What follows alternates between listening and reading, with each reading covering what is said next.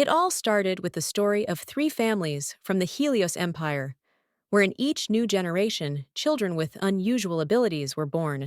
The first family, the El, amazed with their knowledge of the structure of the universe and their ability to process the accumulated experience of humanity. The second, Erebos, was famous for its valiant warriors, experts in the use of cold weapons and masters of martial arts. And finally, the third one, Leroy, did not have a specific predisposition, but tried to cover as much as possible of diverse skills and abilities from various spheres of life. But one day, a girl named Leticia appeared in this family, who, despite all attempts, could not show any abilities in herself, and at the same time, she was the eldest daughter. The heiress of the Leroy family was not only completely devoid of talent, but was also no different from ordinary teenagers, neither in intelligence, nor in beauty, nor even in height. In fact, she was the most ordinary girl. Her sister Diana was a shining beauty in high society and amazed everyone with her attractive appearance. Brother Emile many times surpassed all others in intelligence, wisdom, and deep knowledge in various spheres of life. Xavier had the same blood as Leticia in his veins, but he was an outstanding fighter and incredibly skilled with his sharp blade. And even little Irene delighted with fantastic successes in magic and the craft of sorcery, having the makings of strong magic. At the same time, Leticia never envied her brothers and sisters. She admired them, was proud of her relationship, and was unpleasantly shocked when she found out that they did not like her and were ashamed of her. The family perceived the eldest daughter as a stain on their reputation, and at some point the parents decided to abandon their heiress. Her biological father, Marquis Leroy, once summoned his own daughter and announced that he was expelling her from her home. The girl tried to convince him, cried and begged, but the head of the family was adamant and did not change his decision, abandoning the innocent little girl to her fate. The man was stern and said that Leticia could no longer call herself his daughter, since he was rejecting her. Then the Marquis added that she should immediately leave the walls of the family mansion and forget the way back forever. In fact, the young girl was deprived of everything in one moment: a future, family, friends, and hopes for a comfortable existence with a famous surname. The elder sister cried bitter tears and did not understand why fate had treated her so cruelly and mercilessly. Leticia walked along the night corridor of the house that no longer belonged to her, and longingly recalled the years of happy, carefree life spent within the walls of the family mansion. The former Leroy stopped in front of the knight she loved to play around when she was still a child. She fantasized that in a moment of danger, he would definitely come to life and protect her. But this was not so. The world around was literally splitting into pieces, the fragments of which flew towards the girl and painfully wounded her trembling soul. The society often discussed the young children of the Marquis, who were distinguished not only by their beauty and health, but also by their unusual abilities and talents. And whenever the conversation in high society turned to the heirs of Leroy, at some point someone remembered Leticia, who was deprived of any talents. It was very unpleasant to hear snippets of such conversations, and the girl always shuddered at such speeches. However, the eldest daughter always pretended not to notice this attitude and continued to live her old life, because it was not her fault that her abilities had not awakened until now. More than anyone else, Marquis Leroy himself was concerned about the situation. He was very worried about this, and at some point began to think that this girl was not his daughter, but a complete stranger to them. The Marquis noted that there were children in their family who had already shown themselves, and therefore the situation, although unpleasant, was not at all critical, since 4 out of 5 children still had abilities. Leticia began to ask her parents for forgiveness for her lack of any noticeable gift. But the head of the family did not calm down. He tried to extract from his eldest daughter at least some small, even completely useless, but obvious to those around gift. However, the girl could offer nothing to her father to calm his troubled mind and only asked for forgiveness once again. This only made the man even more angry, and he started shouting, accusing his daughter of having a gift for irritating him with endless apologies. His wife tried to distract the Marquis from his bad thoughts, but he continued and said that every time he saw Leticia, he felt deep disappointment and annoyance. Heiress Leroy looked at her parents and suffered because she was constantly accused of something she had nothing to do with, because abilities awakened in everyone suddenly. The girl clutched her dress in her hand as she watched the Marquis search for a way to calm her husband. The sad girl listened to the joy and delight with which her parents began to discuss the upcoming birthday of their second daughter, who had outstanding abilities. Leticia remembered how she used to enjoy her name day, because when the girl was still a child, she did not notice some things. The father, as was his custom, would come to his daughter on such days from early morning, but with each passing year, the smile would leave his face more and more often, and at some point, the head of the family became completely cold with his heiress, because time passed and the abilities did not manifest themselves in any way. The girl was sad and hurt, but she could not do anything about it, because the appearance of the gift could not be predicted in advance. And now the birthday has turned into a real torture, because this holiday meant that another year is behind and there are still no talents. The thought that it was to some extent her fault only grew stronger in her head, although there was no obvious reason to believe so. Leticia literally dreamed of getting any ability, just so that her parents wouldn't look at her as someone else's child. And then her brothers would pay more attention to her than to reading smart books. If she had a gift, they would not turn away from their sister as if she were an empty space, avoiding any conversation or simple communication on abstract topics. And even the youngest sister would look at Leticia as her equal, and not with pity and regret. What can I say, perhaps even the most beautiful of their family, Diana, would have changed her daring and contemptuous look to a more benevolent one. And this awareness of her own guilt constantly grew in the girl, supported by the attitude of her household, driving the unfortunate woman into a dead end. One day, the older sister was walking down the hallway, looking at her feet, and saw the second daughter's red shoes. Leticia raised her head and met her relative's gaze. Instead of greeting her, or even the usual contemptuous silence, Diana said that when she walked down the corridor, Leticia was to step aside without reminders or warnings. The girl was used to being treated badly, but rudeness and boorishness were new to her, so she was taken aback when she heard such a phrase. The sister noticed that she was of no use. Moreover, she was constantly underfoot, and she should understand this. Leticia became upset and began to apologize, as she usually did when she had conflicts with her relatives. At first, the beauty of the family's gaze depicted contempt and discontent. But then she raised an eyebrow and asked how long their family must endure this shame within the walls of their home. Diana noted that in their glorious and noble aristocratic family, there had never been a case where a person without abilities was born, who now interferes with everyone. The wise Emile even had his own theory about this, from which it followed that Leticia was most likely someone else's child, a mutant, or even a curse in human form.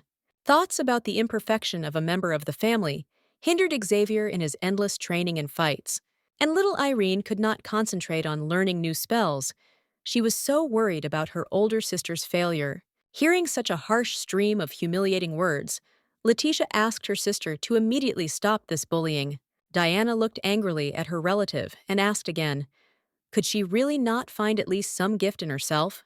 Then she came right up to the girl and poked her in the chest with her finger, while she literally screamed that if she didn't have the ability, then she had no place in this house and in their family's life in general. The unfortunate woman tried to say something in her defense, but no one listened to her, and only continued to reproach her for her shame and lack of innate gift. Finally, Diana had said everything she could imagine, closed her eyes, and fell silent. The sister ended her psychological attack by almost knocking the unfortunate woman off her feet and walking further down the corridors. As she passed by, the restless relative threw a few more offensive words at the girl. Leticia stood in the middle of the corridor for a while, looking after this impudent beauty, and then headed to her room. An hour later, there was a polite knock on the door of the elder sister's chambers, and the girl allowed entry. It was a cheerful and contented servant named Mary, who joyfully greeted the young mistress. However, the heiress Leroy was clearly in a bad mood, given all the events happening around her. The maid brought the mistress's favorite tea and clearly tried to somehow brighten up the girl's difficult everyday life. Leticia thanked the caring maid, but said that her efforts were in vain, since she planned to go to bed as early as possible today, so that this day would end as quickly as possible. Mary understood that her mistress was having a hard time and remained silent for a while, But then she decided to ask her questions. The maid sat down next to her on the bed and asked what had happened that made the young lady change her daily routine. But the older sister did not answer. She simply lay silently and painfully recalled the events of the past day. An image of a father appeared before her eyes, accusing his daughter of lacking abilities and wanting to find at least some kind of gift. Then Leticia remembered her mother, who had reassured the Marquis by saying that they had other children who were more worthy of his attention. But the most painful memories were connected with Diana, the beauty of the Leroy family, who treated her own sister so rudely and harshly. Finally, from somewhere far away, the heiress of the family heard the maid's words and answered the question with a question. Why hadn't her abilities awakened yet, like everyone else in the family? Mary blushed and thoughtfully pronounced her mistress's name, and then fell silent. Then Letitia continued and pointed out that all of her brothers and sisters had either an innate gift or some kind of outstanding ability, and that is why she felt like an outsider in this house. Their light does not warm her soul at all, but only burns out the life in her, like the scorching sun in the middle of the desert. Usually, people with gifts are chosen and rare, but in this family, being an ordinary person meant being an outcast, and thoughts about this tormented Letitia from her earliest years. In addition, the attitude of household members, for example, the same Diana, destroyed the ground under her feet and made her doubt her own strength, lowering her self-esteem.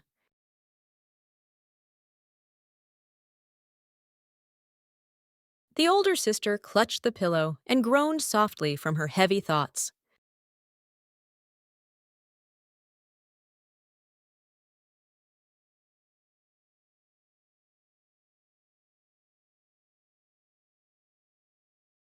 But then the saving voice of Mary was heard, who suggested that the girl probably had a gift.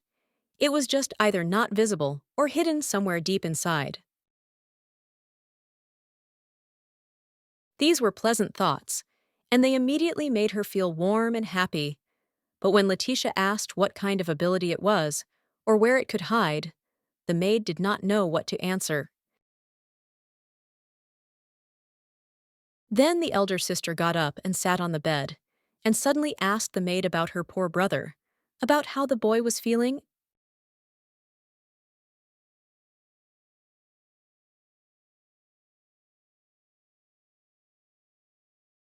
Mary replied that her relative was in a stable, serious condition and could not recover, but the disease was not able to prevail, and doctors were recommending a very rare and Letitia listened to this information with concern, realizing how hard it must be for this cheerful girl to live, but she didn't show it.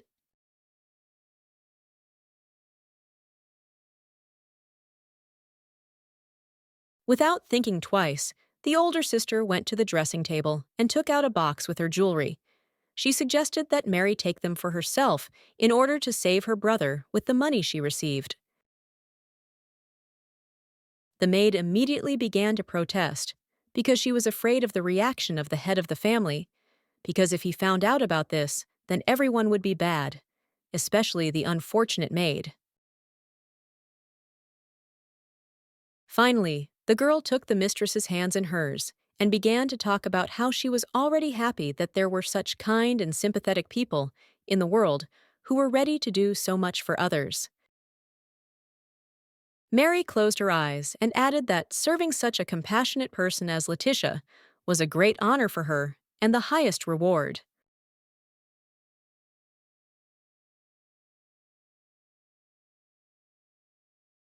The older sister was very touched by such a confession and did not know what to answer to such flattering words, because usually in this house she was criticized and offended.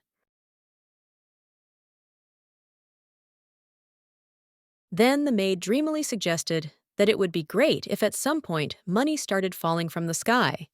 Then she would definitely not refuse it.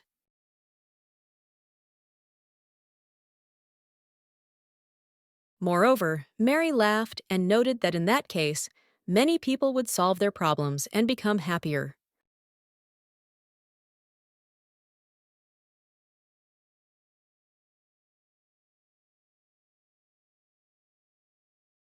Letitia smiled too, imagining the problems everyone would have if money was just lying around on the road.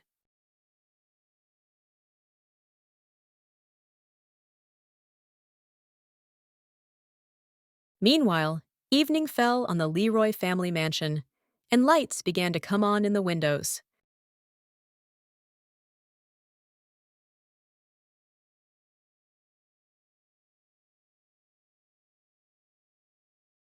Looking at the evening twilight, the hostess noticed that it was time for her assistant to get ready to go home so as not to walk down the street in pitch darkness. Mary blushed again and replied that her working day was not over yet, and she could not go home so early.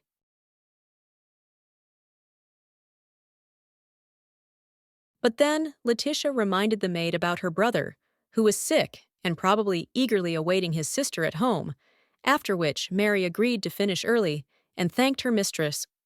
Finally, the mistress wished the maid to find as much money as possible on the street, which puzzled the maid.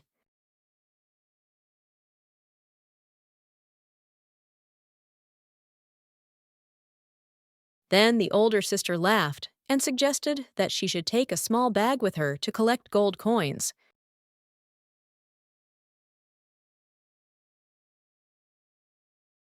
Mary was amused by this proposal and imagined herself walking down the street with a heavy bag full of money.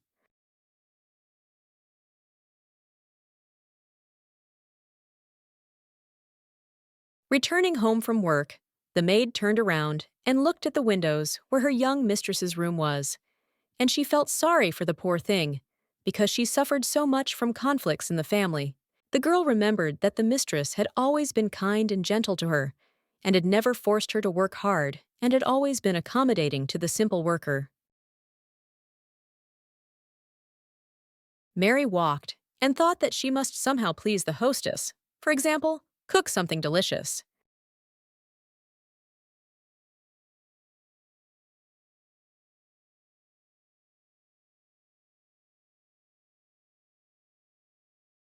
Suddenly, a bright sparkle caught her attention, and bending down, the surprised maid saw a coin lying on the ground.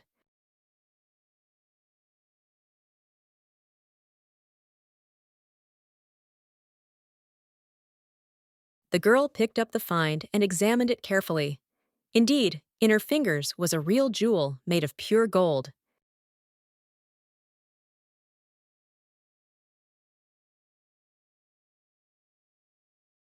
Mary stood and twirled the sparkling disc in her hands. She could not believe what had just happened, because the object was lying in plain sight, literally underfoot.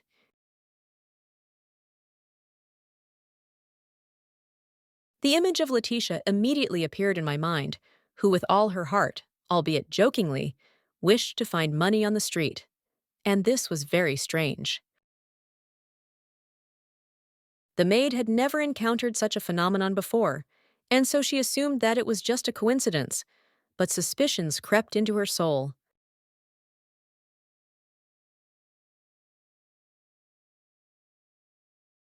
The older sister watched as the handsome young man actively wielded a sharp blade, performing increasingly complex and dexterous fencing exercises.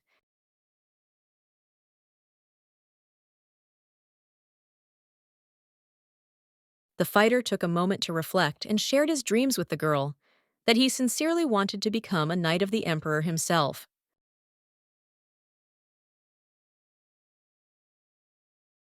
Letitia raised her fists and said that from this day on, she would perceive her fiance exclusively as a valiant warrior, and one day he would receive the desired status. Several years later, when the boy had grown stronger, matured, and trained, he went to take the exam to become an imperial knight, and the girl spent the entire day dreaming about her victorious hero. Then the elder sister turned away from her memories of the past and asked Mary to give her a handkerchief.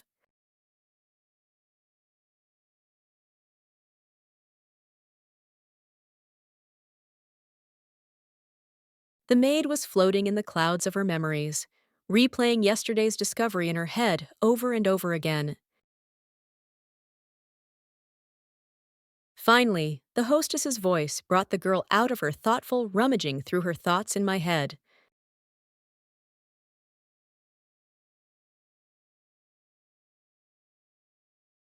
The maid started, realizing that she had been very distracted and had not heard the young mistress's order.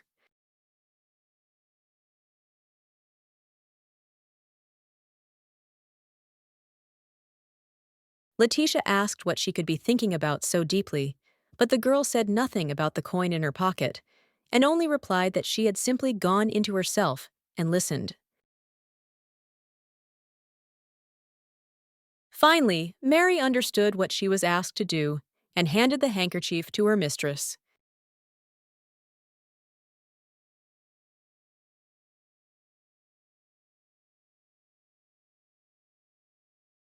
The maid asked if the mistress needed anything else, but the elder sister replied that she did not need anything else.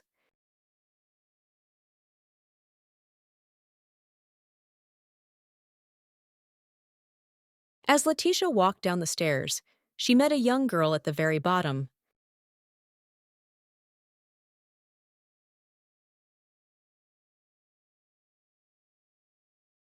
Diana, of course, was beautiful purely externally, but her cold and contemptuous look spoiled all the beauty and added a shade of depravity to the image.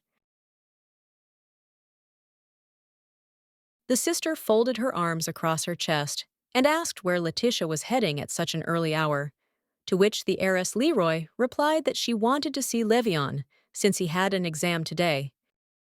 To which the arrogant girl coldly asked why she needed this.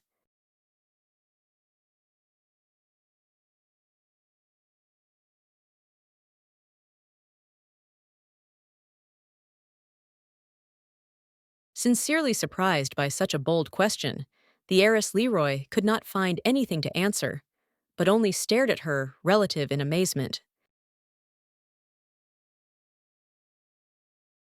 But Diana didn't calm down. She came up close to her sister and even extended her hand to her chest, continuing to say the phrase that she had nothing to do there.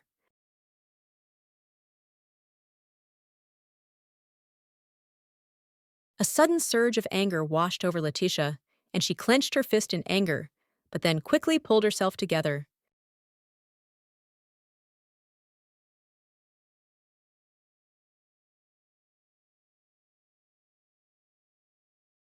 The older sister asked the offender why she couldn't go to her fiancé to support him on this important day, because it was normal and completely natural. To this, Diana replied that it would be better for the girl to stay at home and not go anywhere. This would be the best help for a person who is not indifferent to her. Then the relative turned and walked away, leaving her bewildered sister in confusion.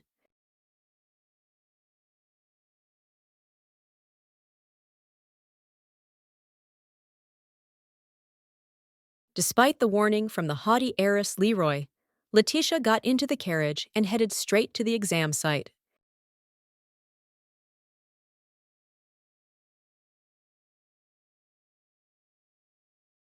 And while she was driving, she constantly thought about what was happening in her family and how her relatives were behaving.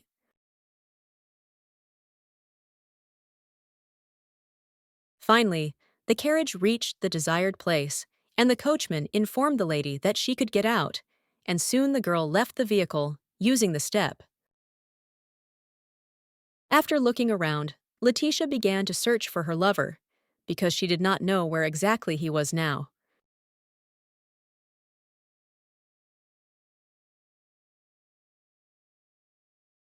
Some time passed, during which the older sister wandered around the territory of the educational institution in search of Levion. She constantly looked back. It seemed to her that he was some. Finally, she saw him. The guy was dressed in a dress uniform and looked just great, but his face expressed grief and some sadness.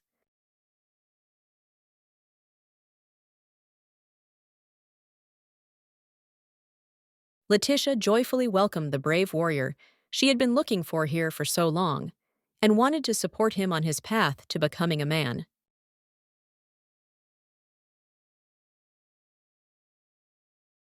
Levian asked why she came, and the girl replied that she wanted to be with him at such a crucial moment so that he would feel calmer.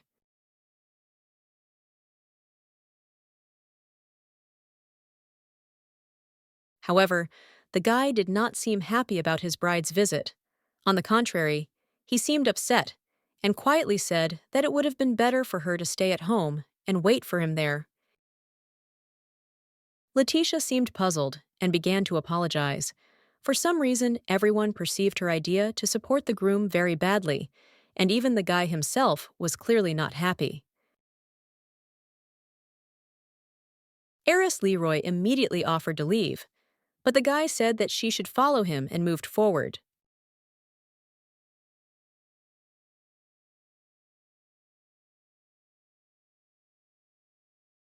The older sister tried to figure out what was going on, but Levian simply walked ahead without saying a word.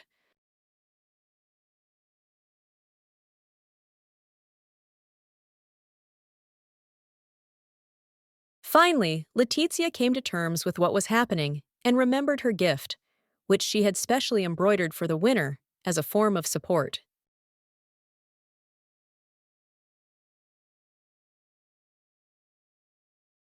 But the knight candidate walked quite quickly, so giving the handkerchief turned out to be not as easy a task as she initially thought.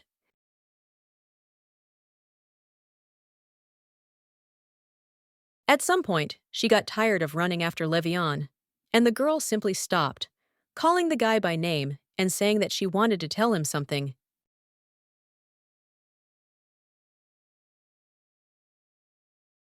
However, the knight candidate, without turning around, began to talk about her gift, which had not yet manifested itself in any way.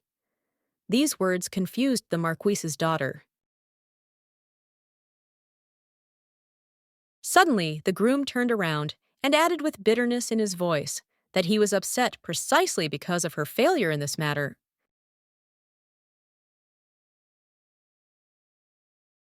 Leticia didn't know what to answer.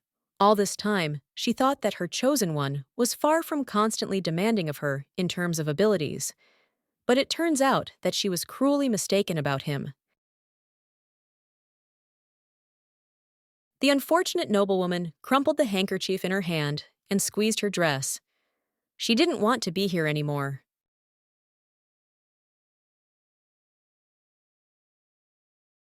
For all this long time, from the moment they met, Levian was her support and a ray of light in the kingdom of evil darkness. However, apparently, this dream was destined to soon fade away. The knightly candidate examined the handkerchief and reproached the bride for wasting her free time on trifles, like embroidery, instead of searching for the hidden gift within herself. Leticia lowered her eyes and quietly said that she had put her soul into embroidering the green pattern on the fabric, and then apologized again. But this did not stop the groom, and he still returned the item. The guy stood there for a while longer, looking at the Marquis's daughter with empty eyes, and then said that it was time for him to go, which almost brought his chosen one to tears.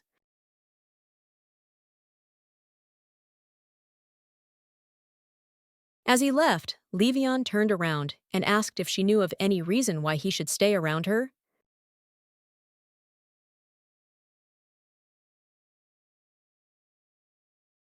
These offensive words once again touched the girl to the quick, because she could not control the appearance of abilities.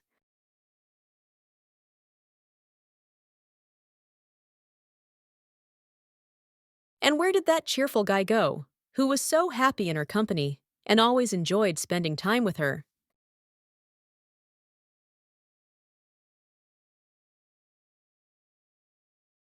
Deep in thought, Leticia walked along the alley towards the exit and did not look ahead at all, but a stranger was walking towards her along the road. The Marquis's daughter noticed the obstacle too late and tried to avoid the collision, but she failed.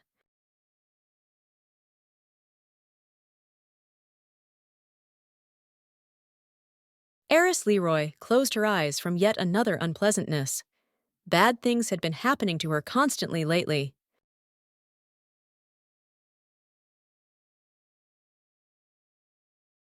Leticia realized that the man had caught her and not let her fall. In response, she opened one eye and immediately began to ask for forgiveness and say that she had not looked around when she walked. The stranger was no less confused and embarrassed than the girl. He felt awkward hugging a random aristocrat right in the middle of the road.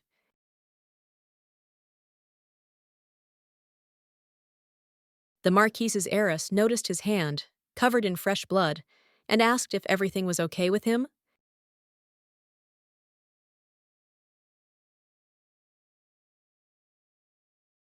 The young man hastened to assure the girl that everything was fine, especially when she began to doubt his words.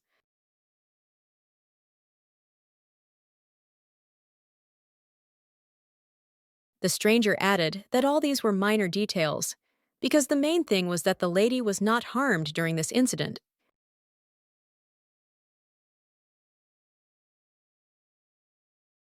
After which the guy turned around and walked away quickly.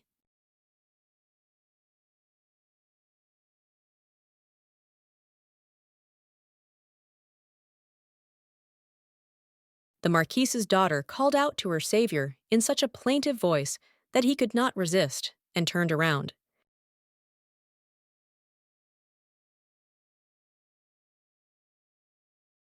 Leticia quickly approached and handed the man a gift that she had personally embroidered for her fiance. Perhaps the piece of fabric would be useful, at least in such a situation. Taking the handkerchief with both hands, the girl, with an unhappy look, handed it to the unknown gentleman and sadly asked him to accept this modest gift. The guy felt very awkward accepting souvenirs from a random passerby, but he saw that this was extremely important for the young aristocrat.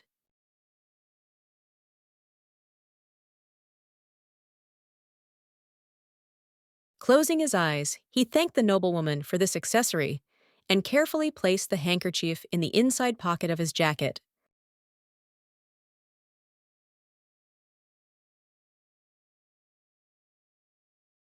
However, this gesture made Leticia even more confused, and she immediately began to protest.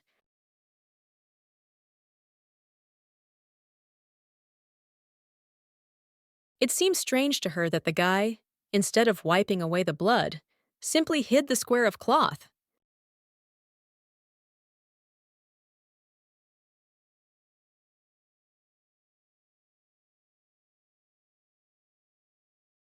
The stranger calmly replied that he could not stain such a nice souvenir, as he considered it indecent towards a lady.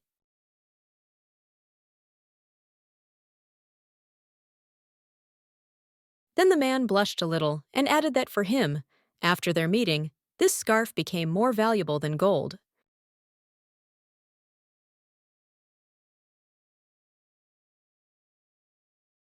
Leticia was very surprised to hear that her work was called a treasure.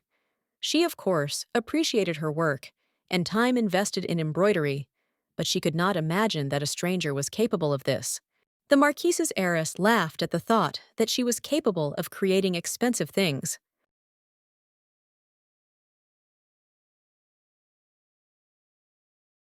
Then the girl took the handkerchief from the hand of the unknown gentleman and, without thinking twice, began to bandage his wound.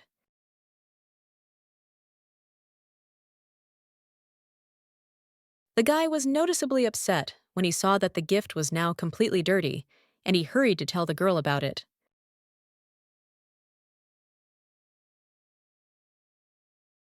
However, Letitia hastened to assure the young man that she was very pleased to somehow repay him for his kindness, and she had no intention of returning the handkerchief.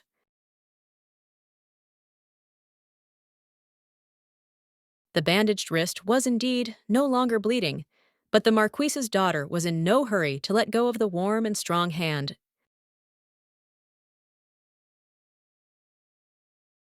For some time, the young people looked at each other attentively, while the aristocrat looked very happy and contented, and the nobleman looked confused and surprised. Finally, the guy, not hiding his embarrassment, asked the name of the unfamiliar lady who turned out to be such a skilled nurse. The Marquis's daughter smiled broadly and said her name, Leticia, and then the family name, Leroy.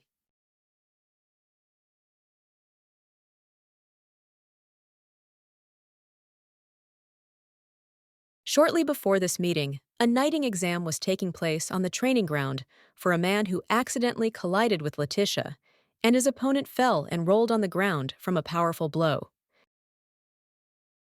The guy calmly looked at the fallen man and seemed to be thinking about something of his own.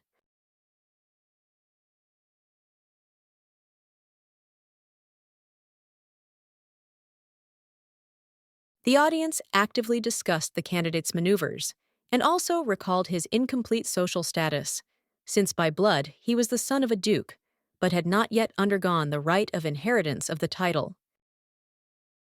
The difficulty was that the young man could not afford to carry out this expensive ritual due to the poverty of his family, and the elite was extremely reluctant to accept talented but poor nobles. When the boy was taking the exam for the first time, it was at that very time that his mother, the Duchess, suddenly died.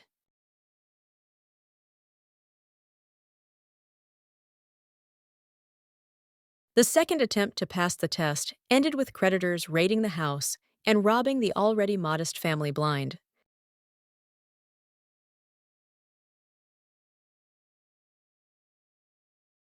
Therefore, the stranger was prepared for the upcoming negative consequences, but he could not think of any other options to break into high society.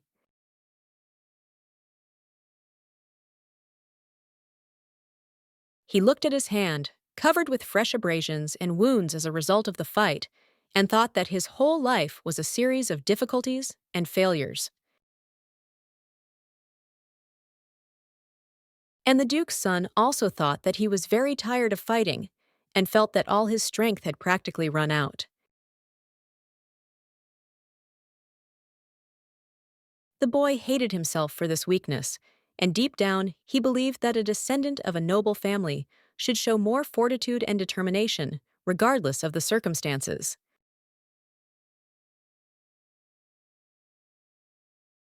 And so, when he was walking from another fight, he accidentally ran into an unfamiliar girl.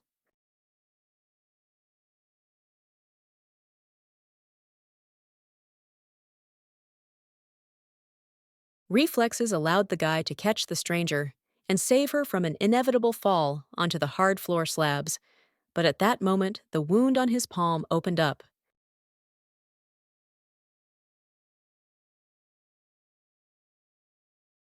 The girl was pretty and very sweet, constantly apologizing and making excuses for her own absent-mindedness.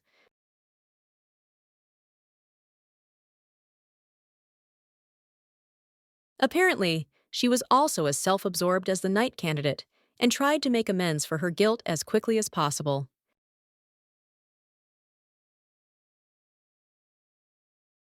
The Duke's son was a little surprised to meet a lady who so easily assigned herself the blame for such a minor incident as a collision. The guy was amazed by her gift, because it is not often that you meet an aristocrat who can do such a delicate and precise job of embroidering a green pattern on a small handkerchief. The young man really didn't want to spoil this beautiful handiwork, but the girl got ahead of him.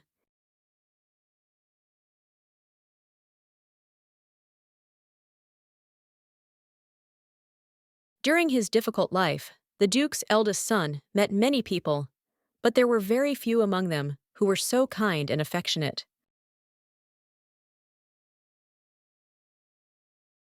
The guy was pleasantly surprised, because before that he usually encountered the negative sides of people and had already begun to forget what real mercy and the ability to empathize look like. And when the girl touched his hand, the Duke's son felt incredible warmth spreading throughout his body.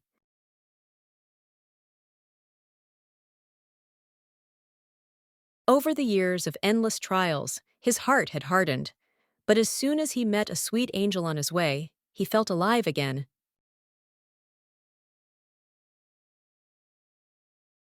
Then he finally decided to ask the stranger's name, because he couldn't leave such a decent person nameless.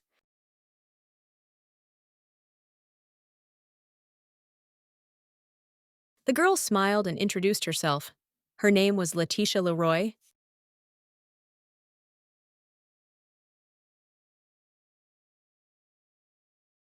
The guy looked at his hand. It no longer hurt, but, on the contrary, it now felt incredibly light and strong.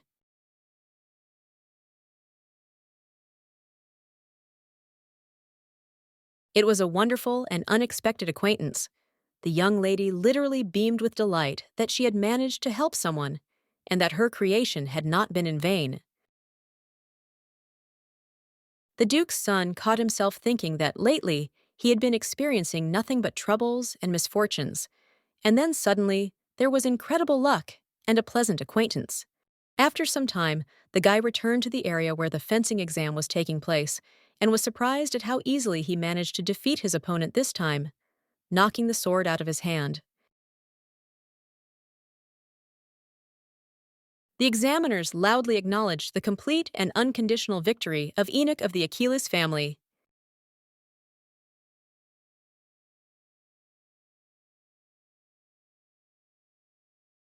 And then, to the boy's surprise, it was announced that the Duke's heir had passed the last of the entrance exams and was gaining access to the final test to increase his social status. The panel of stern judges also mentioned that the candidate had won despite his injury, and it is precisely the ability to fight and win through pain that is the quality of a true knight.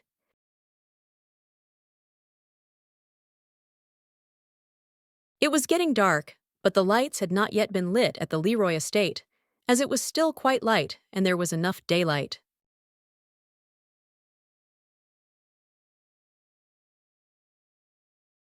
Mary joyfully greeted her mistress, whom she had been waiting for so long from her trip to the city.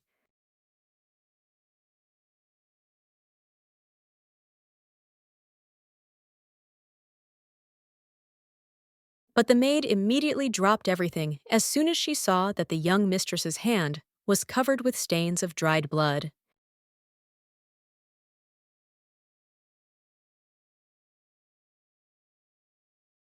She began to examine her fingers and wonder how she could hurt herself in the city, but Leticia hastened to reassure the maid, saying that she was fine and that it was not she who had hurt herself. Mary immediately calmed down as soon as she learned that the owner had not received any damage and offered to immediately wash her new handkerchief, which she had noticed during the day.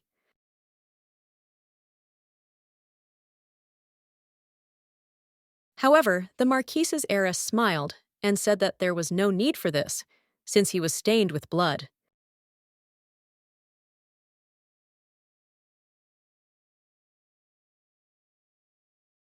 She felt good about remembering the boy she had given some medical attention to and taken care of his wound.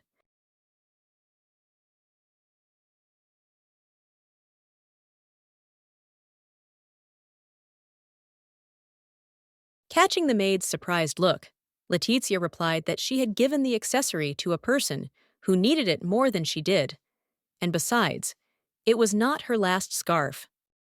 Mary reluctantly agreed with the hostess's arguments and returned to cleaning, but then remembered that she wanted to know what gift the lady was planning to give to her second sister, Diana.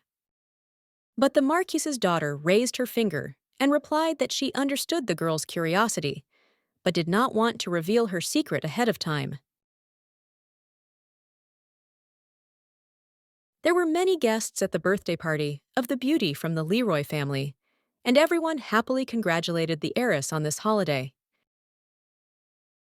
In her response, Diana thanked those gathered for their attention, warmth, and care, and added that she had never had such a vibrant name day celebration. Leticia made her way among the guests to personally congratulate her sister on this special day, but she could not find her.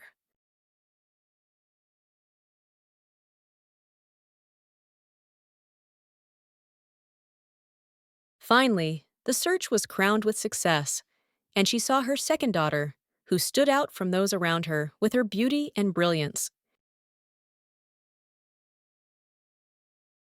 The Marquis's daughter addressed Diana by name, with a smile, and thus attracted her attention.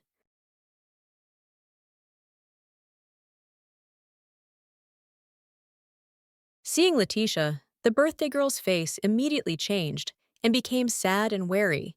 She rudely asked her sister why she came and what she wanted. Young Leroy replied that she wanted to congratulate the heiress on this bright holiday, to which the girl uttered cold words of gratitude. Then the older sister handed over a box with a gift and accompanied it with a congratulatory phrase.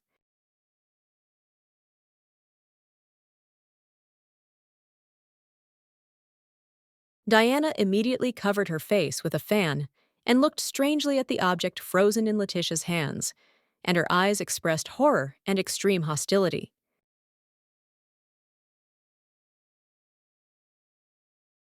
This silent scene dragged on for quite some time, because those around began to pay attention to the two sisters.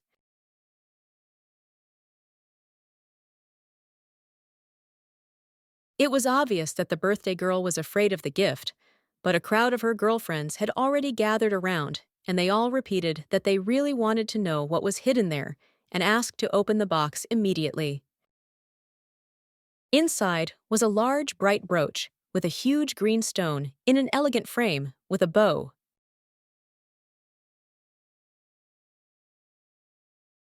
One of the noblewomen noted that such decorations were very popular several years ago, but have now gone out of fashion. But another noted that it does not matter, because the product is really beautiful. Diana silently listened to the various comments from random viewers and continued to examine the souvenir.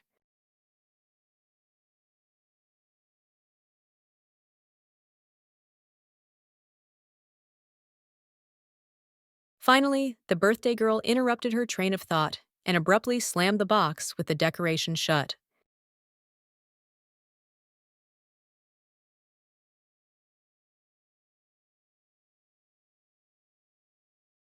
The woman standing next to the Marquis's daughter said that if she had known about this gift, she would have made another surprise herself.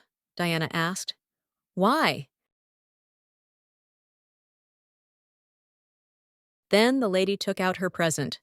It turned out to be a brooch, which the birthday girl had once praised for its beauty and high level of detail.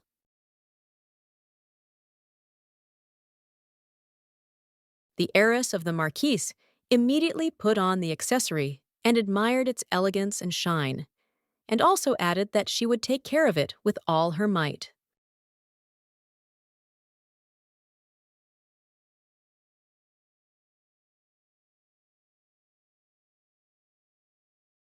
Everyone clapped happily and began to congratulate Diana on her wonderful wardrobe update, and only Leticia stood there sad and almost crying.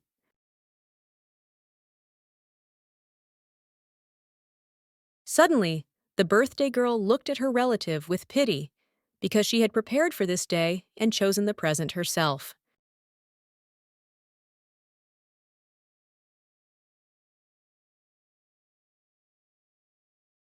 Diana then invited those around her to continue the celebration without her, and said that she and her sister needed to take all the gifts to her room.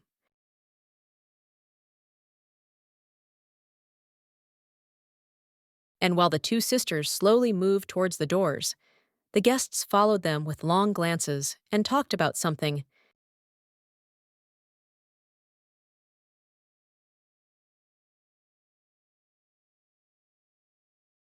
As long as the girls remained in full view of the crowd of visiting nobles, Diana behaved calmly and with restraint.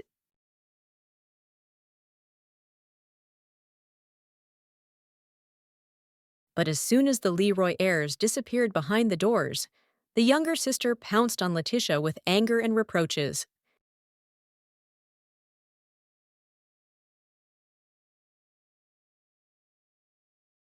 The birthday girl grabbed the box with the green brooch and literally hit the unfortunate girl in the chest with it, saying that this souvenir had ruined the whole party and that she should never give her anything like that again. The eldest daughter was very upset and asked how she could leave her beloved sister without a gift on such a day.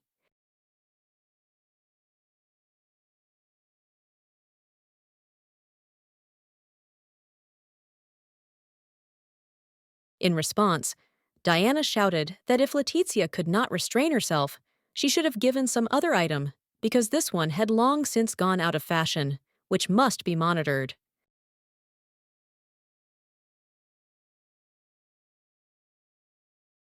The heiress of the Marquis lowered her hands, with which she was clutching the box. She was very hurt and offended by the fact that all attempts to improve relations in the family had failed.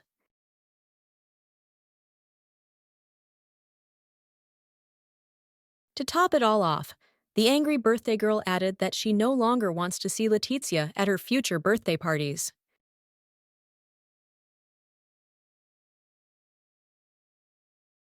The girl tried to object that she was part of the family, especially the older sister, and to miss such special events was the height of indecency and bad manners. When Diana heard the mention of the Leroy family, she immediately began to smirk and reminded the unfortunate woman that she was an indelible stain on the reputation of their noble house. Leticia replied that she did not understand what was being discussed and asked her sister to express herself more clearly. The birthday girl closed her eyes and replied that, in addition to the lack of any gift, her relative also lacked intelligence and resourcefulness, since she allowed herself such antics. Her hand tightly clutched the hard box where the brooch rested, which the girl had been thinking about for several months, because her only desire was to please her ungrateful sister.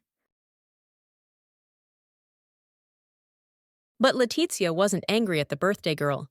She was directing the aggression at herself and felt ashamed that she had made Diana feel uncomfortable on such a significant day. Meanwhile, an unusual and rare guest arrived at the mansion, whom few expected to see that day.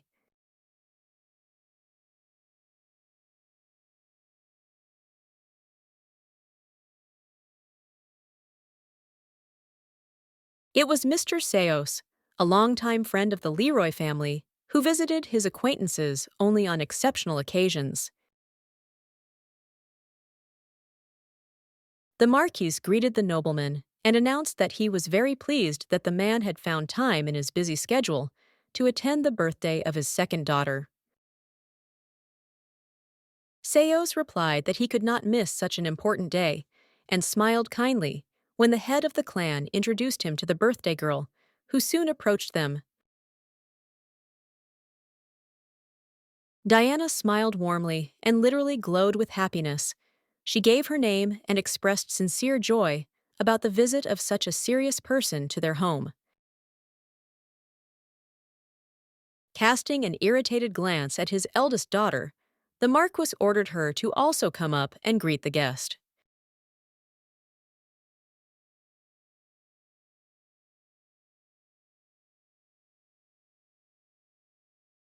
The girl came up and stopped at some distance, not daring to come closer, and then introduced herself.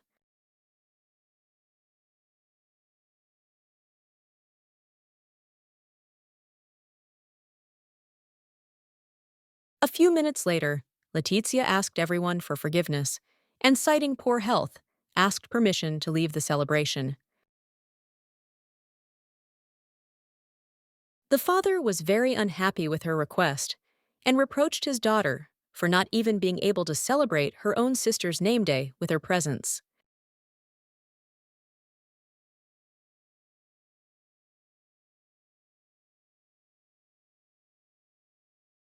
Seos had been watching the girl closely all this time, and kindness and good attitude could be seen in his gaze.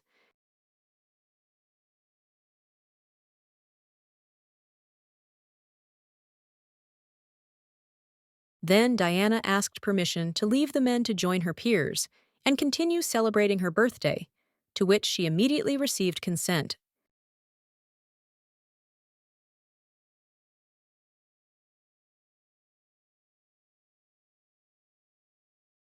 And while the sisters were leaving, and the head of the house continued to tell something to the visiting guest, he looked at the girls and thought about something of his own.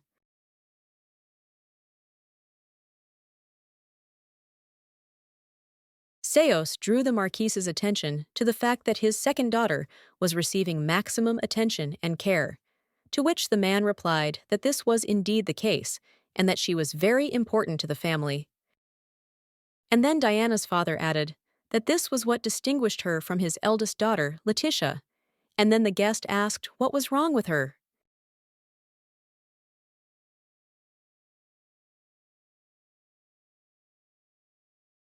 The owner of the house replied that many years had passed since she was born, but not a single ability had awakened in her, and these words made Seos think deeply.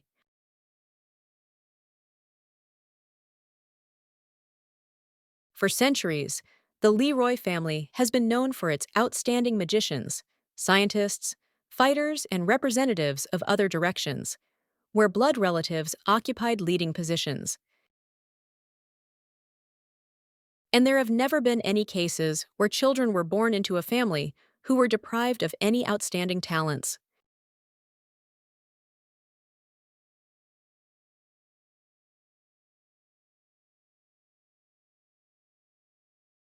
Seos asked the Marquise about Leticia again, and then expressed a desire to personally talk to the girl, but not today, but another time, when the time was right.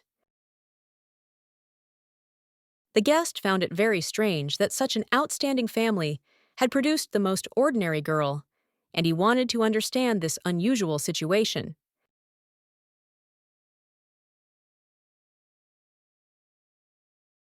Once upon a time, many, many years ago, when the Leroy family was going through hard times, the Marquise was carrying a child under her heart.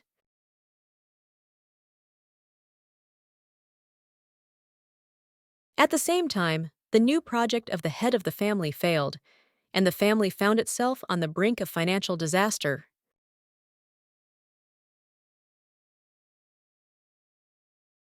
To top it all off, the birth was very difficult, and as a result of the birth of her first child, Leticia, the doctors told the Marquise that she would never be able to become a mother again.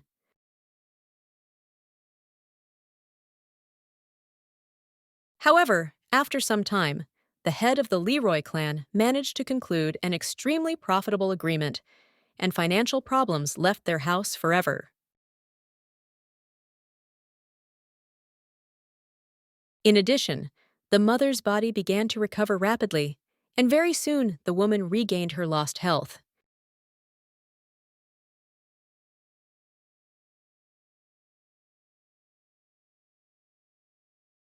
And with each year, the family grew stronger and became richer and more powerful, growing not only with material goods, but also with new children, of which there were already 5.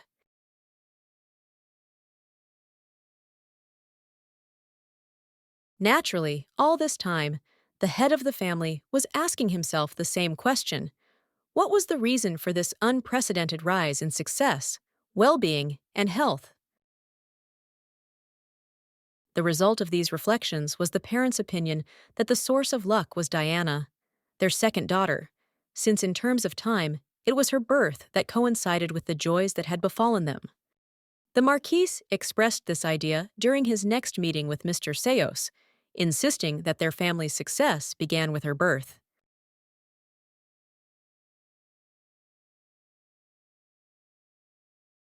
The guest listened attentively to the owner of the house and drank aromatic tea, and then asked what unique ability Diana had.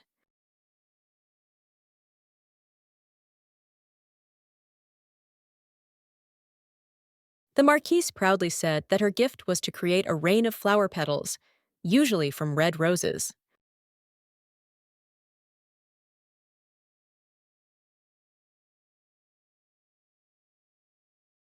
And while the head of the house was enthusiastically talking about this ability, Seos thought that his friend was literally obsessed with the second daughter and asked about Leticia because she seemed nice to him.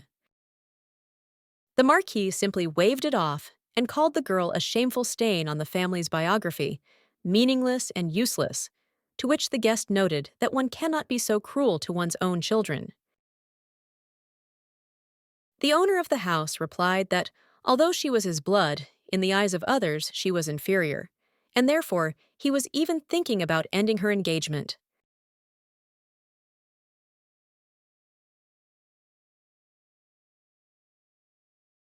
Seos was very surprised by such words and asked his friend again if he really wanted to destroy the alliance between the families that had been connecting Leticia and Levan for many years. To which the Marquis coldly added that it would not be exactly a break. He would simply exchange Leticia for Diana in this agreement, since, in his opinion, this would be correct.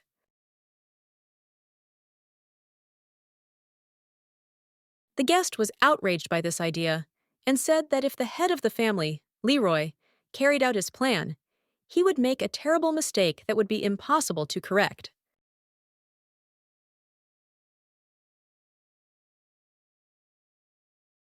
Barrett did not answer his respected friend's objection, and then Seo said that it was time for him to leave. But before that, he would like to take a walk around the Marquis's estate. The owner offered to keep the gentleman company, but he politely declined, citing the fact that he had been there many times and wanted to walk alone. The Marquis watched his guest and thought that their conversation had not been as pleasant as he had planned.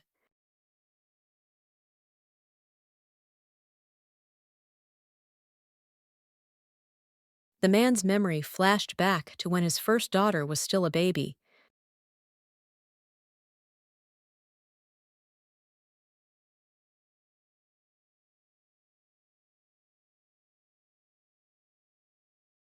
Then, two moments coincided.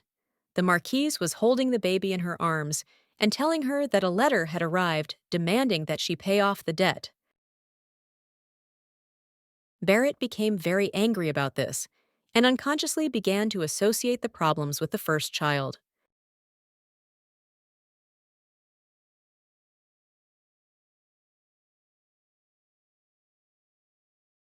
But by the time Diana was born, things were looking up, and that also created an unbreakable bond within the man.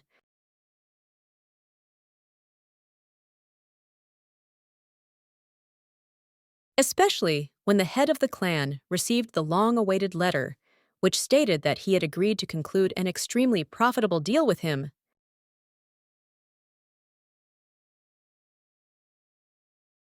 And the young father automatically, without thinking, attributed all further successes in the family's life to the birth of his second child.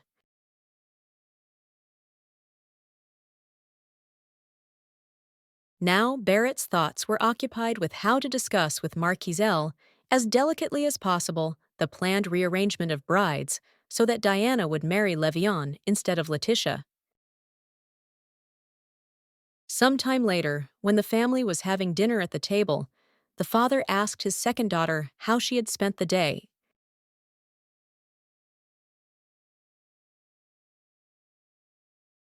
The girl smiled and told about how they had a nice conversation with the heir of the Marquis of Elam, drank tea and had a fun time.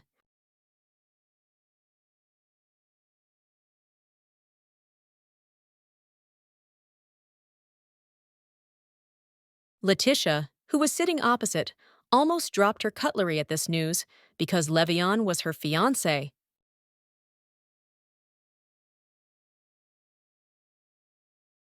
Barrett said that it was very good, and Diana added that the guy gave her a souvenir for the past holiday and apologized for not coming to her birthday.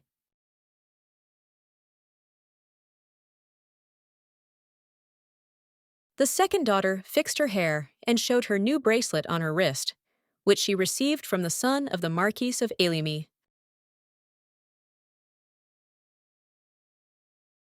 The older sister stopped eating. She sat with her mouth wide open and could not believe that this was really happening to her. It turns out that Levian came not to her today, but to her relative. Leticia sat at the table, but did not hear how her brothers and sisters vied with each other to tell their father about their successes in their studies, magic, fencing, and knowledge of the world. She thought the girl felt unwell because it was a real nightmare to live in a house where not only did your family and friends dislike you, but they even allowed themselves to openly knock the last support out from under your feet. Finally, unable to bear the abuse, the eldest daughter stood up and asked permission to leave the shared meal, citing poor health.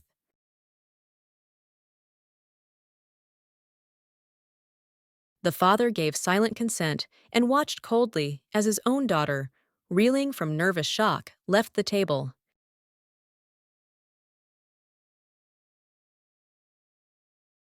When the door closed behind the older sister, the man turned to Diana and asked what she thought of the young heir of the Marquis of Ilem.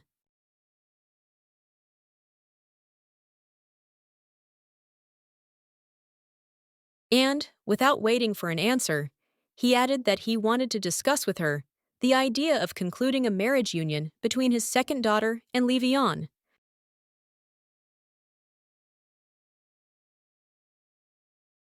Hearing these words, silence reigned at the table. Brothers Emile and Xavier were clearly shocked by such a proposal for their relative.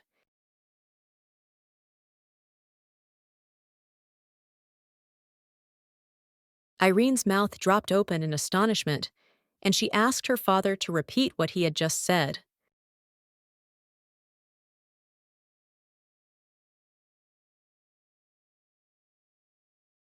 The head of the family slowly wiped his mouth with a napkin and noted that he intended to talk to Levian's father in the near future and break off the engagement between his son and Leticia, and then the girl did not know what to answer. Of course, she liked the young and handsome young man, but she had never seriously thought about marrying him because he had been engaged to her sister for many years. The Lady of the Flower Rain was silent for a while, and then she made a decision and told it to her father.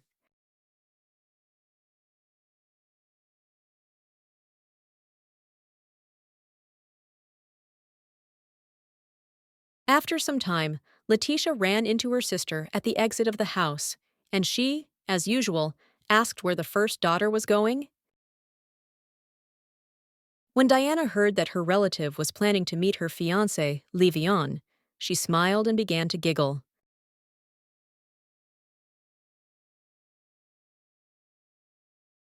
And then she closed her eyes and began to sigh. This behavior seemed strange, and Leticia asked, "What's wrong?" But the sister did not answer, but continued to grimace. Then the girl repeated her question in a raised tone.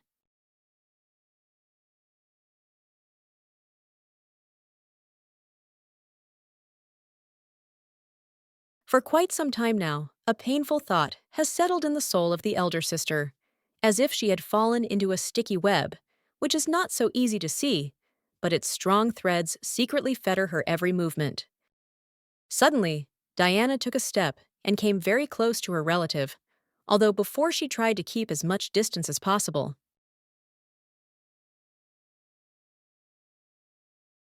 Moreover, the heiress of the Marquis put her hand to her mouth and began to whisper that she really felt very sorry for her sister, although the face and behavior of the mistress of flowers said the opposite. Leticia timidly asked to explain these words, but the beauty only smirked and remained silent.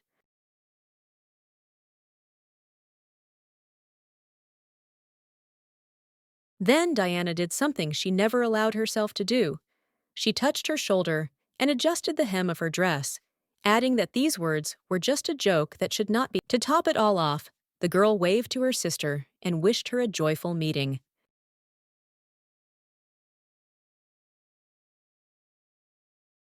Leticia knew that the clouds were gathering over her, but she didn't know what was going to happen or what she should do in such a situation. Meanwhile, the weather outside was excellent, and nothing foreshadowed trouble.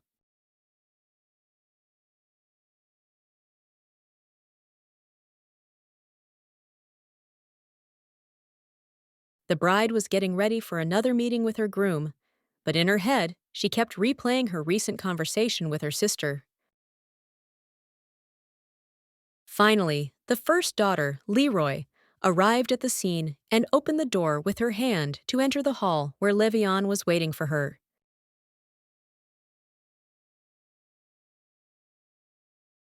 The guy was sitting on the sofa and drinking tea. He sluggishly greeted the guest, and his face reflected sadness and melancholy.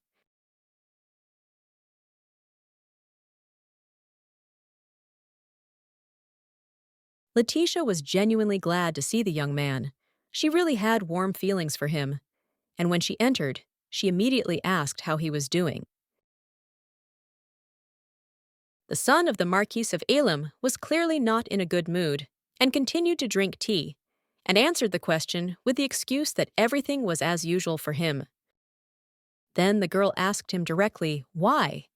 When he had last come to their house, he had only come to see Diana, but had not even looked in on his fiancé, although she had missed him. After which, Leticia added that such an act upset her very much, and she still cannot calm down.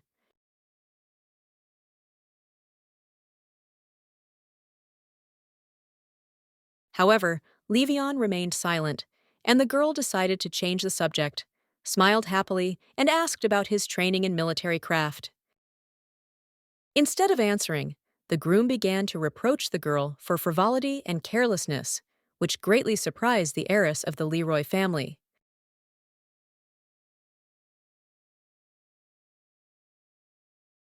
The guy, in turn, noted that one cannot be so blind and not notice the obvious, and then directly said that he was worried about the fact that the heads of their families were discussing calling off the engagement.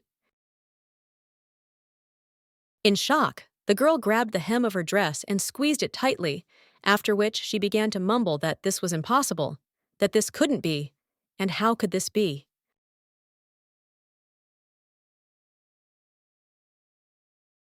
Levion looked coldly at his bride and replied that these were not the words he expected from her, and if she had no others, she would be better off returning to her home.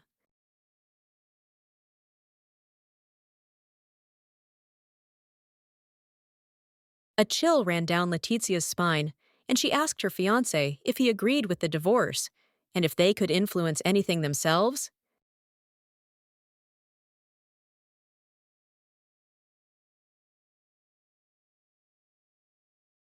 The guy closed his eyes, lowered his head, and remained silent. Two feelings were fighting inside him: the memory of past years spent together, and the pressure of those around him.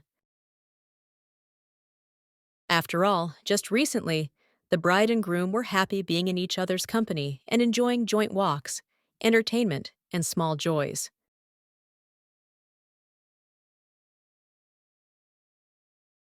Finally, Levian began to speak. He said that the days of their carefree childhood were gone forever. It was time to grow up, stop being childish, and make serious decisions. Then the young man added that Leticia must understand one simple thing: doing the right thing is not always easy and pleasant. Deep down, the Marquise's daughter already understood what her fiancé was getting at, and bitter tears immediately began to flow down her cheeks. But she still asked what he wanted to say with this phrase. The guy stood up silently and looked longingly at his bride, with whom they had spent so many bright days.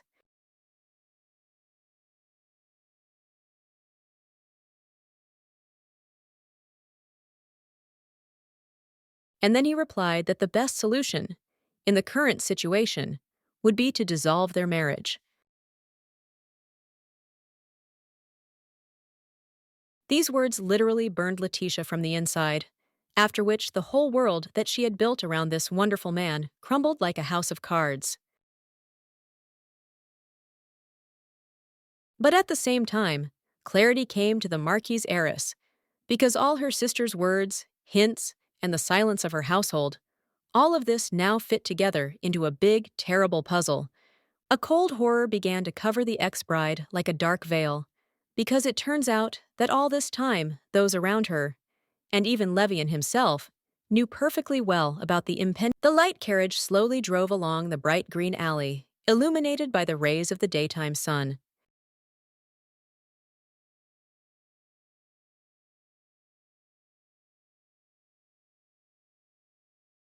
But inside, there was a girl who was biting her nails with excitement because her whole life was rapidly rushing into the abyss.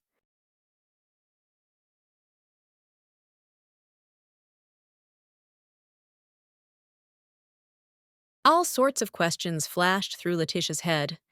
When did it all start? How could she not notice it? Why no one told her anything right away, but preferred to hide it, and so on. Suddenly, the Marquis's daughter had an unexpected idea and knocked on the glass, indicating to the coachman that they should stop in town on the way home and buy something there. After some time, the carriage stopped right at the edge of the market square, where there were countless stalls selling all sorts of items. When the girl left the carriage and stepped onto the stone pavement, the coachman asked if she could handle the shopping without a maid, to which the girl answered in the affirmative and went to the counters.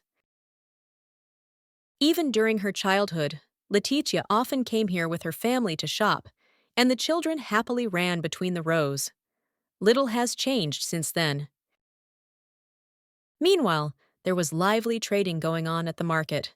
People were actively communicating, looking at the assortment, and making purchases. The girl looked at families with children and remembered herself at their age. At that time, they were all a big, friendly company. Letitia's attention was drawn to a local attraction, where those who wanted to could test their aim.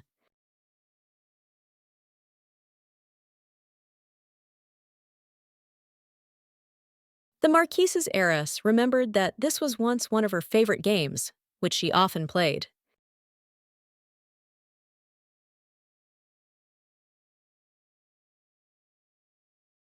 The girl then saw the children trying to persuade her recent acquaintance to give them some money to try his luck, but he refused and said that it was all a ploy to make a profit. Suddenly, the Marquis's daughter stepped forward and said that she was ready to pay for their attempt with her coin.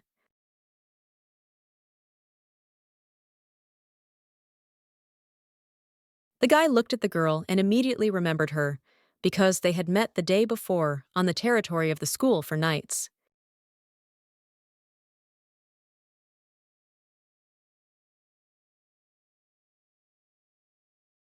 The dark-haired sister immediately took advantage of the situation and began to thank the stranger with joyful delight for the unexpected gift.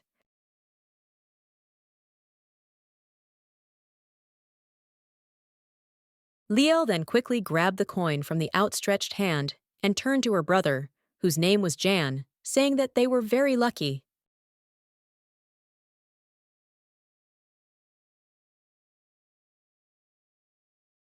The young man covered his face with his hand, ashamed that his relatives, without waiting for the elder's permission, had taken advantage of Letitia's offer, and she was clearly happy about it. Meanwhile, the boy and girl went to the attraction. They stopped in front of a large target and began to look at each other hesitantly because they had no experience. The Marquis's daughter asked about the children, and the candidate for knighthood replied that they were his younger brother and sister, very active, and therefore brought him not only joy, but also trouble. The guy wanted to say something else, but he thought about it. It was obvious that he was uncomfortable being in such a situation.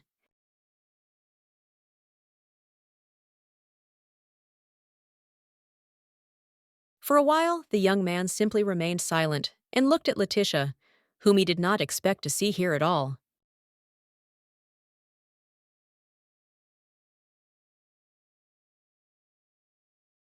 Then the older brother folded his hands behind his back and said that he should have done it earlier, but somehow he didn't think of it right away. After which, the young man bowed and introduced himself in full form, stating his name and status: Enoch, son of Duke Achilles. Now there was no longer any uncertainty on the guy's face. He had completed all the formalities and felt much better. The aristocrat opened her eyes wide, blushed, and also introduced herself, Leticia, daughter of the Marquis Leroy. The young man smiled and hastened to assure the noblewoman that he remembered well her first and last name, which she mentioned at their. At this time, the brother and sister finally agreed on who would try their luck first. This time, the girl was ahead and hurried to make the throw. Achilles invited Leticia to compete in throwing, but the girl immediately became embarrassed, saying that usually everyone is lucky in such games except her. Suddenly, the young people heard a joyful cry. It was Leal, who, to everyone's surprise, hit the target right on target, and her brother Jan could not believe his eyes. The older ones were also extremely surprised, because the kids had just won the main prize, a bag of flour.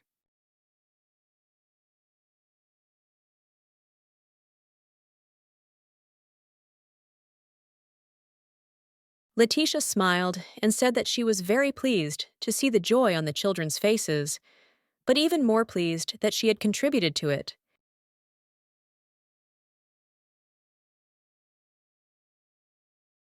Enoch said that children's delight was truly a serious reward for any work, and his brother and sister looked at each other and still could not believe what had happened.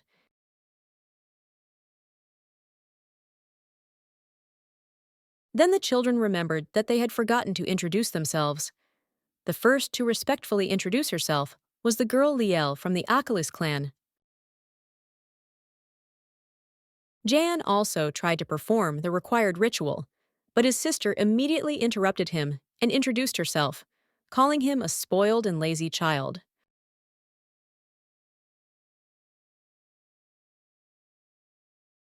And while Leticia was introducing herself, Enoch's sister looked at her carefully.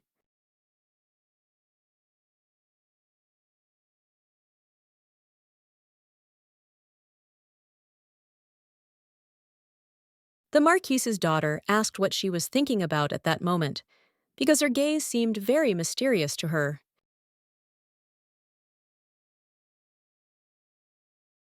Instead of answering, Liel grabbed her older brother and new acquaintance by the arms and said that their meeting today was a gift from fate, and therefore they simply had to have a lot of fun. Enoch shouldered the prize for his accurate throw, and the girls began to think about what they should do next.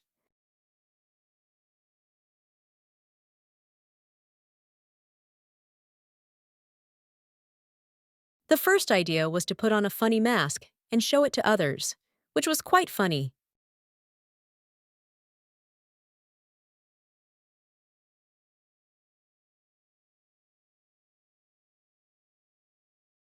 The company then had fun and fooled around until the evening, and when it was time to say goodbye, Leal invited Leticia to their home and promised to bake a pie for her visit. However, Jan objected that if the Marquis's daughter decided to try this treat, she would certainly get poisoned, so he would better prepare the dish himself. The noblewoman blushed and became embarrassed, and then said that it was not at all necessary to strain oneself so much, and especially to quarrel because of her person. Then the children stopped arguing and immediately fell silent, which was surprising for Leticia, because they listened to her, and before that, very few of the aristocrats took her seriously. Enoch said that they would be very happy to see the Marquis's daughter in their home, because she was now a friend of the Achilles family. The girl was very pleased with this attention, because these people looked at her as an equal and interesting person.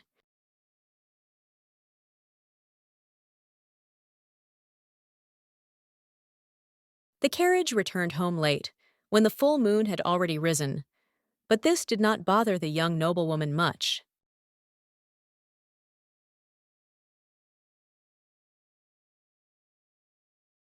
Leticia sat in the carriage and thought that she had not had so much fun for a long time. She especially liked the feeling of being in the family circle, where you are respected. Once upon a time, a long time ago, her own family treated her just as warmly, and the house was full of joy and fun. And even Diana was once affectionate and kind, showed love and care for her older sister, and treated her completely differently than she does now.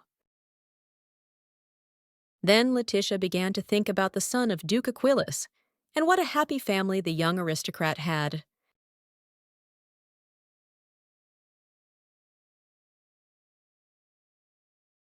Soon the carriage drove up to the house, and the girl, realizing what had happened, walked along the night path straight to the door. The older sister walked along the alley towards the light from the windows and thought that she also had close people, but it was difficult to call them a close-knit family. The next morning, the Marquis called his eldest daughter to his office. The man looked clearly displeased and irritated. Barrett accused Leticia of daring to contact a family of absolute losers without his knowledge, and added that the girl should have no more contacts with the Achilles family. The daughter wanted to object, but her father abruptly cut off his heiress in mid-sentence and said that he did not want to hear anything from someone who brought nothing but bad luck into their home. The young noblewoman remembered the face of Enoch, the Duke's eldest son, and his invitation to visit his family's home. Why did his father call him a loser when the guy looked quite respectable and behaved quite decently?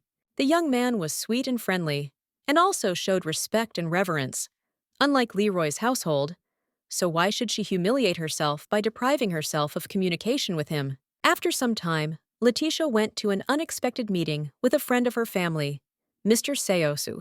The gray-haired old man was sincerely glad to see her and praised her for the fact that the girl managed to come to him at the first call, without delay.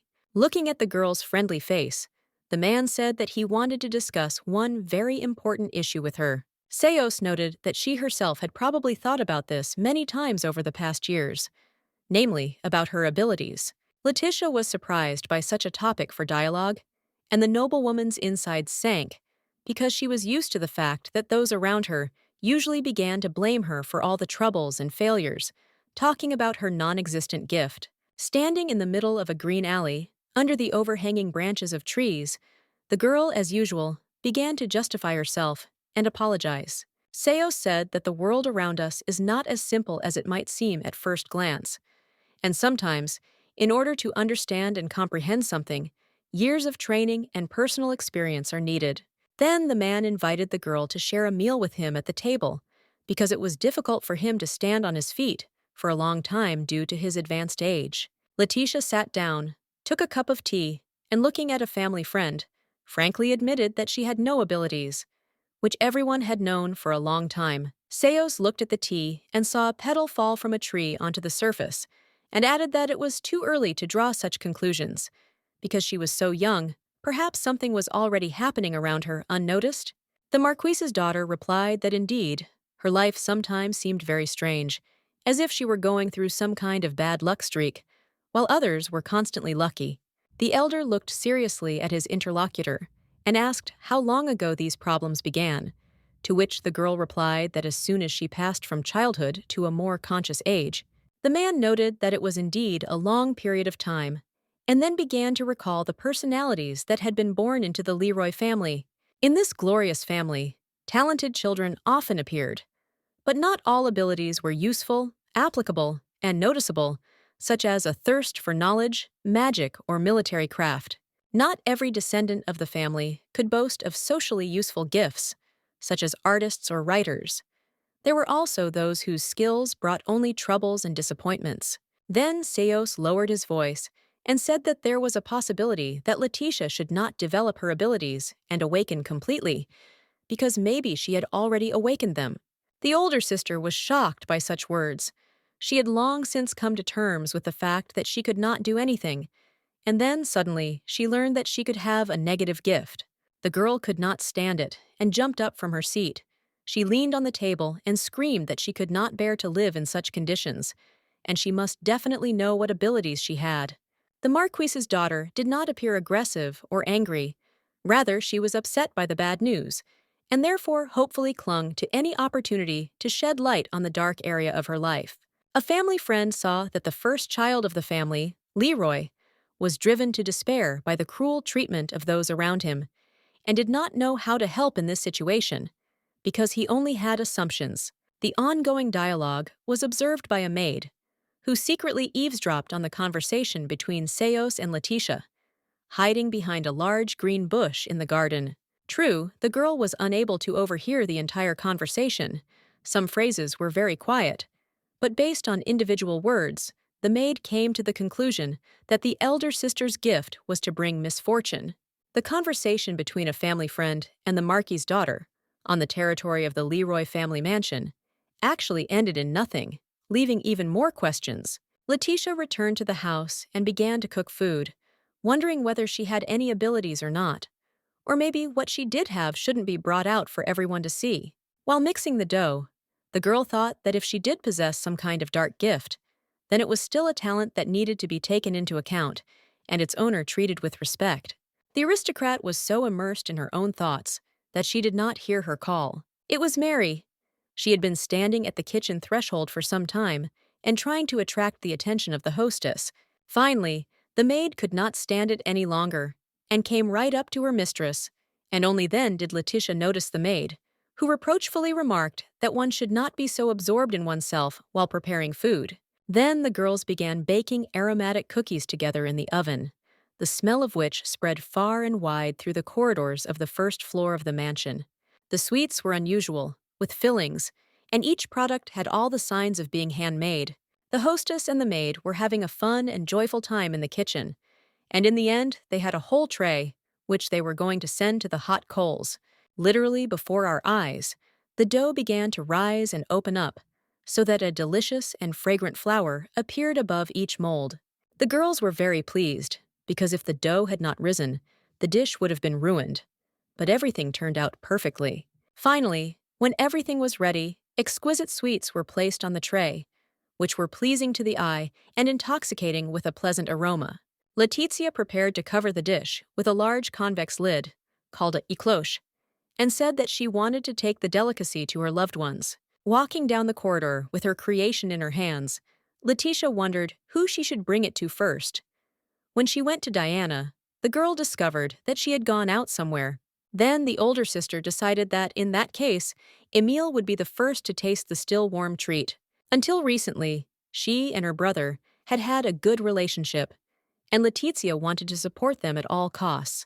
The guy was sitting at the table, and, as usual, writing something. He was distracted from the papers and was a little surprised by his sister's appearance. The relative said he didn't expect to see her with a tray on the threshold of his room. The girl revealed the purpose of her visit and reminded him that her brother had once been very fond of such sweets. The young man seemed puzzled and looked not happy, but rather confused. And then he replied that he was a bit busy at the moment for a snack. Leticia apologized for distracting her brother from his work and tried to leave his room as quickly as possible. Leaving Emile's chambers, the girl stopped and exhaled, and then began to think about who would be the second owner of the sweet dessert. The noblewoman caught herself thinking that she had expected a completely different reaction from her brother, but she decided not to be upset and continue her journey with cookies for the family. The image of Irene, the younger sister, who always loved sweets, immediately appeared in my head, and therefore the choice fell on her. The little girl still had a sweet tooth, so one might expect that her reception would be warmer. As soon as Leticia saw the young heiress, Leroy, walking down the corridor to her room, she immediately called her name. The little girl turned around and asked why her sister had come. The girl looked confused. The little sister's big eyes looked straight ahead, and with some surprise, there was neither joy nor sadness in them. The girl lifted the lid on the tray and said that she had prepared Irene's favorite treat, fruit cookies with figs, and suggested that they try it together. The sister looked at the food, apologized, and replied that she couldn't stand figs and also avoided any cookies in her diet. And when Leticia was surprised, reminding him that she had liked them just recently, the girl suddenly screamed that she hated sweets and did not understand why she had to repeat it. Then the younger sister asked not to bother her with such trifles anymore and quickly ran away. The Marquis's daughter was shocked and only muttered words of apology. She thought that her brother had received her coldly, but it turned out that everything could have been much worse, which was just proven by Irene. Some time later, the maid who had been eavesdropping on the conversation in the garden found her friend having a snack in the backyard of the mansion. The maid asked the girl what she was eating, and she replied that the young Master Emile had treated her to the most delicious cookies. Then the gossips began to discuss the conversation between Mr. Seos and Mrs. Leticia, namely, that the girl's ability had finally awakened. But this gift was a real curse because it brought misfortune. The elder sister was walking in the garden and enjoying the beautiful weather. The sun was shining brightly, and the sky was clear and blue, with small white clouds. Suddenly, the girl's attention was drawn to a white dove, which was flying not just like that, but with some specific purpose. Leticia followed the bird and saw a whole flock of birds that were animatedly pecking at some prey. The girl became curious about what had attracted the pigeon's attention, and she came even closer, trying to see their food.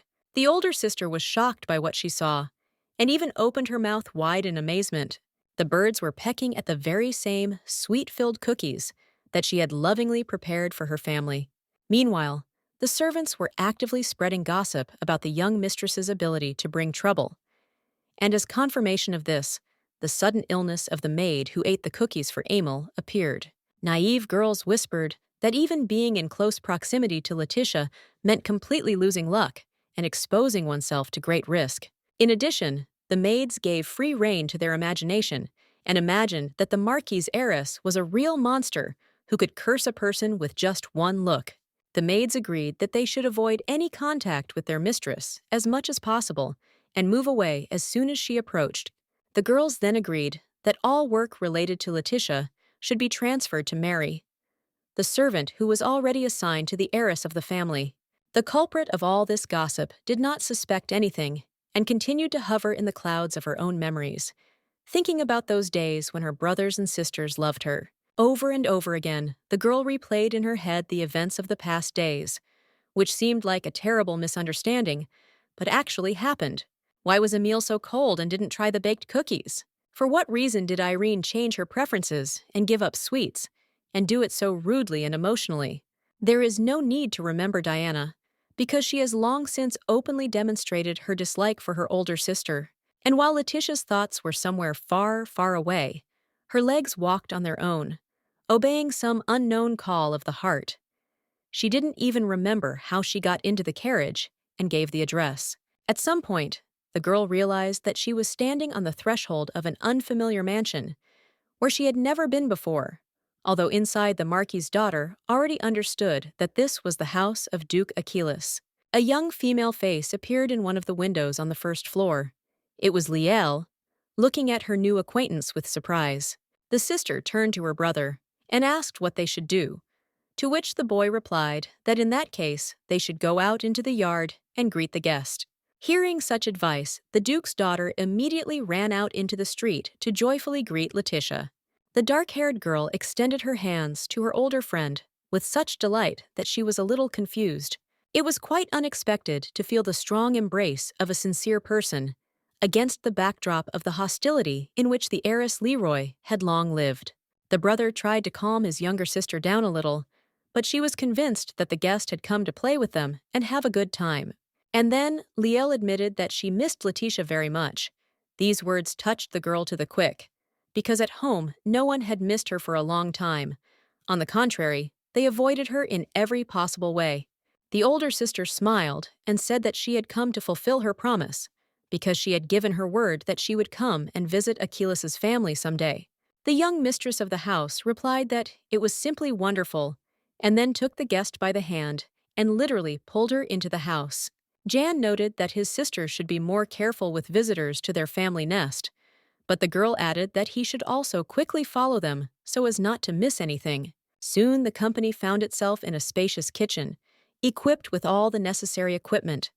The dishes sparkled with cleanliness, and all the items were in their places. Liel seated her guest in a place of honor and said that she only needed to watch carefully as she prepared her masterpiece. Leticia was surprised and asked again if the girl was really going to bake the pie herself, to which Enoch's younger sister replied that she shouldn't worry about it.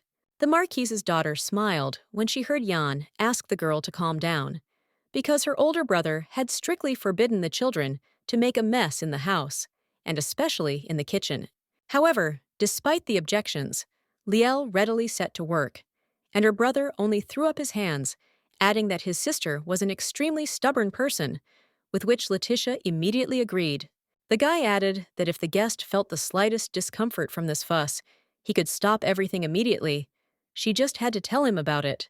And then the young man added that his sister is, of course, a good and sociable lady, but sometimes she acts too straightforwardly and decisively, which can cause misunderstanding and rejection among people she doesn't know well. Heiress Leroy assured Ian that everything was fine and she felt great, and she was very interested to know how this culinary event would end.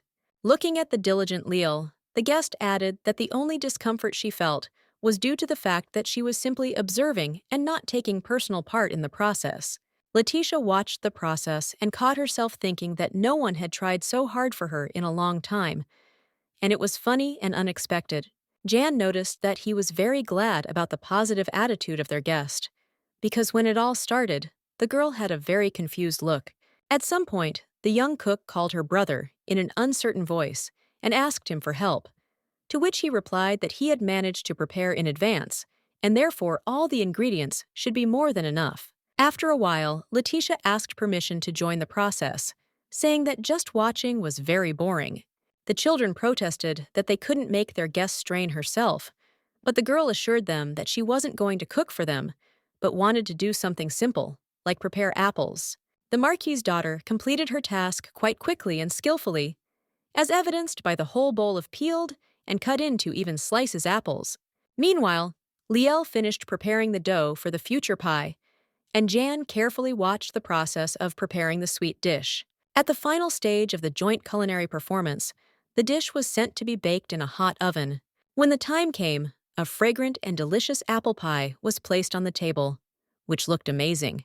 The brother tried to joke with his sister that their guest had done most of the work, but Leal abruptly interrupted him, reminding him that she had made the dough herself, and that was the main part of the dish. Suddenly, the heavy steps of hobnailed boots were heard, and the door to the kitchen quickly swung open. Enoch returned from a business trip and decided to find out what his relatives were doing in the absence of their elders. Leticia looked at the guy, and when their eyes met, she immediately blushed, feeling awkward about this situation.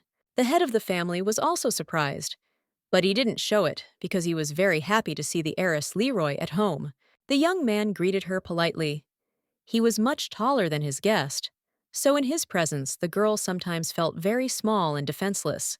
Enoch smiled broadly and said that he was very glad to see Leticia again, and added that he had often thought of her over the past few days and wondered when she would finally visit their home.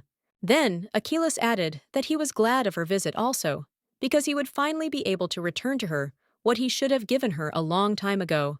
And the girl was very surprised to hear such words. And instead of being cheerful and carefree, the Marquis' daughter turned into a confused and depressed woman. She tried to understand what the owner of the house meant. What did he owe her? But Leticia was even more hurt by the phrase that the guy was glad to see her, because for many years now, all the close aristocrats around her had behaved as if they did not want to know their relative at all. The next moment, the heiress Leroy's head began to spin, and she began to lose consciousness, slowly falling to the side, while the children immediately rushed to help, trying to catch the falling guest. Despite this incident, everything ended well, and the girl was not hurt. She cut the apple pie into large pieces and served it on the table. Meanwhile, Liel began to beat Jan for doubting her culinary skills and continued to insist that the guest did most of the work, which is why the result was so good.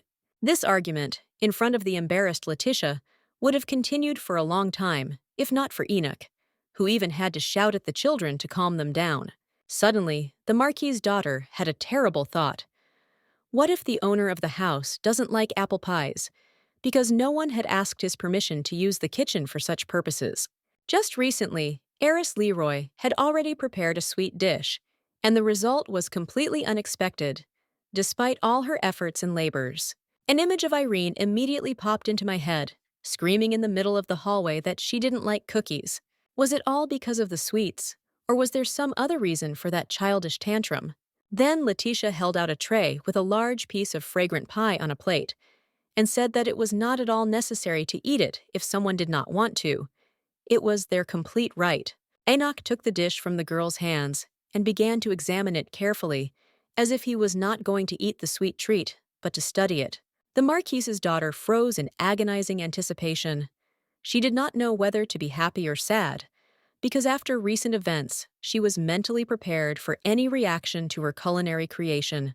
The guy smiled and replied that it didn't matter whether he wanted to eat the pie or not, since the work of his loved ones was put into it, so he simply couldn't refuse and had to eat it all. It was a very strange and very ambiguous answer, so the guest decided that she should wait for the reaction after tasting the dish and began to watch as the host of the house devoured the sweetness. Finally, the girl could not stand it any longer and asked if Enoch liked the treat that she and Liel had prepared in his absence.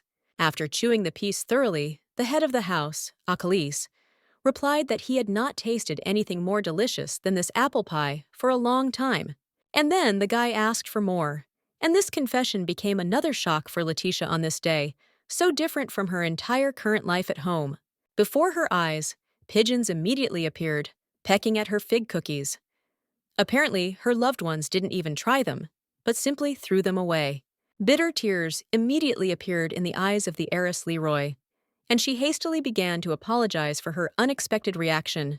But the girl could no longer restrain herself, and so she covered her face with her hands and began to sob loudly, unsuccessfully trying to suppress the emotional attack. Enoch reacted to Leticia's tears quite calmly and favorably. He stood up from the table and invited the girl to sit next to him and share the meal together.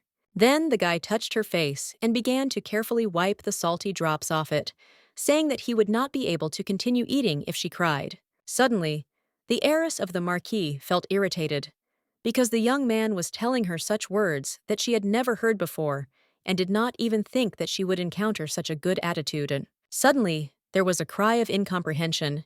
It was Leal and Jan approaching. The girl was trying to find out why their dear guest was standing and crying. Leticia began to apologize to the Duke's son and his family for her moment of weakness, because she did not want to be perceived as an emotionally unstable person and a crybaby. But the teenage girl did not listen to the guest. She immediately, without understanding, attacked her older brother and began to reproach him for the fact that he had brought Lady Leroy to hysterics with some offensive word. The head of the house understood that the situation looked a little strange and tried to explain that he only managed to praise the taste of the apple pie, nothing more.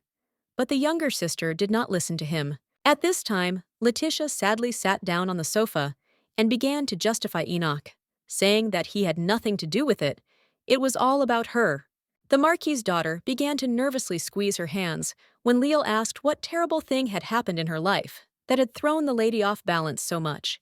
And then the noblewoman decided to tell everything, because she did not know what to do and how to get out of this vicious circle of alienation and hostility in which her own family had placed her. Leticia felt that she could no longer contain the pain and suffering that she was filled to the brim with, and began to talk about how she was hated and offended at home. Enoch stood with his mouth open, unable to believe that their guest could have such serious problems, and Liel was ready to burst into tears herself from pity for her interlocutors. Then the head of the house, Achilles, dropped to one knee and said that she would always be welcome in this house and would be greeted with the utmost warmth and hospitality, after which the young man closed his eyes and added that he hoped that her visits would become more frequent. Leticia listened and could not believe her ears, because no one scolded or reproached her, but only tried to modestly help and soften the burdens of a hard life. Kneeling down, Enoch added that, given the circumstances, he was prepared to prepare something himself for the next visit of the Marquis's heiress. It was very unexpected for the girl to learn that there are people in the world who are ready to do something for her, just to bring joy. The Duke's eldest son smiled and added that he would do everything he could to ensure that his friend would not have to cry anymore. Having thanked for the warm welcome, Leticia said goodbye, got into her carriage, and went home. Jan watched the carriage go and said out loud that he liked it very much and considered their guest a decent person. At first, Enoch did not respond to his younger brother's words. He was thinking about something of his own and pondering the strong feeling that was gradually arising in his broad chest. Then the owner of the house remembered the heiress Leroy, her look, smile, and turn of her head, and then said that he completely agreed with his relative's assessment.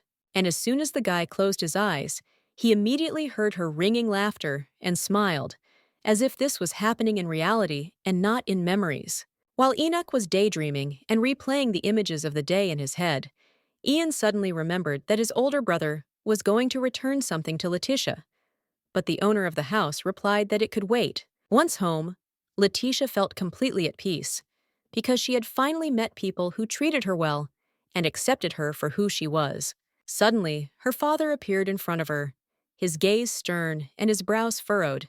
He asked irritably where his eldest daughter had spent the whole day. The girl wanted to answer, but fell silent. She remembered her parents' previous warning and didn't know what to say. Marquis Barrett, seeing his daughter's confusion, became furious. He shouted that she had violated his direct prohibition and continued communicating with Achilles, a family of losers. The head of the clan continued to drive the poor girl into a corner with threats and accusations, pointing out to her her low and pitiful place. Leticia stood in the middle of the corridor, her eyes downcast, and silently listened to the reproaches directed at her. At the end of his furious monologue, Barrett threatened that if his heir even once dared to communicate with this bad family, she might forget the way to this house. After such a cruel threat, the ground literally disappeared from under the girl's feet, and she felt that she was starting to feel unwell. Having said these terrible words, the head of the family turned around and walked away, leaving Leticia alone with her pain, grief, and sorrow. Having recovered a little from what had happened, the older sister went to her room, but when she pulled the door handle, she saw something strange. There was already someone in her room, and the Marquis' heiress immediately recognized her younger sister and the beauty of the family. The girl asked Diana what she was doing in her room, to which her relative looked at her with a cold and piercing gaze. Then the flower mistress turned away and noted that the fact that this room belonged to Leticia did not make it special, which meant that she could freely enter it. After which, the second daughter added that she did not like her older sister's new acquaintances. Moreover, she considered contacts with them to be unnecessary and undesirable. The aristocrat from the Leroy family pretended not to understand what was being discussed, but Diana immediately cut her off and asked her to stop pretending. And then she coldly remarked that a family that has no money, no luck, and no fortune is not only unworthy of communication, but also harmful and potentially dangerous for them. Leticia was extremely outraged by this attitude towards the Achilles family and asked her sister to immediately stop such speeches. But the flower mistress did not calm down. She reported that rumors were already circulating around the city that the heiress of the glorious Leroy family had made the acquaintance of the damned Enoch, the son of the Duke and his relatives. The aristocrat was very surprised by this turn of events and embarrassedly asked her relative to tell her the details. Diana screamed that the descendant of Achilles was simply using a naive girl to raise his family's reputation at her expense. Leticia frowned, but did not respond to her sister's serious accusations. She simply did not believe them. However, the beauty did not stop and continued to throw mud at the noblewoman's new friends. Then the first daughter could not stand it and screamed in turn for her relative to stop telling lies.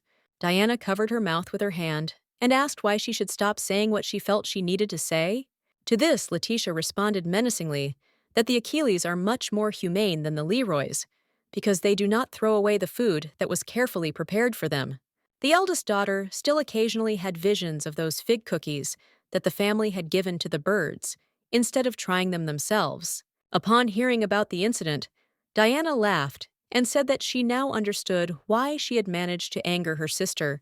The flower mistress revealed that she was aware of this story when Leticia prepared the food that Emil and Irene refused, and then added that she herself would not have touched it. Then the aristocrat added gloomily that such dishes cannot be eaten, because it is unknown what was mixed into them, and therefore they can be dangerous. The elder sister was genuinely amazed at her sister's audacity and asked her to repeat what she had just said. Diana crossed her arms over her chest and coldly remarked that no one trusted the first daughter in this house, so it was naive to think that the dish she prepared would be received with delight. Then the second sister made a sad expression and said that she even sometimes felt sorry for Leticia, but this feeling of pity quickly went away. After which, the mistress of the flower rain once again threatened the girl with problems with her father if she visited the Achilles family even once more. And before finally walking out the door, Diana added that if her older sister dared to disobey her relatives, she would certainly be expelled from the house in disgrace. Left alone, the noblewoman felt that her strength was leaving her. She had not felt so bad for a long time. The girl fell to her knees right in the middle of the room, unable to move due to the moral burden that her father and sister had placed on her. Leticia thought that this cruel and inhuman treatment was like some kind of endless torture, and the punishment was given to her without any guilt. The next few days the older sister spent in bed. She ate practically nothing and almost never left her room. Mary began to worry and began to persuade her mistress to at least get up. The noblewoman responded to all words in the same way. She said that she didn't need anything and she didn't want anything. Not knowing how to distract the young lady from her disturbing thoughts, the maid tried to find a topic that would interest her and mentioned the approaching exams. After these words, Leticia immediately sat down and asked to tell about it in more detail, to which the maid replied that the final series of tests for the title of knight was already very soon. The aristocrat said that she had completely lost track of time because she thought that this event would not happen anytime soon.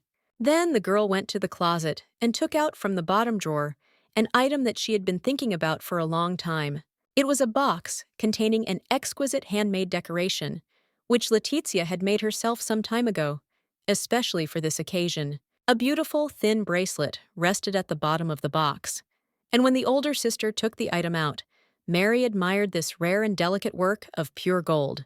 The aristocrat brought her creation closer to her face and, looking at it carefully, said that according to tradition, such an item should be given to a man who has to overcome difficulties. Mary joyfully exclaimed that this would be a wonderful gift for Leticia's fiancé, but the noblewoman expressed doubts about whether she should do this. The girl then added that she still felt unwell and complained of chest pain, to which the maid suggested that the young mistress spend more time outdoors, at least to see how her favorite flowers were blooming in the garden. Coming out into the corridor, the older sister met Xavier, whom she greeted kindly. The brother, who was famous for his strong spirit and skillful use of a cold blade, saw the girl and immediately became frightened and, instead of greeting her, timidly said that he did not expect to see her here. Leticia asked how he was doing in his studies, since the exam for which the boy had prepared so diligently was coming up soon. The young man raised his hands up, began to back away, and replied that he was too busy right now to talk to her. Suddenly, the Marquis's first daughter saw her brave and courageous brother turn around abruptly and run away, as if it was not his own sister standing in front of him, but a terrible and merciless monster. A passing maid, carrying clean dishes from the kitchen to the dining room, accidentally witnessed this strange scene. Leticia noticed how the maids were exchanging meaningful glances and asked them what was going on here. But the girls did not answer. They only blinked their eyes in fear. The noblewoman looked at what was happening with horror and could not believe that those around her were avoiding her and running away as if from a fire. During breakfast, the Marquis's daughter praised the aromatic tea for its taste and strength, saying that it was quite good, while the maid who prepared it immediately turned pale. The girl serving at the table was clearly not happy that Leticia had paid attention to her.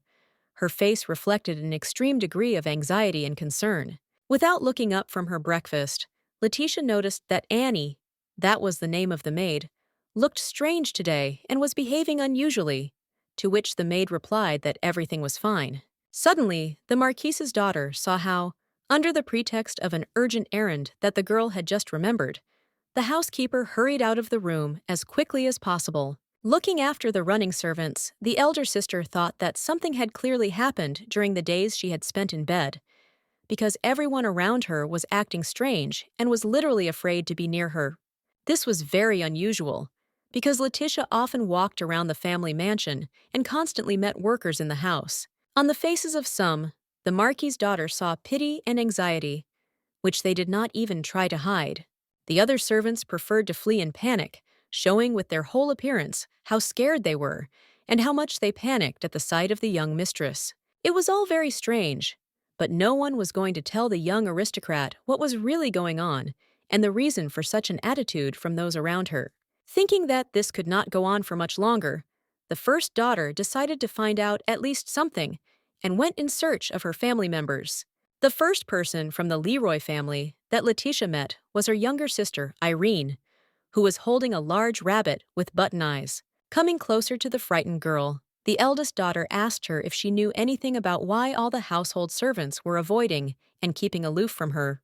However, instead of answering, the little girl made a scary face and screamed at the top of her lungs so that her sister wouldn't come near her. The aristocrat was surprised that her family reacted in the same way as the servants, because she had hoped to get some answer to this series of mysterious panic attacks in the people around her. True, Irene, unlike the others, remained standing in place, saying that she was very afraid to be near her sister, because she was afraid of unknown troubles threatening her. Despite the girl's panic, Leticia tried to question her to find out at least some details and the reasons for this fear. The third daughter replied that the girl's awakened abilities were to blame, namely, the talent to bring trouble and sow misfortune on those around her.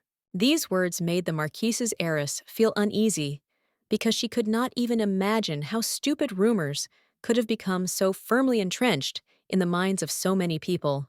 Irene was also about to run away, but before that, she said that Leticia herself should avoid any contact, and best of all, never leave her room at all. The noblewoman recalled her recent conversation with Lord Seos, in which she said that her luck level was lower than others, but that did not mean that she brought trouble to those around her.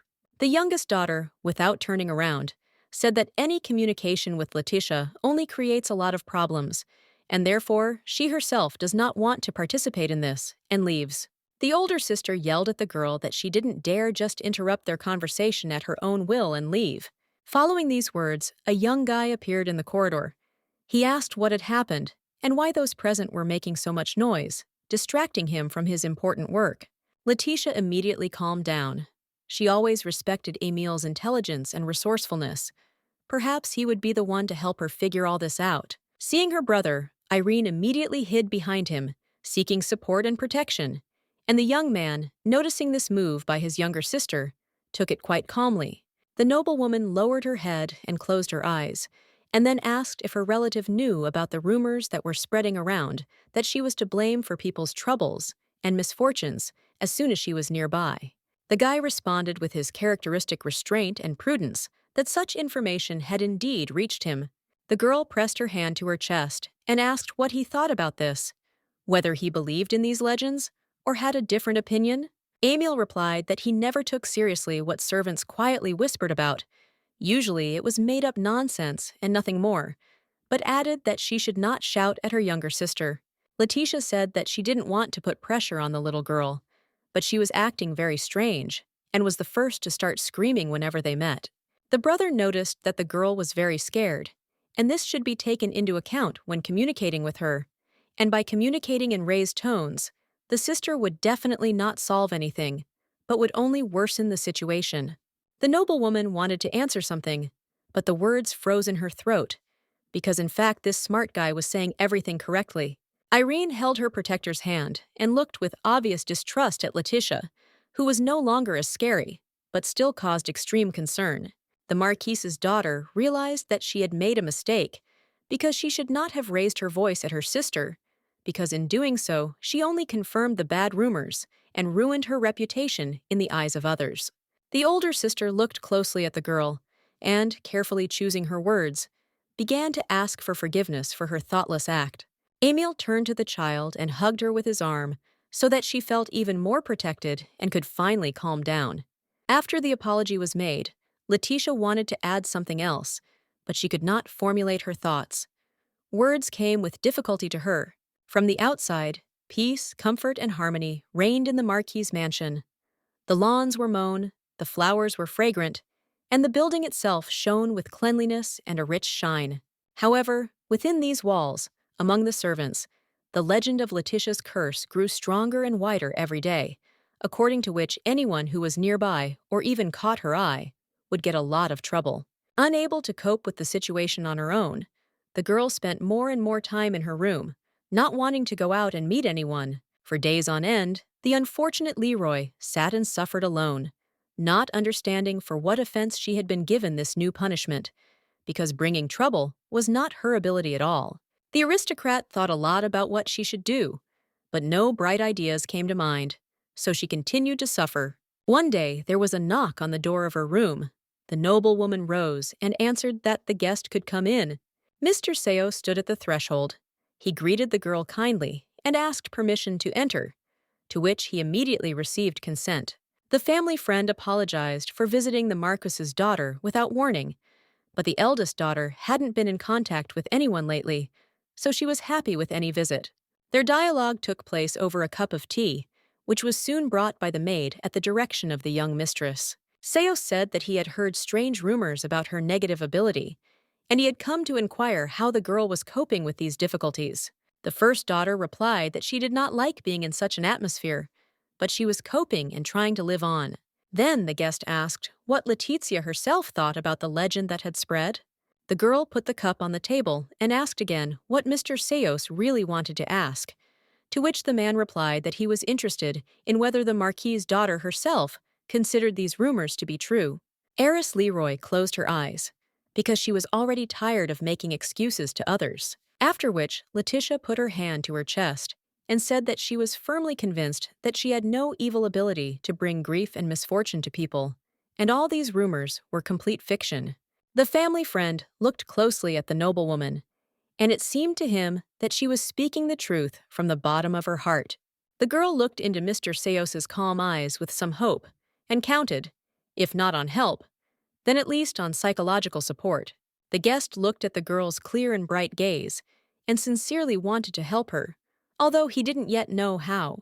The man then took a sip from his cup, and added that he also considered the legend of the ability to bring misfortune to be absurd and dangerous nonsense. After which Mr. Seos closed his eyes and said that, firstly, it was necessary to restore the reputation of the heiress Leroy and dispel the cruel myth, and secondly, to find her true gift. Leticia thanked the family friend for his support, and the man said that he enjoyed being with the girl, but he preferred fresh air and therefore advised her to spend more time outside. When the conversation came to an end, the guest said goodbye, and the noblewoman promised that she would follow his recommendation and would definitely leave her room. The Marquis's daughter was very pleased that in her immediate circle there was a person who not only was not afraid of her, but also tried to help her in every possible way. Leticia folded her arms across her chest and mentally thanked Seos for his intelligence, kindness, and care. Now she felt much lighter and calmer in her soul. Heiress Leroy stood in silence for a while longer, considering her next steps. Then the young noblewoman called her faithful Mary and asked her to prepare clothes for the trip to the city. Driving along the busy streets, the girl looked out of the window of her carriage and was happy about this walk, because she really had been sitting for too long within the four walls of her room, which had become like a dungeon for her. Last time she stopped at the town square, but now she went to a completely different place, where she visited quite rarely. It was the city library, a place where knowledge accumulated by many generations over hundreds of years was kept. Leticia decided that with the help of literature, she could find the answer to the question that had been tormenting her for a long time. What kind of ability did she have? The day was already drawing to a close. The girl had looked through a whole stack of all sorts of books, but had not yet made any progress in her search. The Marquis's daughter took the last book for the day and began to study its pages, but even here she could not find anything useful. As she left the library, Leticia thought that she should search as quickly as possible, because if her father found out about these rumors, he could easily kick his useless daughter out of the house. Suddenly, the girl saw a tall silhouette in front of her and looked up. She clearly did not expect to see here the man she had recently met. It was Enoch in his dress uniform. He was just walking past the building and stopped right in front of the steps that the Marquis's daughter was descending. The young people greeted each other joyfully, and the heiress Leroy noted that she had not seen the head of the Achilles clan for a long time, and she was interested in how he was doing. The guy replied that he was fine, and then Leticia asked where his relatives were, with whom he was in the city during their last meeting. Hearing that Liel and Jan stayed at home, the girl immediately became sad. The guy asked what happened and why she was so sad. Enoch looked closely into the clear eyes of his friend and noticed that today she looked somehow tired and anxious. And then the head of the Achilles clan added that the girl could share her sorrow with him to ease her soul. Leticia folded her arms across her chest, wondering what question she should ask. After which the Marquis's daughter looked hopefully at the Duke's son and asked if he knew anything about the Leroy family, about its talents, and the inhuman abilities with which its representatives are endowed. Enoch replied that he knew about this family, that each of its members had some kind of gift, to which Leticia asked if he knew that she was deprived of abilities. Looking at the girl, the guy replied that there were indeed various rumors circulating around the city, but he did not attach any importance to them, because by trusting rumors, one could easily be mistaken. The noblewoman admitted that she was very worried about this, because all of her brothers and sisters had noticeable talents, but she still had not revealed herself, and this was ruining her whole life. Heiress Leroy added that there are many negative legends floating around her, and at first she did not believe them at all. But with each passing day, her faith is fading, and she is beginning to suspect that this is true. Enoch couldn't find anything to say in response to such words. He looked at his friend and thought about how hard it must be for her to live, and how he could help the unfortunate woman in such a situation. Seeing her friend's confusion, Leticia remarked that she still believed that she had some good gift and was determined to find it and show the truth to those around her. The head of the Achilles clan felt sorry for the girl because she was so sweet and friendly, helped others from the bottom of her heart, but inside she was full of pain and suffering. Enoch admitted that he could not boast of much knowledge about her family, but the people believed that the Leroy family name received its gifts from God for sincere prayer. The young man then said that the Almighty could not have endowed members of a godly family with something bad. That would have been strange and illogical. Therefore, the Duke's heir never believed stupid rumors, and he was sorry that such a pure and open person as the Marquis's first daughter suffered because of someone's frivolous gossip.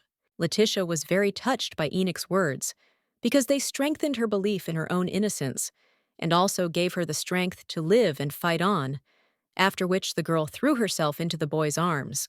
During another tea party at Leroy's house, where on the table, in addition to cups, there was a delicious strawberry cake, a small dialogue took place. One of the interlocutors was Diana. She slowly sipped tea and tried to calm her sister, who still could not come to her senses after another meeting with Leticia. The flower mistress placed the cup on the table and said that Irene had nothing to worry about. The second daughter raised her hand and declared that while she was in this house, her family could rest easy, because her gift was to bring joy and good luck. But the girl could not relax. She was frightened by the thought that she could just walk around her house and meet her older sister, of whom she was very afraid.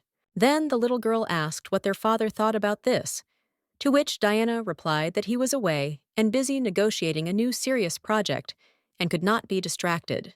Then Irene asked again what they should do, but the second daughter interrupted her and again tried to calm her down, and then smiled and returned to drinking tea, taking a cup from the table. The flower mistress closed her eyes and said that Marquis Barrett would take care of this matter when he was free, she promised. But for now, the girl just had to listen to her.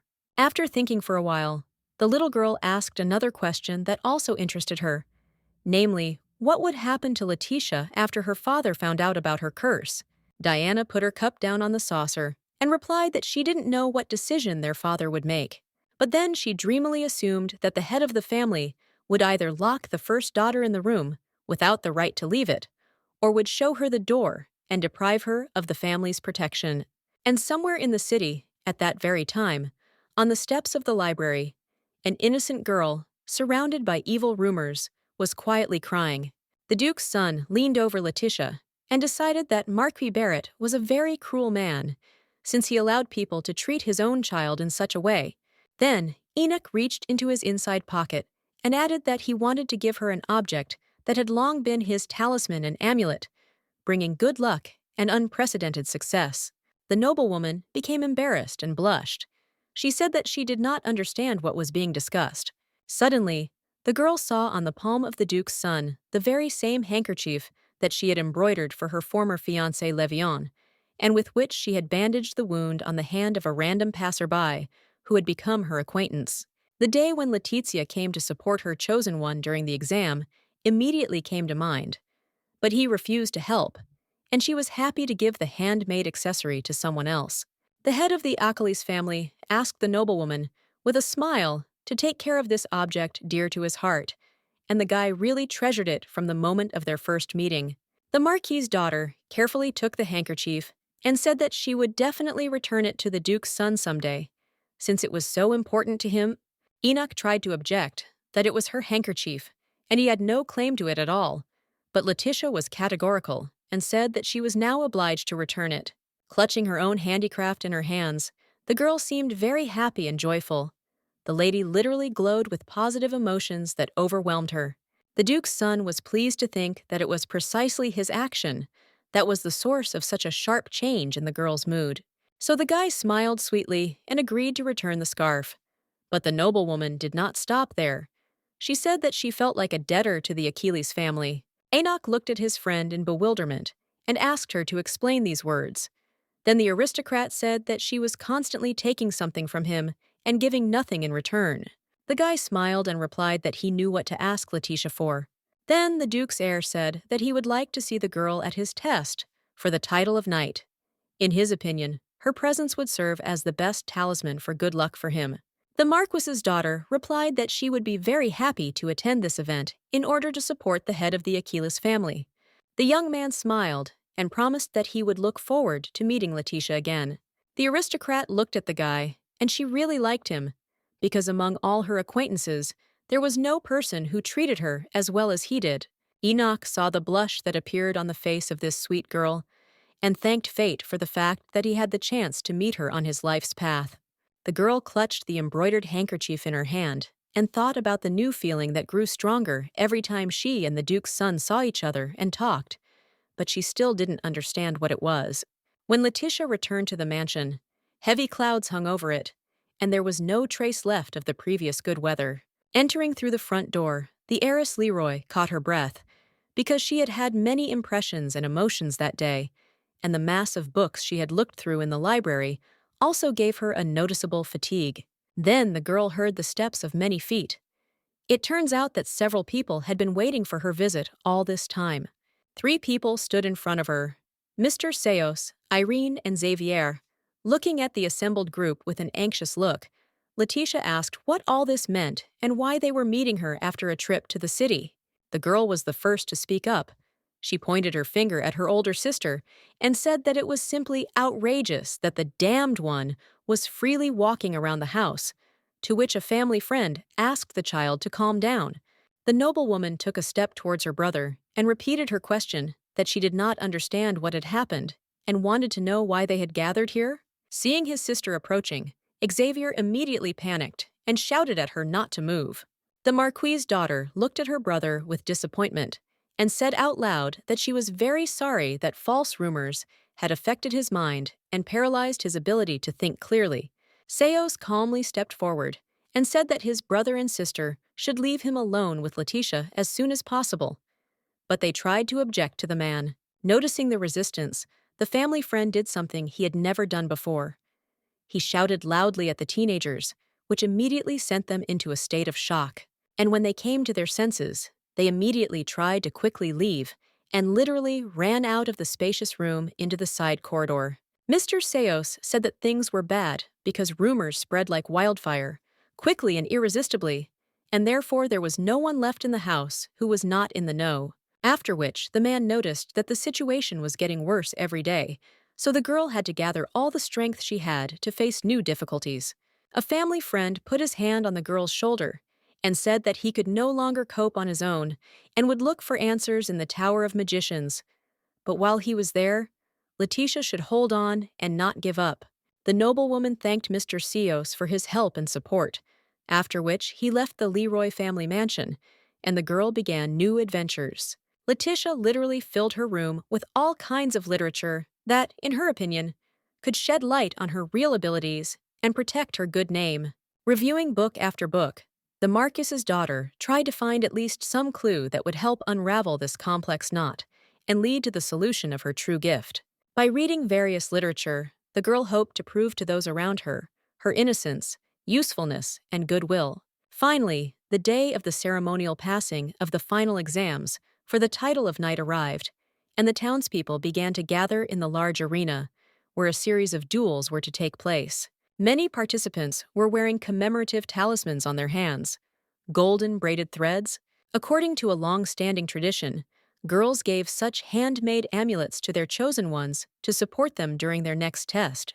In addition, wearing such a bracelet was considered honorable because the accessory indicated that someone supported, appreciated, and loved its owner. Leticia also came to the test not empty-handed. She tried to find her ex-fiancé Levan in the crowd to give him the bracelet that she herself wove for him. The Marquis's daughter walked around all the halls, but when she finally found the guy, it was too late to give him anything. Diana found him first, and they were talking animatedly about something. Leticia personally saw how her younger sister put her bracelet on her ex-fiancé's hand and wished him luck in the upcoming fights. And Levan stood so happy and contented, it was noticeable how the young people enjoyed each other's company.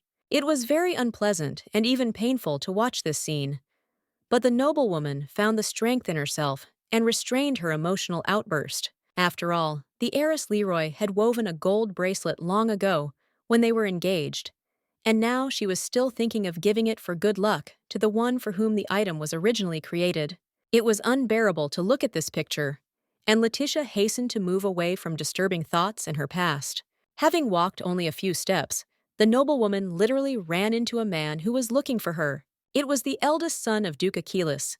In person, dressed in a ceremonial uniform, he was a little surprised that they almost ran into an aristocrat again. It turns out that the guy had been looking for the Marquis' eldest daughter for so long that he had already lost all hope of seeing her before the battle, and decided that she had either forgotten or was unable to arrive at the ceremonial event. Leticia hastened to assure Enoch that she had no intention of missing this important day, and had come to fulfill her promise. And suddenly she noticed that he was not wearing a bracelet. The girl didn't even quite understand what happened next, but her hands themselves reached forward and handed the jewelry to the young man. The Duke's son was shocked by this gift, because he did not even expect that someone would present him with such a valuable and symbolic souvenir. Leticia held in her open palm a gold bracelet that she had woven with her own hands for good luck during the exam, and said that she wanted to give it to Sir Achilles. The young man stood with his mouth open and looked at the accessory. He still could not recover from this unexpected and incredibly pleasant news for him. Finally, the guy came to his senses, took the souvenir, and put it on his hand. It fit him just right, and the girl noticed that her gift suited him very well. The Marquis's daughter folded her arms across her chest and said that she sincerely believed in the power of the bracelet and that it would help its owner win any, even the most difficult duel. The day before this scene, some time ago, Levan stood in the large building where the exams were to be held and waited for Leticia. He hoped that she would still visit him, and when the candidate for knighthood was called out, he turned around with joy, but saw a completely different person. It was Diana, who had fully joined in her father's plan, and was now doing everything to replace her older sister as the young man's bride. The guy was upset, because this meant that he would never see his ex-girlfriend before important tests, and she always came to support him.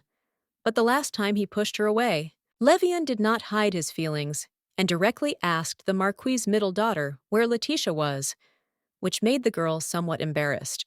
Heiress Leroy made a sad face and immediately lied on the spot, saying that her sister would not be able to come today, and therefore sent Diana in her place. The knight candidate thanked the noblewoman for her support and was about to leave, but the girl grabbed his hand and asked him to stay. The Marquis's daughter smiled and said that she could not let the boy go without a gift, and then showed a bracelet made of gold thread. The guy added that she shouldn't have given him such a serious accessory, but the girl gently insisted and began to put it on Levan's hand.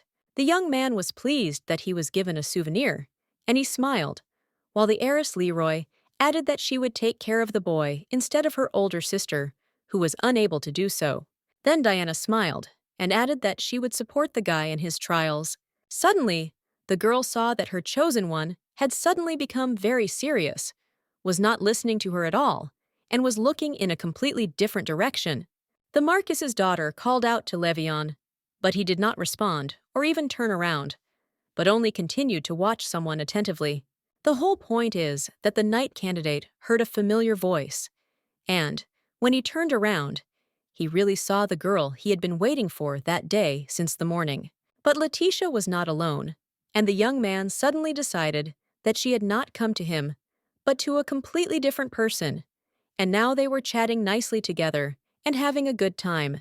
Diana followed the groom's gaze and, to her amazement, saw her sister in the company of Sir Aquilus, with whom she was strictly forbidden any communication.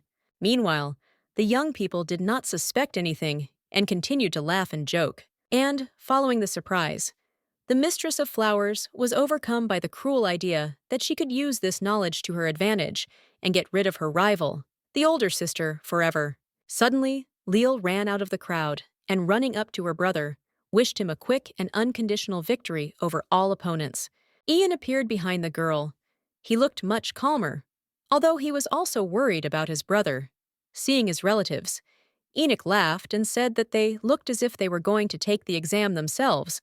But the girl could not calm down and said that at least someone in their family should be worried and nervous, because today is a very important day for all Achilleses. Suddenly, the relatives saw a gold ornament on the older brother's wrist and were very surprised. But he assured them that they should not pay so much attention to the bracelet. As he left, Enoch called out to his loved ones in a friendly manner and told them not to worry, as he would do his utmost to prevail. When the boy had walked far enough, his face became serious, because he knew that the future of his entire family depended on this exam. Finally, when the time for the competition came, the knight candidates left the hall where they had been socializing with their families and rushed to make their final preparations for the fights. Enoch remembered his conversation with Leticia when he asked her to come on the day of the exam. Now this idea didn't seem so good to him. Perhaps he had gone too far that day, which he now regretted. Yes, the head of Achilles was indeed looking for an opportunity to see this sweet girl again. But when she came to the gala event, Enoch did not even suspect what would follow. The Duke's heir first became suspicious when he saw a gold bracelet in Leticia's hand. And now Enoch looked at this unusual souvenir and thought that luck would accompany him in all his endeavors. The knight candidate lightly squeezed the yellow metal in his palm and felt himself filled with unprecedented strength and self-confidence. The next day, the Leroy family home was still sparkling with cleanliness and order, and the green hedges in front of the mansion gave it a sophisticated and stylish look. Leticia walked and thought about the many strange, inexplicable events happening in her life. Suddenly, the girl was called by a familiar voice, which she did not expect to hear within the walls of her own home. It was Levan, her ex-fiancé, who suddenly arrived and then offered to have tea and chat with him. This was a surprise for the Marquis' daughter, but she immediately agreed and headed to the guest room, following the young man. When cutlery, a hot teapot, and sweet cakes were placed on the table, the young people sat down opposite each other and began to talk. Leticia had interacted with Levan many times at the dinner table, but this time it was different. She felt awkward, constrained, and embarrassed. The ex-fiancé looked intently at the girl and asked if she wanted to tell him something, to which the noblewoman replied that she did not understand what was being discussed.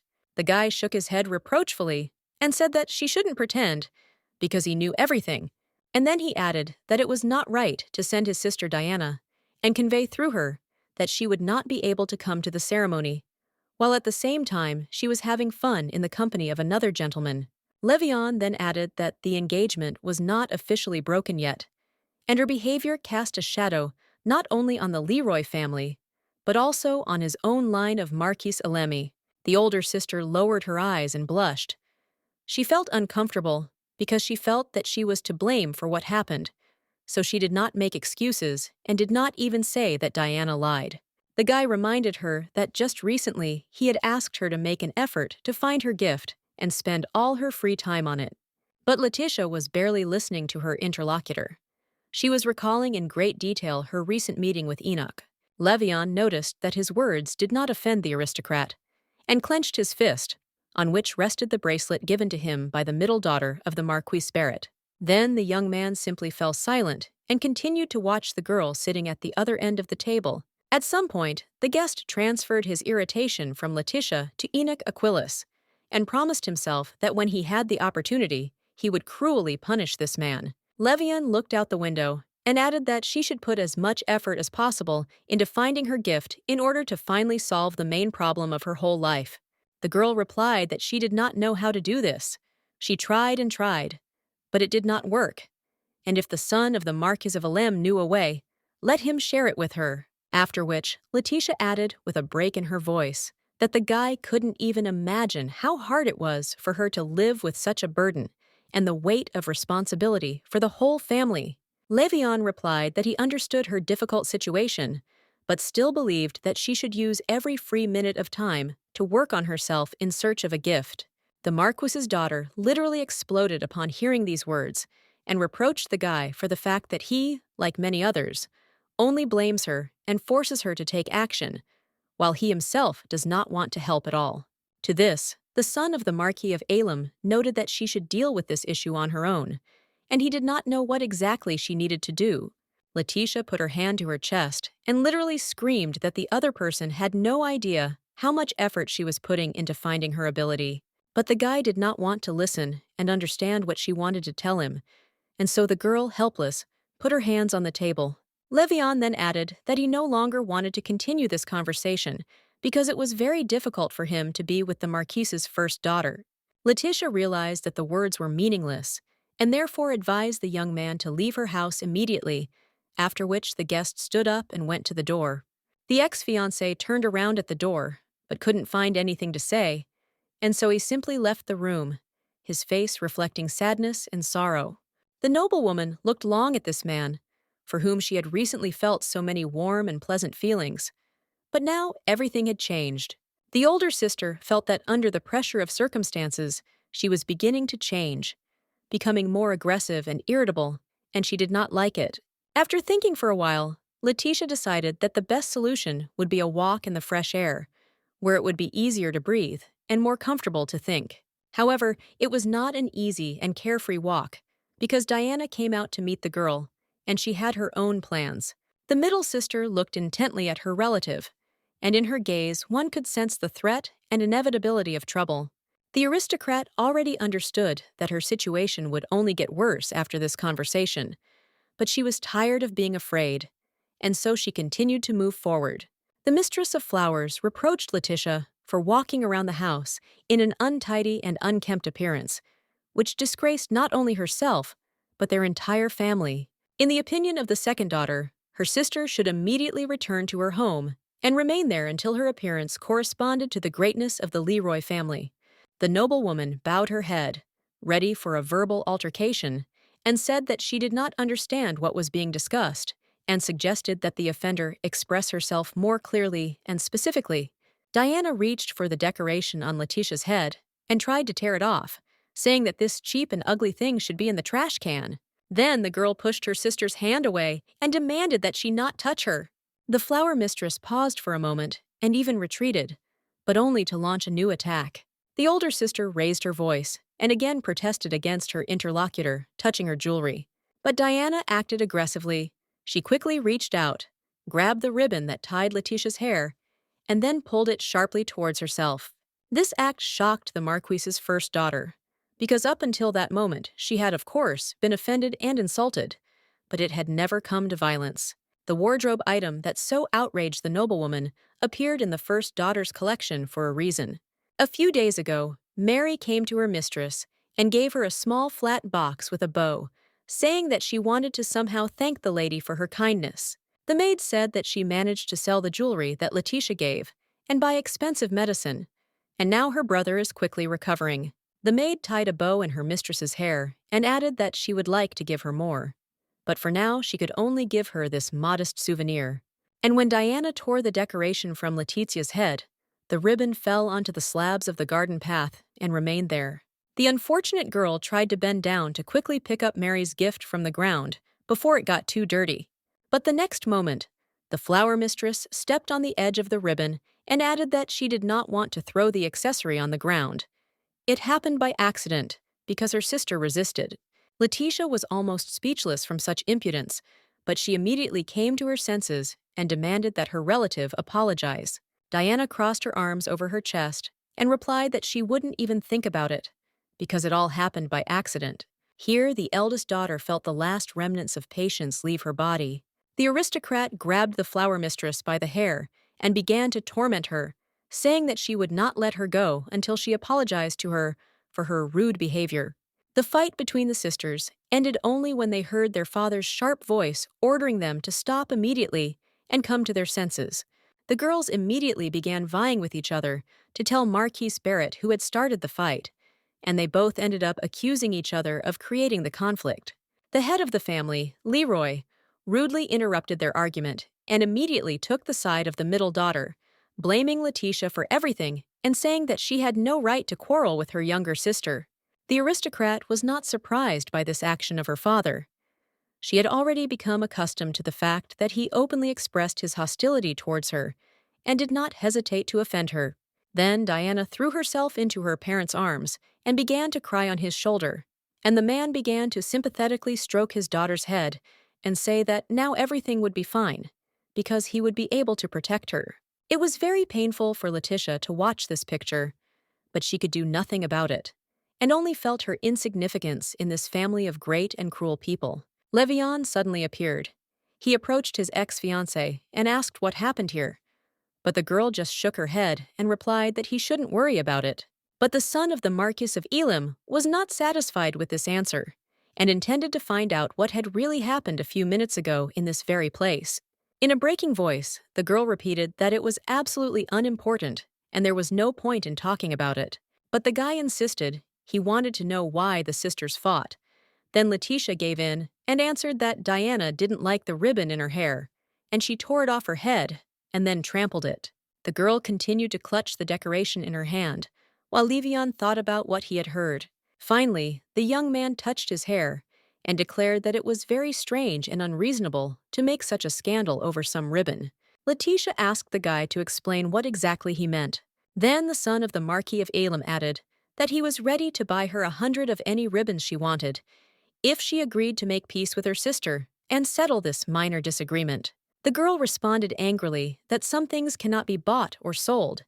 They can only be earned, and what is important to her is not the ribbon itself, but other people's attitude towards it. Levan looked at his ex-fiancée in surprise and said that he did not understand what she was talking about and repeated that it was not worth starting such a serious conflict over trifles. Leticia noted that for him, this ribbon may be the most ordinary and unremarkable, but for her it is an expensive and valuable thing that cannot be treated like that. The noblewoman lowered her voice, raised her hand with the ribbon up, and put the other to her chest, and said that this was an important gift that she treasured very much, which is why she was reacting so emotionally. But the young man did not hear her. He only repeated that he could give her many, many different ribbons just to settle the conflict. Then the heiress Leroy asked if he really thought he could give her a ribbon that she would like more than this one. Levan couldn't find anything to say in response, but only looked with regret at the girl he wanted to help, but didn't understand how to do it. Realizing that she would not be able to find understanding from this man, Leticia said that she did not need anything from him, turned around and walked away. Meanwhile, evening had come, the sun had set behind the horizon, gradually enveloping the Leroy family mansion in twilight. The ex-groom stood in the middle of the luxurious garden and reproached himself for not being able to talk normally with his bride, because their status had not yet been officially determined.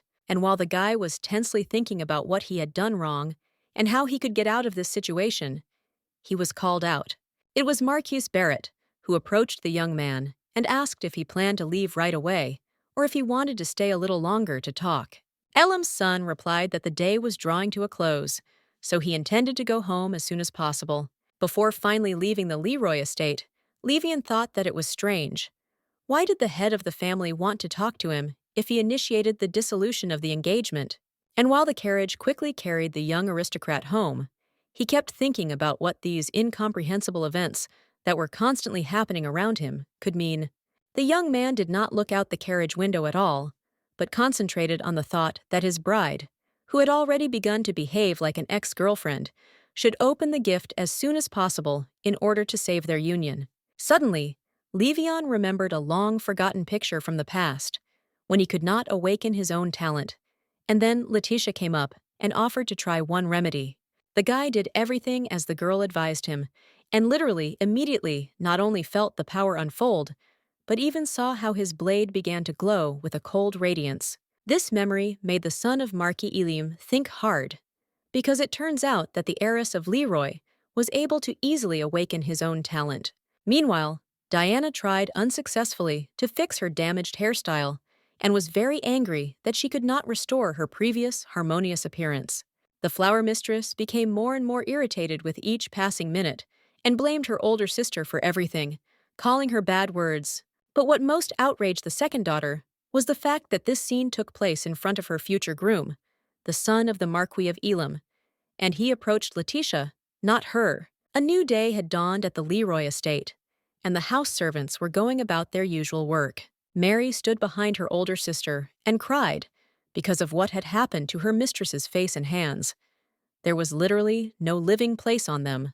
The heiress of the family tried to tell about what happened in detail, but immediately realized that then she would have to tell the servant the truth, that Diana did not like her gift, and she did not want to do this. The maid looked so frightened and upset that Leticia did not dare to tell her what had happened to her ribbon, and only said that she should not worry about it. Mary approached her mistress and hugged her by the shoulders, and then promised that she would always be there in difficult times and that the noblewoman could rely on her at any moment.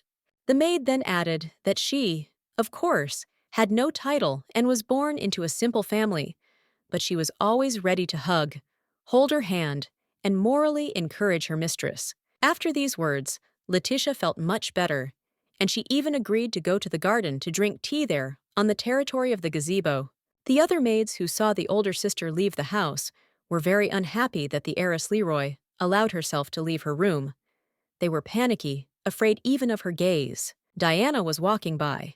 She heard the servants' conversation and assured the girls that very soon they would not have to worry about this, because she would personally sort this issue out once and for all.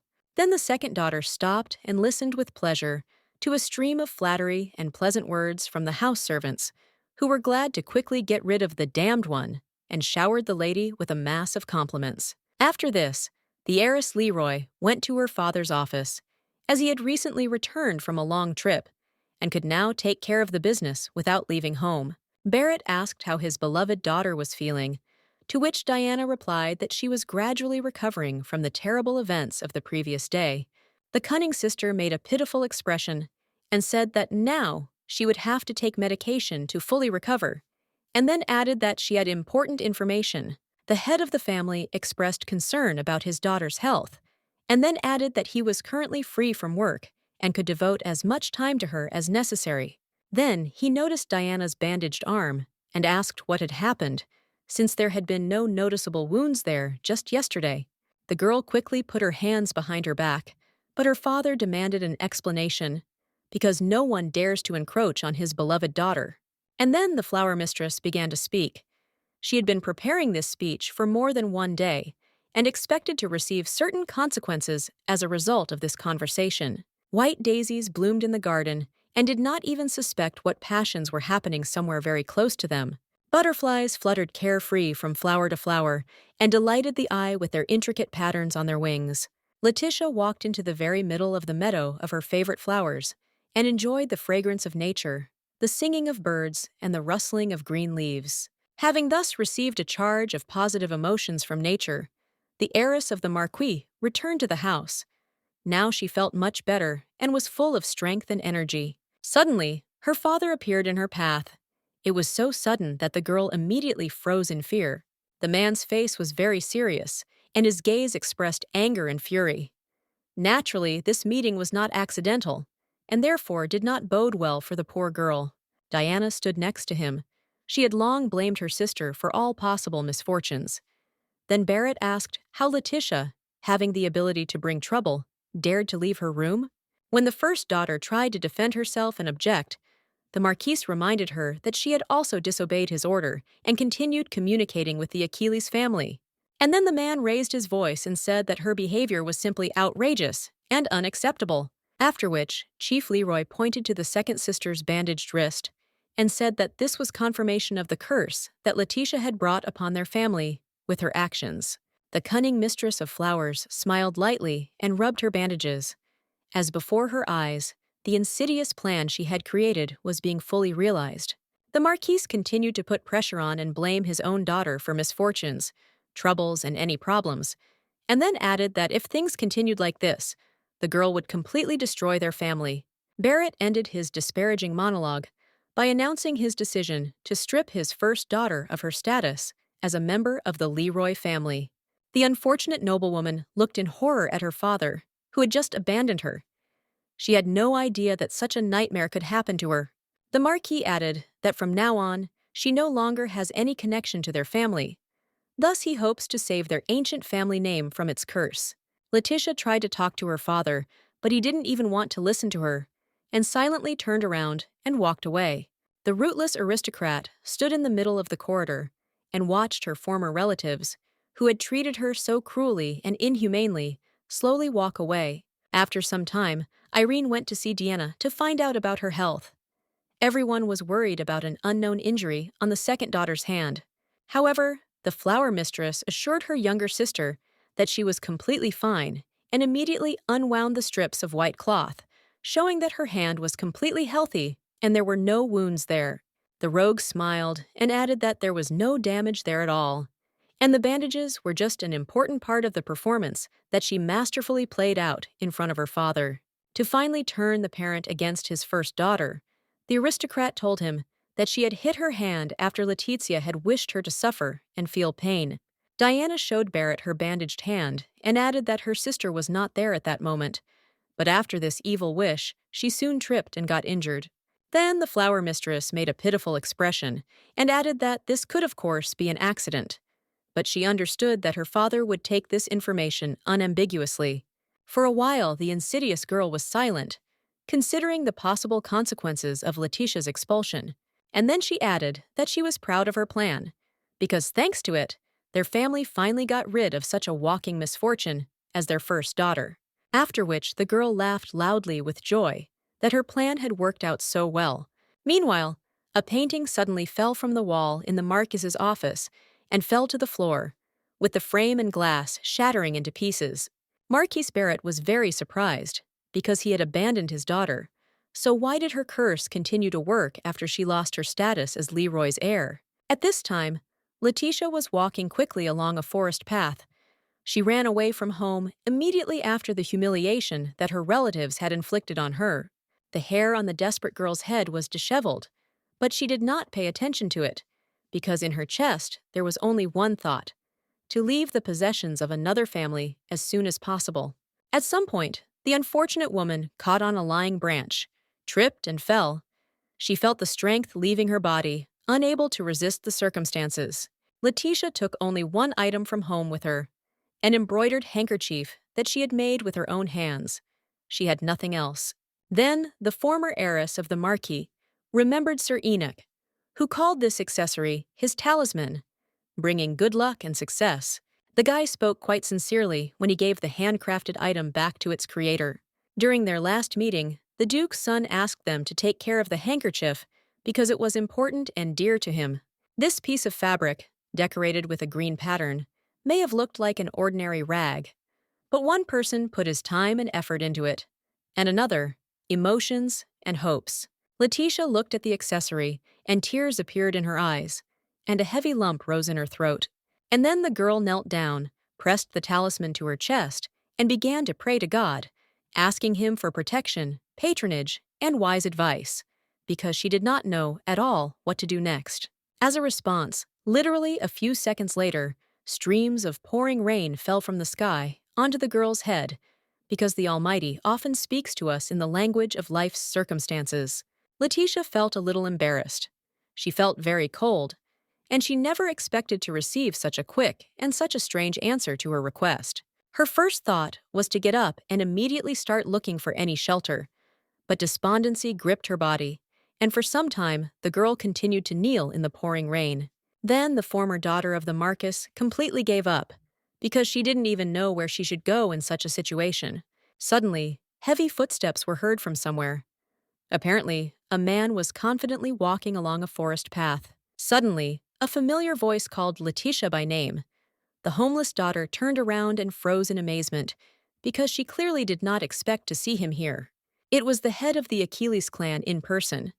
The guy had an umbrella in his hand, and his face expressed genuine concern. Soon a full moon appeared in the sky, and the rain began to subside, little by little, and the clouds began to disperse. Enoch decided that the girl had fallen, and asked her to get up immediately, but then he saw that she was soaking wet.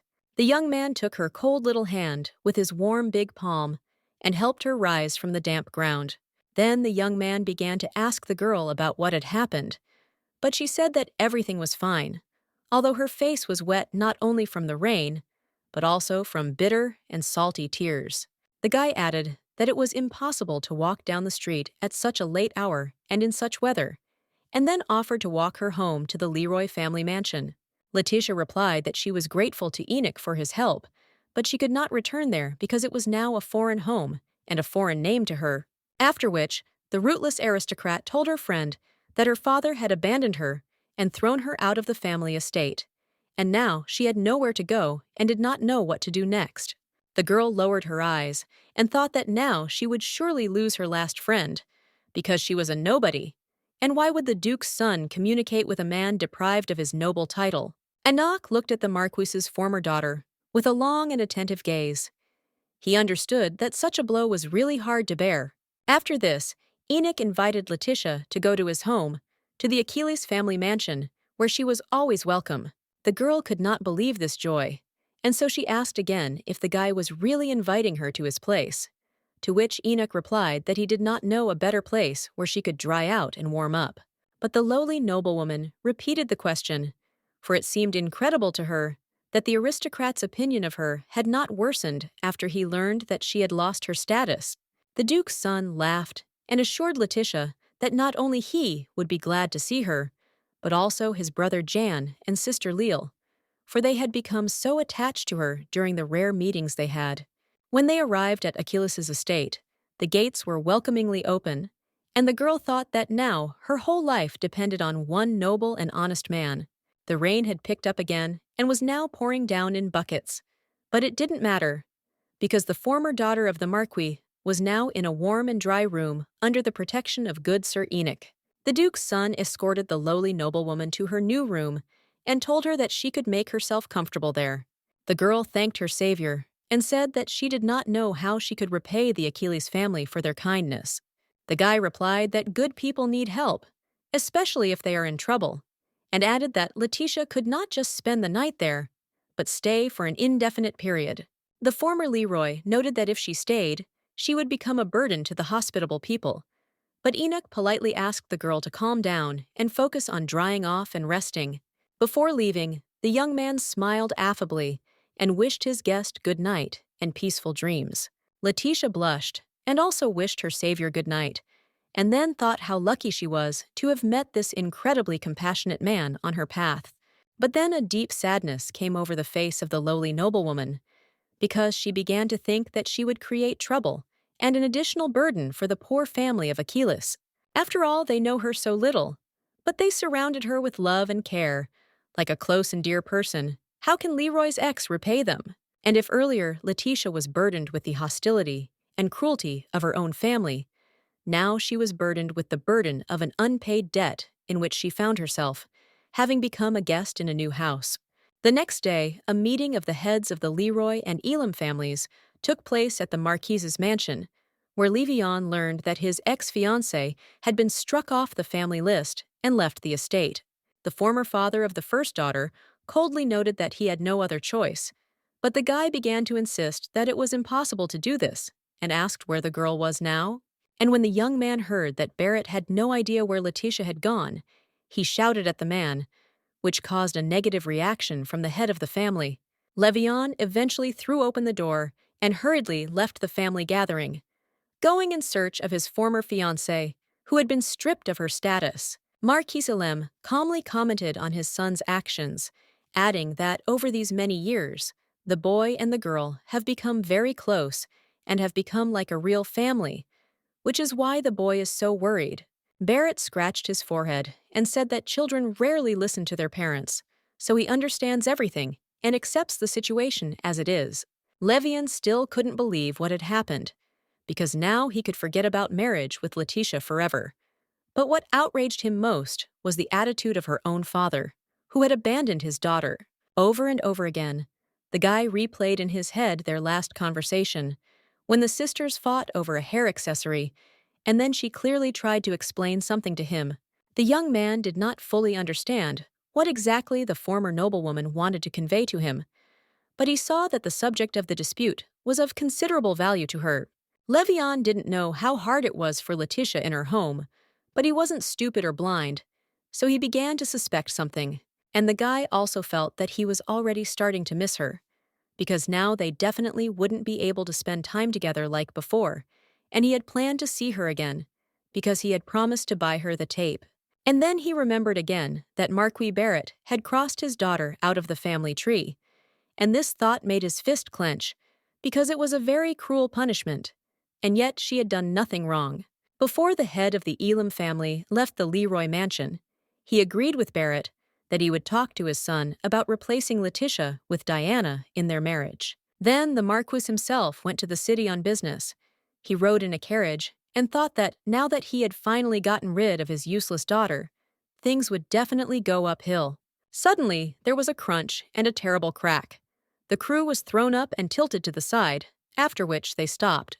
Barrett leaned out of the window and asked the coachman what had happened, to which the man replied that the wheel had broken, and therefore they would have to be a little delayed on the road. The Marquis was very surprised, because this had never happened before, and the carriage was regularly inspected, and funds were allocated for timely repairs and adjustments.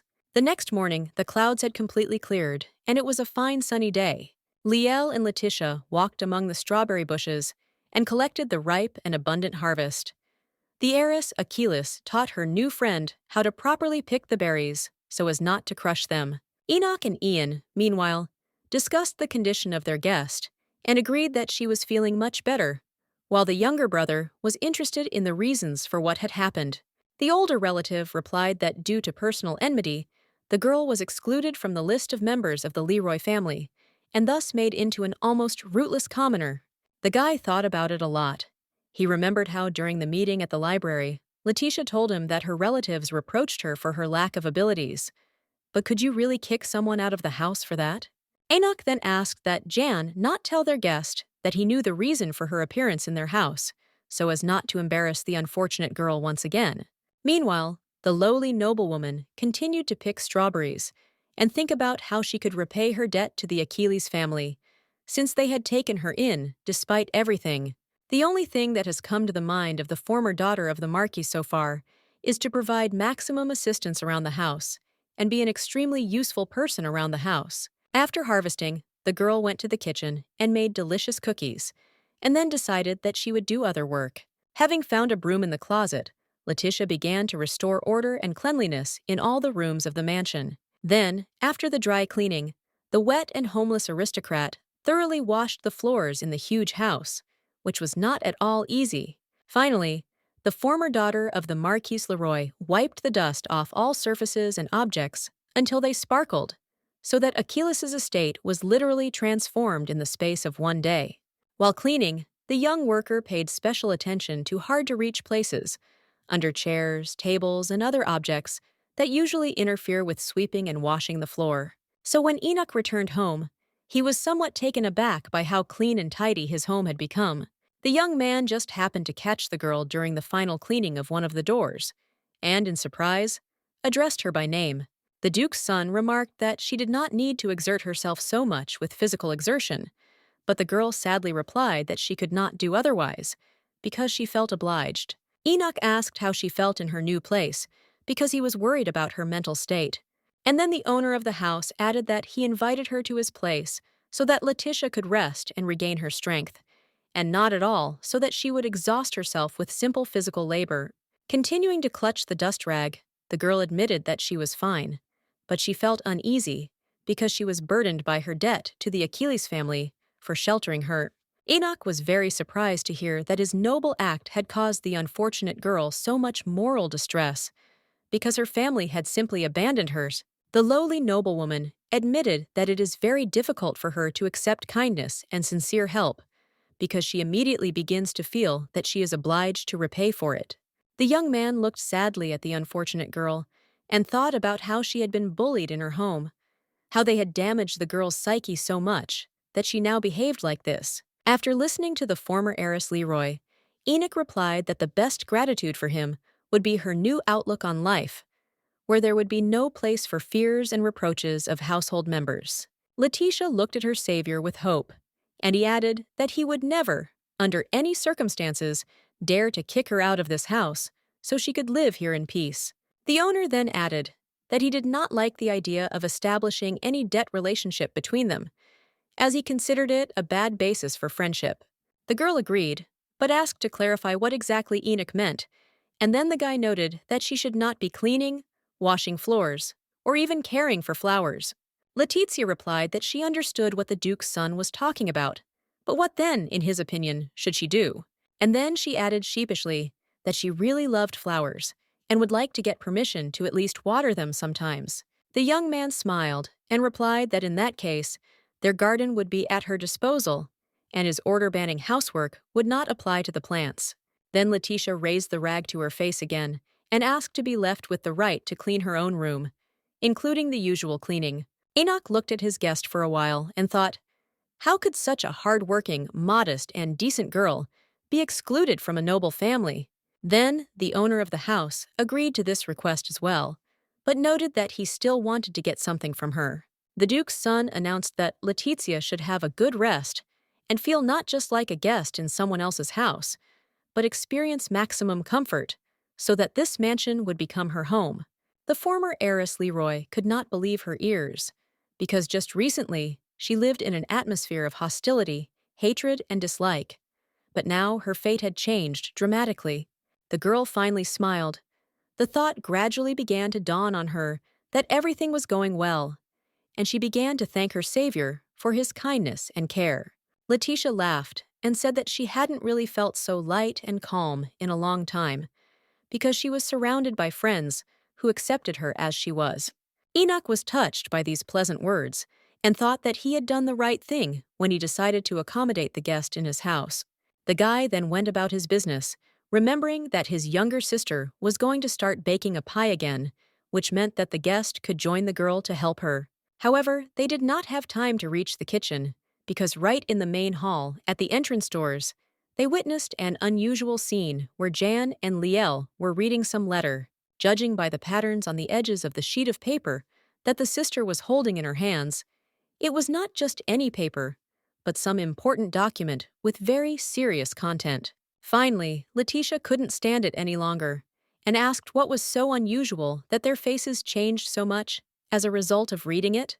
Instead of answering, the young heiress Achilles handed over the letter and offered to look through its contents herself.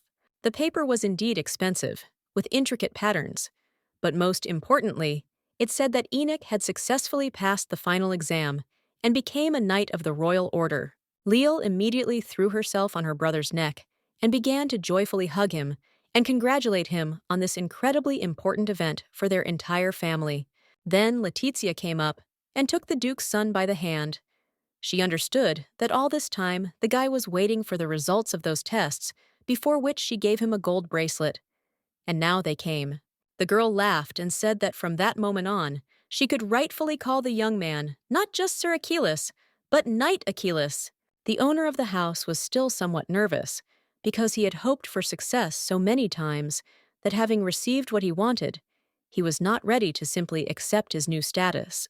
Finally, Enoch came to his senses, thanked the guest, as well as his brother and sister for the compliments, and said that this was truly a serious event in the life of their small family. After some time, Liel heard the sound of a carriage approaching and went to the window to find out who intended to visit their house.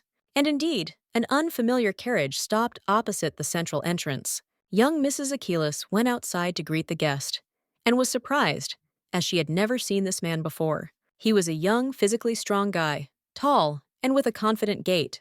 Leal escorted the young man into the house and took him straight to her older brother, who looked in surprise at the nobleman, whom he knew a little, but did not expect to see in his house. The son of the Marquis of Alem walked slowly up to the owner of the house and introduced himself, then asked to see Leticia to talk. After some time, the former heiress Leroy entered the office. She was surprised to see her former fiancé, but did not resist the opportunity to talk to him, and sat down in the chair opposite. Having made sure that the guests needed nothing, Enoch said that he would leave them alone so that they could speak as freely as possible. At first, the former bride and groom looked at each other silently and did not dare to start a dialogue, thinking about what they could say in such a situation. Finally, Levan asked why the former heiress of the Marquis did not tell him what had happened to her and did not tell him where she had gone from home, since he had spent so much time looking for her. Leticia asked him why he had come here. Was it really only to reproach her for not informing him of her new status as a lowly aristocrat? The young man suggested that the lady return to discuss what had happened in another area where she would be more comfortable. The former heiress Leroy asked where she should return to, but Levan did not understand the question and asked again what she meant.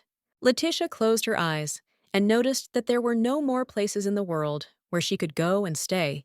The guy replied that he would be glad to see her at his estate of Marquis and asked with surprise if she was really thinking about staying here, in the Achilles mansion. For a while, Leticia hesitated over the answer. She remembered her whole past life and the long years spent together with Levan, because they were supposed to become husband and wife, and they were waiting for this. But then the former heiress Leroy remembered the coldness with which her failed fiancé perceived her pain and suffering, and so she made a final decision and announced that she intended to stay. The young man was very surprised by this choice, because it seemed to him that he was the only one in the world who was ready to accept his former chosen one, deprived of her noble title and surname. Levan tried to put pressure on the girl, reminding her that he was her fiancé, but she immediately rejected all his attempts to control her behavior, saying that now she decides for herself where and with whom she will live.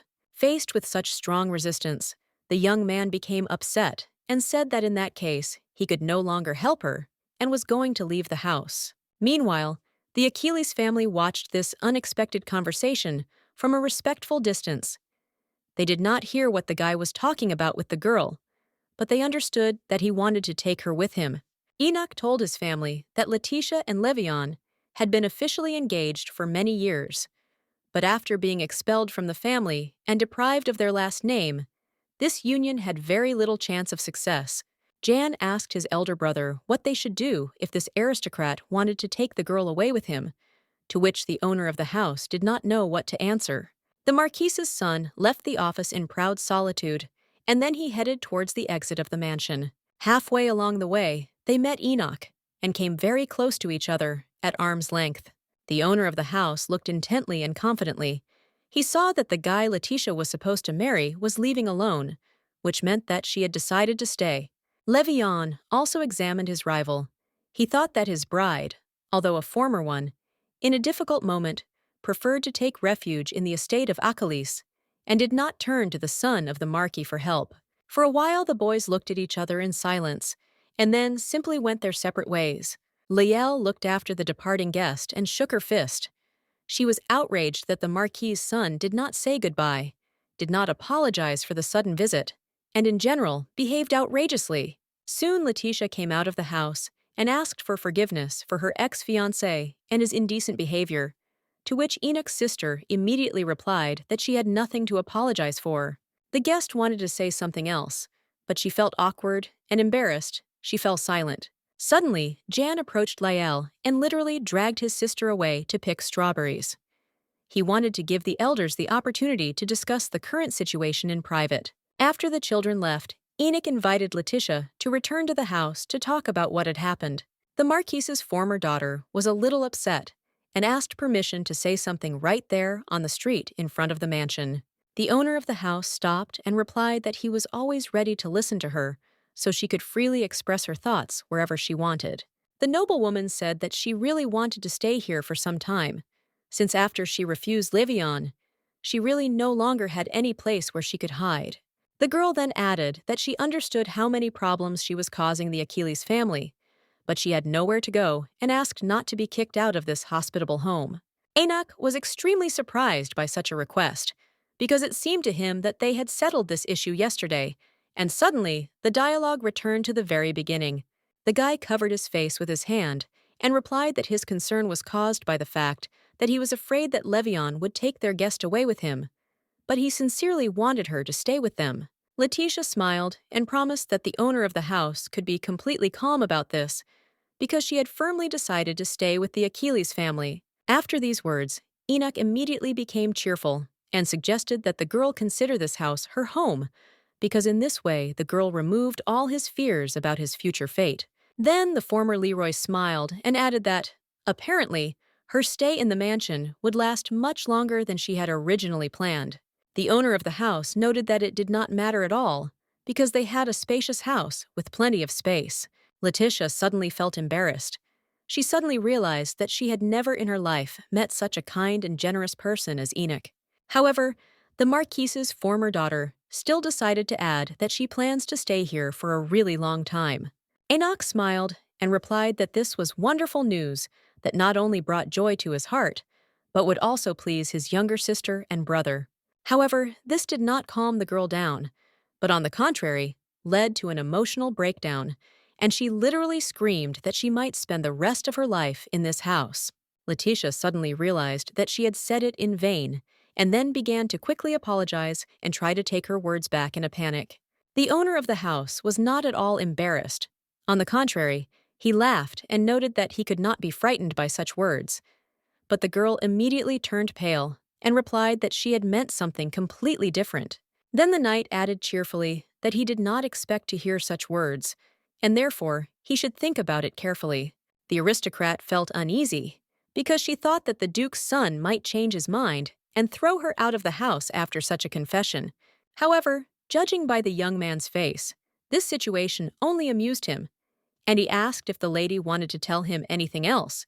The girl's face flushed, and she replied that she had nothing more to add, and began to reproach herself for having said too much that should not have been said. Then Leticia added that she had urgent business to attend to and hurried away from the smiling Enoch. But, approaching the front door, the former Leroy suddenly realized that she couldn't open it. She immediately thought that the owner of the house had locked the door and wasn't going to let her in. The lady felt sick and began to emotionally tug at the handle. She began to think that this was all a bad joke, and perhaps even a bad dream.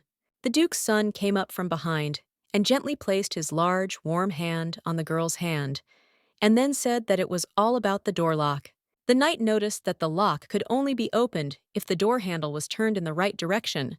Otherwise, there was no way to enter the house. Leticia felt bad because she looked stupid when she tried to open the door the wrong way. The noblewoman did not know what to do or how to act in such a situation.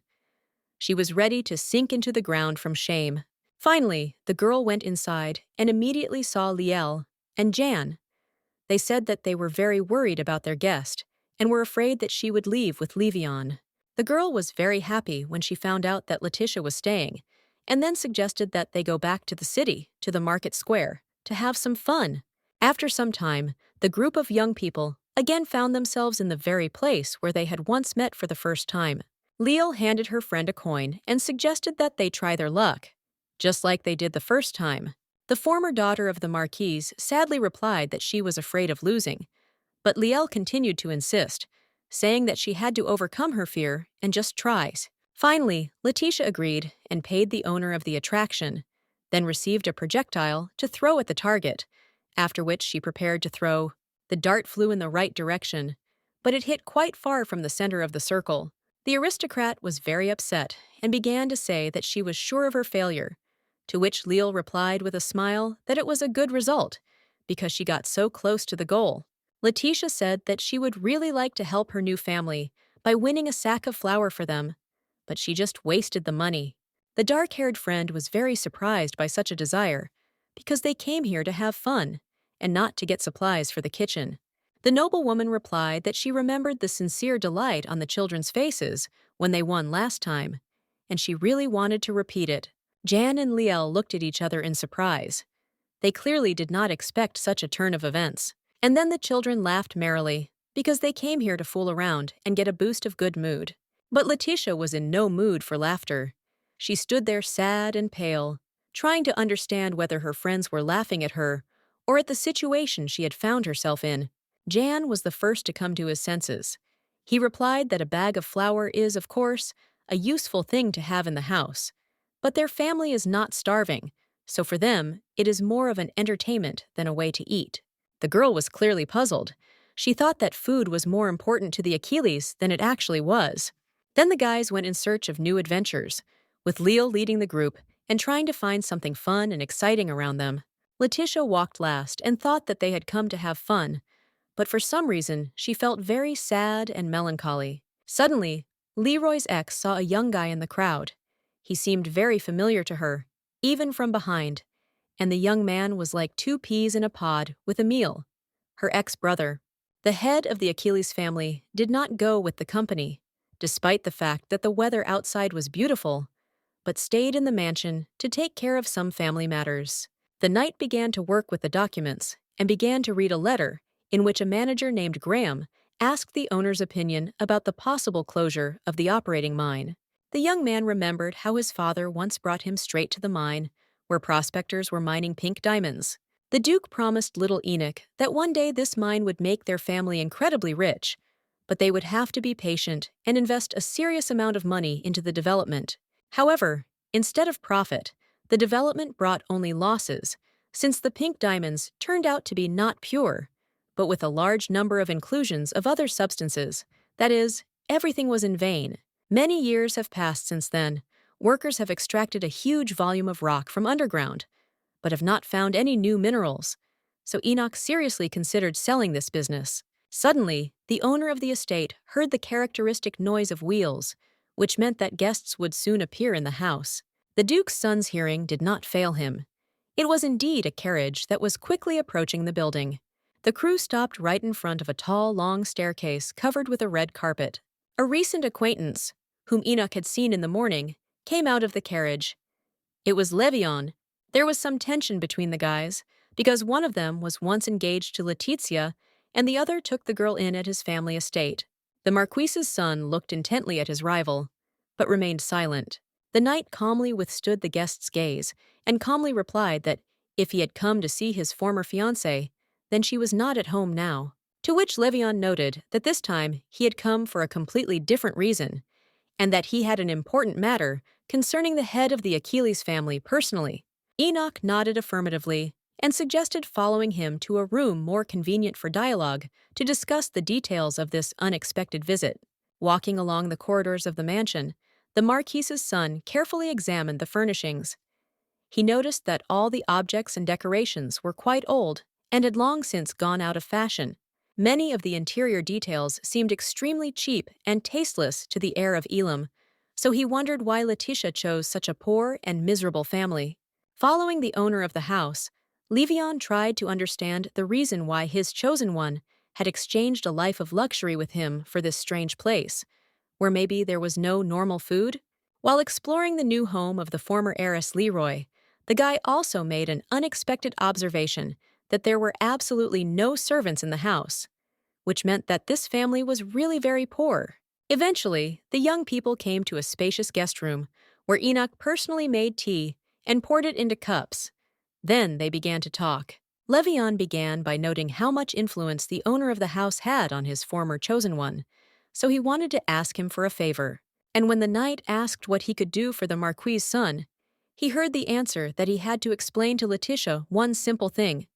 She had no place in this house. The guy then clenched his fist tightly and added that he couldn't allow his ex-fiancée to live in such terrible conditions, so she had to leave Achilles' mansion immediately. Enoch closed his eyes tiredly and replied that Levan simply did not understand what he was talking about. And when the guest asked again, he received the answer that he should discuss this issue directly with Leticia and not try to resolve it through intermediaries. The Duke's son repeated that he had no right to tell the girl where she should live, because she had the right to decide such matters herself. Then the rival accused him of holding her by force. This was already a serious accusation, and Enoch immediately tensed up internally, but he did not show it and said that it was not true. The owner of the house once again tried to explain to the guest that the former Leroy had made this decision herself, and no one had forced her to do anything, and no one was going to force her. Levian then accused the knight of holding her by playing on her feelings of pity and her desire to help the weak and powerless, which is outrageous behavior for an aristocrat. Enoch kept his composure and coldly noted that at the moment it was the ex-fiancé who was trying to force Leticia to make a decision. So he was not surprised that the girl had taken such a position. The son of the Marquis of Elam was shocked by this turn of the dialogue. He replied that this was not true because he always cared about his former chosen one and wished her only happiness and goodness. After a brief pause, the owner of the house recommended that Levian leave his mansion because their conversation had clearly reached a dead end and therefore lost its meaning. The guest fell silent. He saw that he could not yet get what he wanted, since the Duke's son turned out to be a morally strong and intractable person. Then the guy sadly lowered his eyes and asked for forgiveness for his behavior, after which Levian stood up, adding that he really should leave, and headed towards the exit. The Duke's son silently followed his guest with a long and intent gaze. Meanwhile, in the city, where the fun of the youth group continued, Leticia could not resist and caught up with a guy who looked like her brother. The girl called out to Emile by name, and he turned around. It was indeed the heir Leroy. She was not mistaken. The young man was very surprised when he saw his sister, but he did not say anything and just continued to stand silently opposite her. From an early age, the boy remembered that his first daughter always took care of others and tried to surround them with the highest level of care. The heir Leroy remembered well that Leticia sincerely helped her ailing mother and never expressed dissatisfaction or indignation about it. The boy liked to watch his older sister because she was always welcoming and friendly, but that was all in the past. Now Emile looked at his former relative with different eyes, and it was important to him that she had not awakened her abilities, which meant she had become a hindrance to the Leroy family. In addition, the young man really didn't like the fact that his sister had gotten involved with the poor losers of Achilles. In his opinion, it was simply terrible and shameful. The guy said that at first, he refused to believe the rumors that Leticia went to the Duke's mansion, but now he sees that his worst fears were true. Leroy's ex replied that this was indeed the case, and she found shelter in this family, whom she had met quite recently. The brother noted that this was a rather strange decision, given their father Barrett's strong personal dislike for the head of the Achilles family. Suddenly, Leticia's face changed, and she said coldly that it was no longer her concern. And besides, Emile himself might not pay attention to it. The young man was very surprised by this answer, because he was used to the fact that at the slightest discomfort, his older sister obediently lowered her eyes to the floor and began to apologize. The girl took a step forward and looked her ex-brother straight in the eyes, and then added that the invisible connection that had been between them was no longer there, and their mutual obligations had disappeared. Leticia took a deep breath and noted that her life would no longer depend on the glorious Leroy family, but would go her own way, and they had lost the right to show her the way. Emile didn't answer. He just stood and looked at this girl, who today revealed herself to him in a completely different light. Then, the wisest of the Barrett children noticed that there was sense in her words, and he should not interfere with her new life, which was now in no way connected with his family. After a short silence, the guy said goodbye and went on about his business, and Leticia went her own way, which she could now choose independently, without regard for the constant reproaches of her household. And yet, the girl was sad, as one feels sad when one finishes reading a fascinating book and turns the last page. But the melancholy did not last long, because as soon as Emile had gone far enough, Liel threw herself on the noblewoman's neck. The girl sternly said that they came to the city to have fun, and she would not allow her friend to be sad, no matter how serious the reason. Leticia immediately broke into a smile, thanked the heiress of Achilles, and added that she had not intended to be upset at all. Ian stood to the side and watched as his sister continued to hug their guest until she was sure that she really felt better. Meanwhile, strange things gradually began to happen in the Leroy mansion. Diana was walking down the steps and suddenly tripped. She managed to keep her balance and not fall, but she hit herself very painfully, so much so that she cried out loudly and even sat up. Xavier was nearby and immediately ran up to his sister, asking what had happened and how he could help her. The flower mistress showed her injured arm and noticed that she had dislocated her wrist, which she suddenly had to lean on to avoid falling down the stairs. The guy replied that she should take care of herself, especially that very hand that had recently been bandaged as a result of an injury received after Leticia's threats. Diana looked closely at her brother and remembered the performance she had put on in front of her father so that he would kick his first daughter out of the house and deprive her of her family name. The girl quickly stood up, thanked him for his concern, and assured Xavier that she was already much better and that the injury had disappeared without a trace, so everything would be fine with her. Finding herself alone with herself, the flower mistress thought that this bad luck was just an accident, rare, but quite real.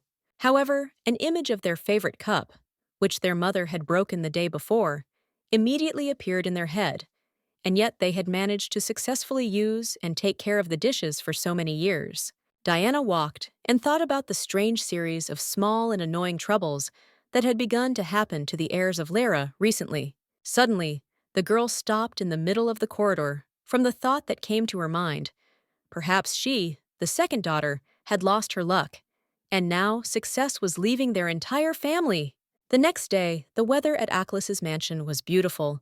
There was a light breeze and the sun was shining brightly. Lael came into the garden, spread out a light blanket, and laid out her drawings, which she had been working hard on lately. Suddenly, a shadow blocked the light, and a voice came from behind asking what the young lady was drawing. The girl shuddered in surprise and jerked violently. It turned out that it was Leticia, who had gone into the garden to find out what her friend was doing. The guest was embarrassed and began to apologize, because she really did not want to frighten the girl with her sudden appearance. Lyle asked if Ian or Enoch had come with her, to which the girl answered in the negative, and asked what she was so engrossed in that she had not even heard her approach. The little girl put on a serious look and showed something unexpected, saying that this was not the first time she had drawn it. Then she quickly turned around and added that this was her secret, which she would only tell Leticia because she considered her her older sister. On the grass lay sheets of paper with images of jewelry, and they had text captions describing the nuances of a particular item, as well as pictures of precious stones. The guest picked up the drawings and held them up to the light.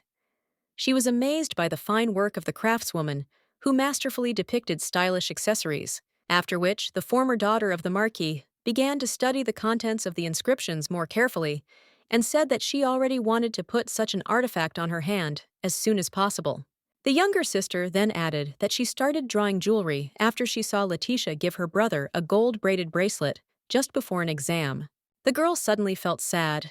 She remembered Levan, and Leal added that she herself wanted to give that thread, but she couldn't make it or buy it, so she was grateful for that gift. Suddenly, the former Leroy had an unexpected idea, and she said it out loud. Why shouldn't her new younger sister seriously take up making sketches for handmade jewelry?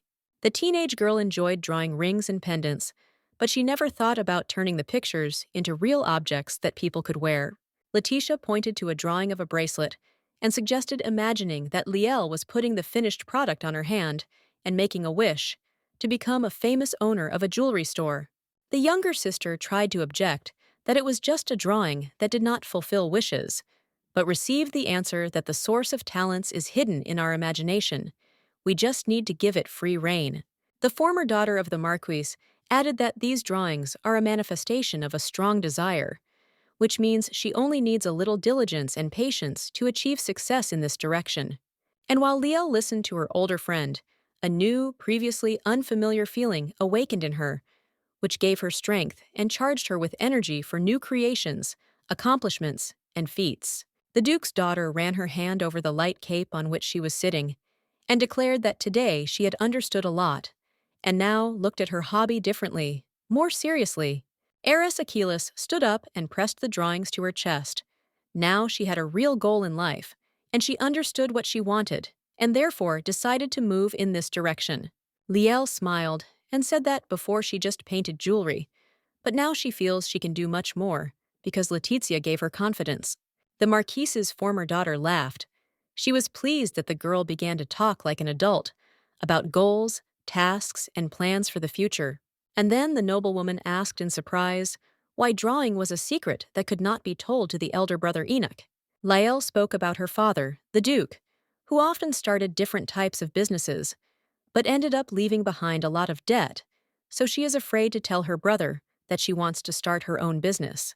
Leticia thought that the Achilles family must be having a hard time after the death of the head of the family because they were left alone against the whole world and also mired in debt. Suddenly, a strong male voice called out to the friends, and they shuddered in surprise, and then turned around and saw the Duke's eldest son, who had come to find out what they were so enthusiastically doing. The youngest sister was the most frightened by Enoch's appearance. Of course, she planned to tell about her hobby someday, but she didn't think that it would happen today. Seeing the girl's reaction, the guy became wary and asked what was going on here and why they were behaving so strangely, as if they were hiding something from him. Leticia came to her senses first. She put her hand on Liel's shoulder and leaned towards her to tell her something very important. The guest whispered that a window of opportunity was now opening up for the heiress of Achilles. She just needed to gather her courage and take a step forward towards her dream. Talking about her innermost desires was difficult enough, and the young aristocrat spent some time trying to formulate a clear thought. Finally, Liel overcame her inner fear and said that she had long ago started drawing sketches of various jewelry items because she wanted to open her own business and become the owner of a jewelry store.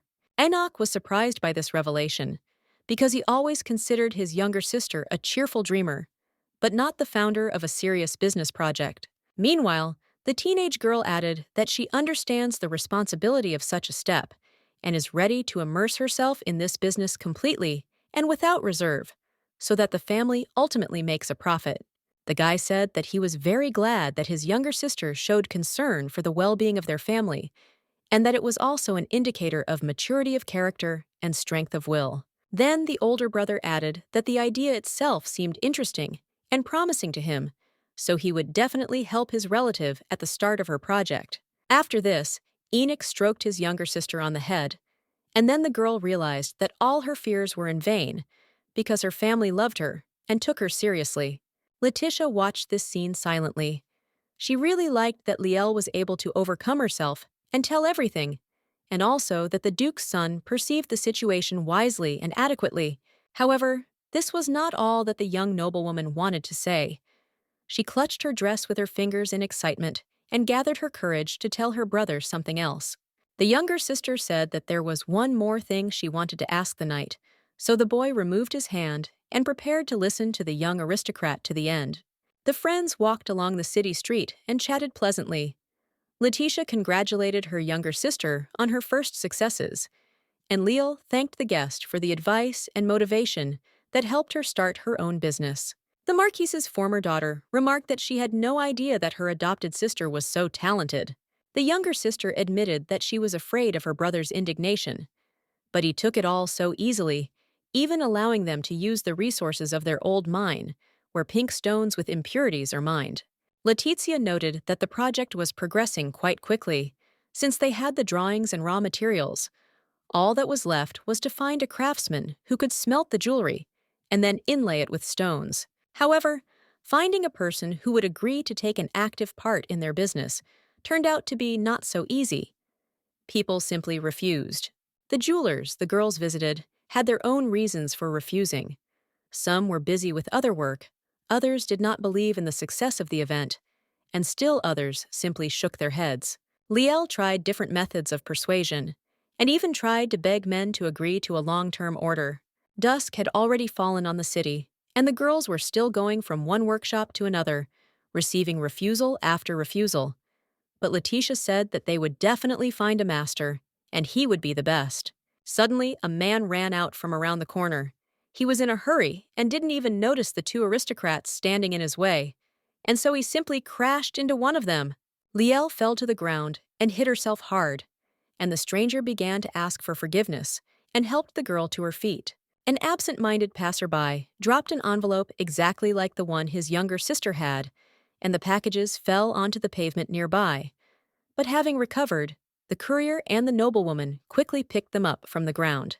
The man then apologized and, citing urgent business and the fact that he was in a hurry, quickly left. Leticia asked how Liel was feeling, but the girl smiled and replied that everything was fine and there was no need to worry about it. After walking a little further, The younger sister suggested that they finish searching and go home because the day was already ending and the brothers might start to worry. The friends agreed that their adventures were over for today, but the next day they would continue searching for a suitable craftsman for a business project to create jewelry. At home, Ian and Enoch were sitting at the table. The guys immediately began to ask how the girls spent the day. Liel was a little embarrassed, but replied that they had had a wonderful time in the city, but had not yet been able to find a master who would agree to carry out this unusual order for them. Then the second brother began to tease his sister and said that he suspected that she would fail, but admitted that he was glad for her positive attitude despite the failure. Leticia watched this dialogue and happily noted that even when John accuses a relative of something, he does it with a smile and without any malice, but jokingly. Lael noticed that the adopted sister was still standing at the threshold and invited her to join the company to rest and regain her strength a little. However, there was only one free place at the table next to the Duke's eldest son, which embarrassed the girl because she was still embarrassed to be so close to her savior. The thought that she would be sitting next to the head of the Achilles clan could not fit into the noblewoman's head, and therefore she felt uneasy. But there was nowhere to go, and the aristocrat, overcoming her fear, nevertheless sat down on the sofa in close proximity to the knight. She felt very strange and uncomfortable. As Enoch poured a cup of tea, he remarked that the girl should not linger in the city for so long, because as soon as dusk fell on the city, he began to worry about them. The guy filled a container with aromatic tea and placed the dish directly in front of the Marquis's former daughter. The girl looked at the Duke's eldest son with gratitude and thought that hot tea would be very welcome now. Enoch was a very calm and reasonable man who knew how to take care of people and think ahead. Such an aristocrat should stand at the head of a noble family. Leticia was very pleased that the knight showed concern and spoke about it out loud. She was convinced of his kindness and responsiveness every day. Suddenly, John remembered that the solemn ceremony of knighthood was about to take place and asked why his brother was not at all worried. Enoch replied that if he could cope with the excitement during the exam, then it would be quite easy for him during the awards ceremony, and then invited the girl to come to the event. Leticia replied that she would be very pleased to be present at such an important event as the official knighthood of Sir Enoch Achillesu. Then the younger brother noticed the folder with the works and asked if he could look at the sketches again. Leal agreed, and the boy reached for the envelope with the drawings. However, when the young man opened it, he was surprised to find some kind of contract there instead of sketches of jewelry. The heiress Achilles looked at the stranger's papers with horror and could not believe her eyes, because there was not a single sketch in the folder. The girl immediately remembered the situation that happened in the evening in the city, when an unfamiliar man ran into her, and he had a similar folder in his hands. And at this time, that same inattentive courier was already hurrying to his master to give him the important papers he had been sent for. And when the owner began to look through the documents, he was very surprised, because what was there was not at all what he expected to receive. The man shouted at his assistant that he was supposed to bring the contract, but instead he brought God knows what. Then the man suddenly fell silent and began to carefully examine the sheets of paper where beautiful sketches of jewelry were drawn. At this point, the courier put the facts together and realized that he had accidentally exchanged folders during a recent encounter with an unknown lady. The servant immediately confessed to his master that it was his fault and told him of the incident that had taken place when he had mistakenly taken an envelope belonging to a young aristocrat. The man replied that the contract was very important to him, so the assistant was obliged to immediately go looking for it in order to return the lost item as quickly as possible. Then the stranger turned his gaze to the images and thought that the sketches really deserved attention, because he had never seen anything like them before. After looking at the pictures, the owner turned his attention to the accompanying texts and liked both the descriptions and the names of the luxury items. The man had a good understanding of jewelry, so he immediately began to think about how to refine the images, and soon came to the conclusion that these products would sell well and have a certain success. The master ran after the servant because a new idea came into his head, which he decided, at all costs, to implement in practice. The owner ordered the courier to find out who the author of these drawings was, and to offer that unknown lady a business meeting with him. Leal sat on the sofa next to her brother and thought out loud about what she should do to get her sketches back. But Jan suggested that they go to bed and start looking for the absent-minded passerby in the morning. The relatives went to sleep in their rooms, each thinking about the event that had taken place. Enoch looked at his relatives and said that it was really too late, and they should follow the example of the heirs of Aquilus. However, Leticia raised her hand and asked the owner of the house to stay a little longer because she wanted to share something with him. Leroy's ex said she had a strange feeling that she found hard to put into words. The knight replied that she could share any thoughts she had with him, and he promised that he would perceive everything correctly and adequately. The girl lowered her eyes and added that she felt as if Levan had come to this house again, while she and Liel were working on the jewelry project in the city. Enoch noticed that being excluded from Leroy's family tree did not destroy the connection between the former bride and groom. He sees that the young people continue to think about each other often. Leticia replied that it was true, because you can't forget in one day someone you've been friends with since early childhood and about whom you've thought for years as a future spouse. The noblewoman continued that during this time they had indeed created a serious relationship, but now it was all over and there was no turning back, and this made her sad and uneasy. The Marquis's former daughter added that recently the guy she loved and was happy with had changed a lot. Levan became cold and cruel. He stopped understanding her and began to say terrible words that caused her incredible pain, destroying their connection. The aristocrat noticed that with each passing month, they were becoming more and more distant from each other, and the entire initiative for this break initially came from the son of the Marquis of Exile. Enoch listened attentively to Leticia's story and thought about how much she had to endure and how much she suffered about it, although she did not show it. After thinking for a moment, the knight replied that during her absence, Levan had not visited this house, and the girl said that this was good, and now she could go to bed with relief. But the guy stopped her and added that he also wanted to tell her something important. The girl looked at the owner of the house and said that she would be happy to listen to him. The knight noted that if someone ever caused her physical or mental harm, she should not keep it deep inside herself and hide it behind a smile. Leticia was very surprised, because even close relatives in the years of love and respect never told her such words of sincere care. After this short phrase spoken by Enoch, the girl felt very light and free in her heart. Then the noblewoman raised her hands and said that she had a personal request. The aristocrat added in a quiet voice that she was no longer a member of the Leroy family, and therefore asked that she no longer be called Lady Leroy, but that she be addressed by her first name. Then the girl quickly added that, of course, the owner of the house can call her whatever he sees fit. But deep down, the Marquis's former daughter dreamed that Enoch would start calling her by her first name. The Duke's son smiled slightly and called Leticia as she wished, and then added that he himself liked this form of address much better than the previous one. The noblewoman was pleasantly surprised by this answer. She thought that the knight preferred a formal style in his dialogue with her. Enoch then suggested that the Marquis's former daughter might also call him by his first name, avoiding mention of his status and surname. However, the girl took this idea negatively. She said that events were moving too fast for one day, and she should take a nap and then think carefully about this topic. The knight laughed and replied that she had as much time as she needed, and no one was going to rush hers. Enoch wished the girl good night and said that he should also get some sleep. Before leaving, the young man noted that Leticia could always turn to him and tell him about anything she wanted.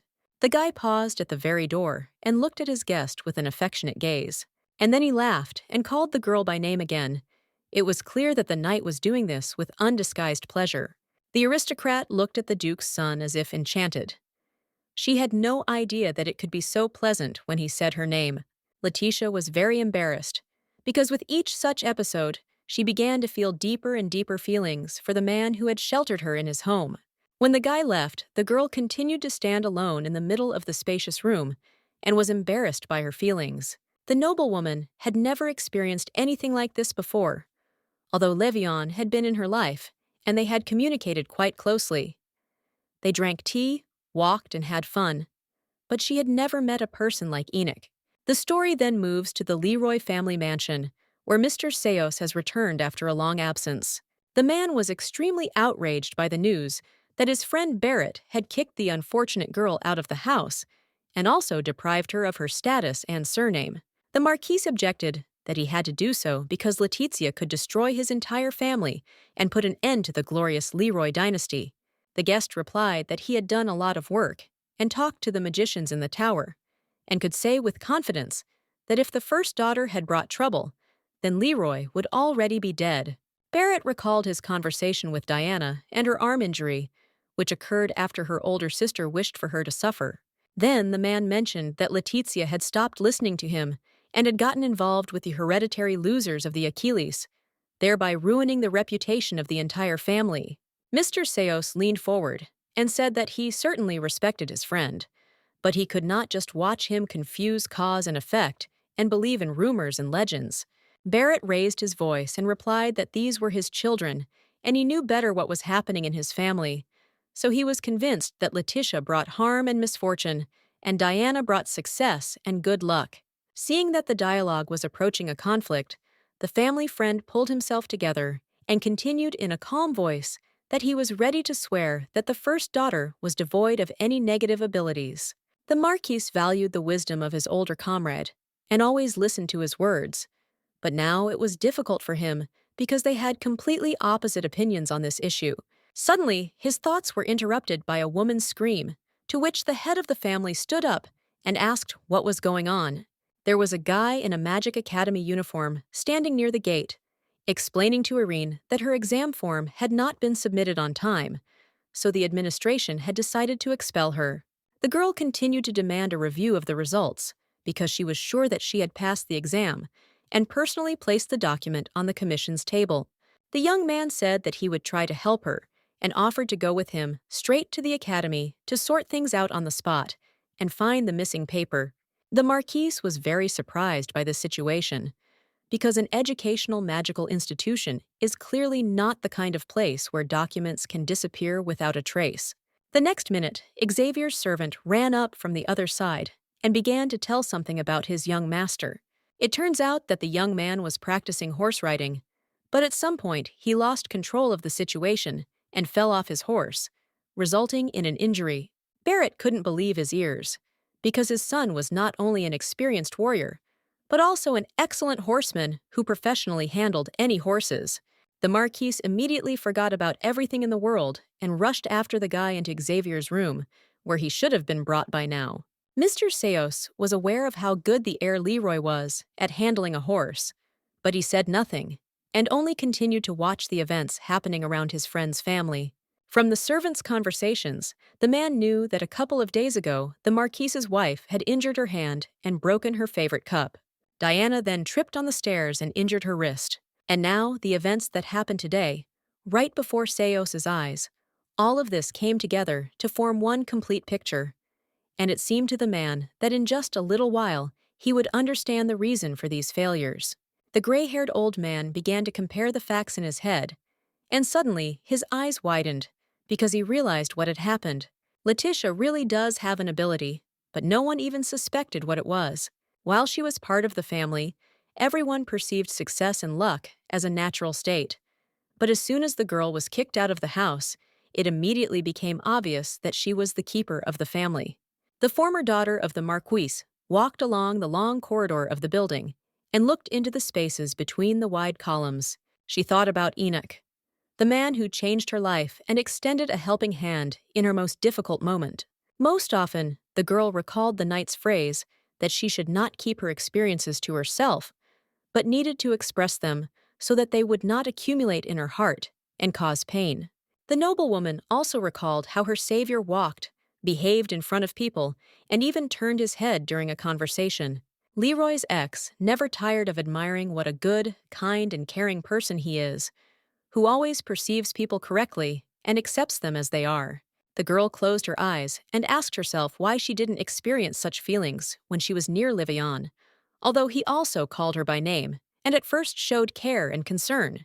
The aristocrat felt that she was changing quickly, beginning to feel something that had not been there before. It simultaneously frightened and inspired her. Then the girl stopped, took her head in her hands, and thought about why she was so busy with her inner world and feelings, because before this had not attracted her attention. Soon, Liel and Jan returned from the city. They tried to find the envelope with the sketches, or at least that clumsy man who did not look in front of him when he ran. But nothing came of it. The younger sister said that they returned to the very place where the collision occurred, and then walked around for a long time. But it did not help. Eris Achilles added that there was a very important contract in their folder, so the courier should also look for them, so she hopes that they will meet soon. Then Leticia saw Leal offer her brother some tea after the journey, but he refused and said that he would rather stay in his room. The girl noticed that John had been acting strangely lately and decided to find out what had happened. The young man had indeed been sad for several days now and tried to get away from others at every opportunity. Perhaps something unpleasant was happening in his life. The guest decided that she must, at any cost, help Enoch's younger brother, and so she followed him to his room and knocked on the door. The guy was very surprised to see Leticia on the threshold of his apartment and asked what happened, to which the girl replied that she wanted to come in and talk to him. The small room was clean and cozy. The objects were in their places and created the atmosphere of a business office. The girl noticed the books that were lying on the shelf and then assumed that Yang was going to enter the civil service in the Helios Empire. The young man replied that it was just literature, so she shouldn't pay attention to it. Leticia noticed that these manuscripts were usually used to prepare for exams, so she came to this conclusion. But if this is not so, then why does he need them? Enoch's younger brother reached for a book on the shelf and replied that he was, of course, interested in the imperial service, but not because he enjoyed it, but because it was his duty. Jan smiled and added that there weren't many ways to get ahead in this world, and he had to choose from what was available. The guy noticed that his family was counting on him, so he should do at least something useful and right. Then the young man remembered his sister and said that sometimes she makes him envious because she has a goal, a desire, and the prospect of realizing her dream, and he doesn't even know what he wants from life. Leticia looked down and thought that in this she and Jan were very similar, because she also went with the flow and had no idea what her calling and purpose were. The girl remembered the long days spent poring over books in search of an answer to the main question of her life. What is her ability? It's sad to watch others change their lives, strive for something, achieve results, and rise high to the top, and you look at them and don't understand where your ladder is. Suddenly, a phrase was born inside Leticia, which she immediately conveyed to Jan, that his sister does not know how to create jewelry masterpieces. She is simply sincerely passionate about what she really likes. And then the noblewoman added that she herself had not yet found her calling, just like Enoch's younger brother, so she suggested that they work together to find an occupation to their likings. Suddenly, the guy froze in place, as if he was numb, and only repeated to himself the phrase he had just heard. Do what you like. Then the young man closed his eyes and smiled. He was thinking about something that had been bothering his heart for a long time. Finally, Jan came to his senses and laughed, and then said that he now understood why Liel considered Leticia her sister and best friend. The noblewoman looked at the duke's youngest son in surprise and asked what he meant. The young man replied that it was all about the support that their guest gave to each of them, and then happily agreed to start searching for his purpose. The aristocrat was very pleased to see how this sad and depressed guy turned into a smiling and confident young man in just a few minutes.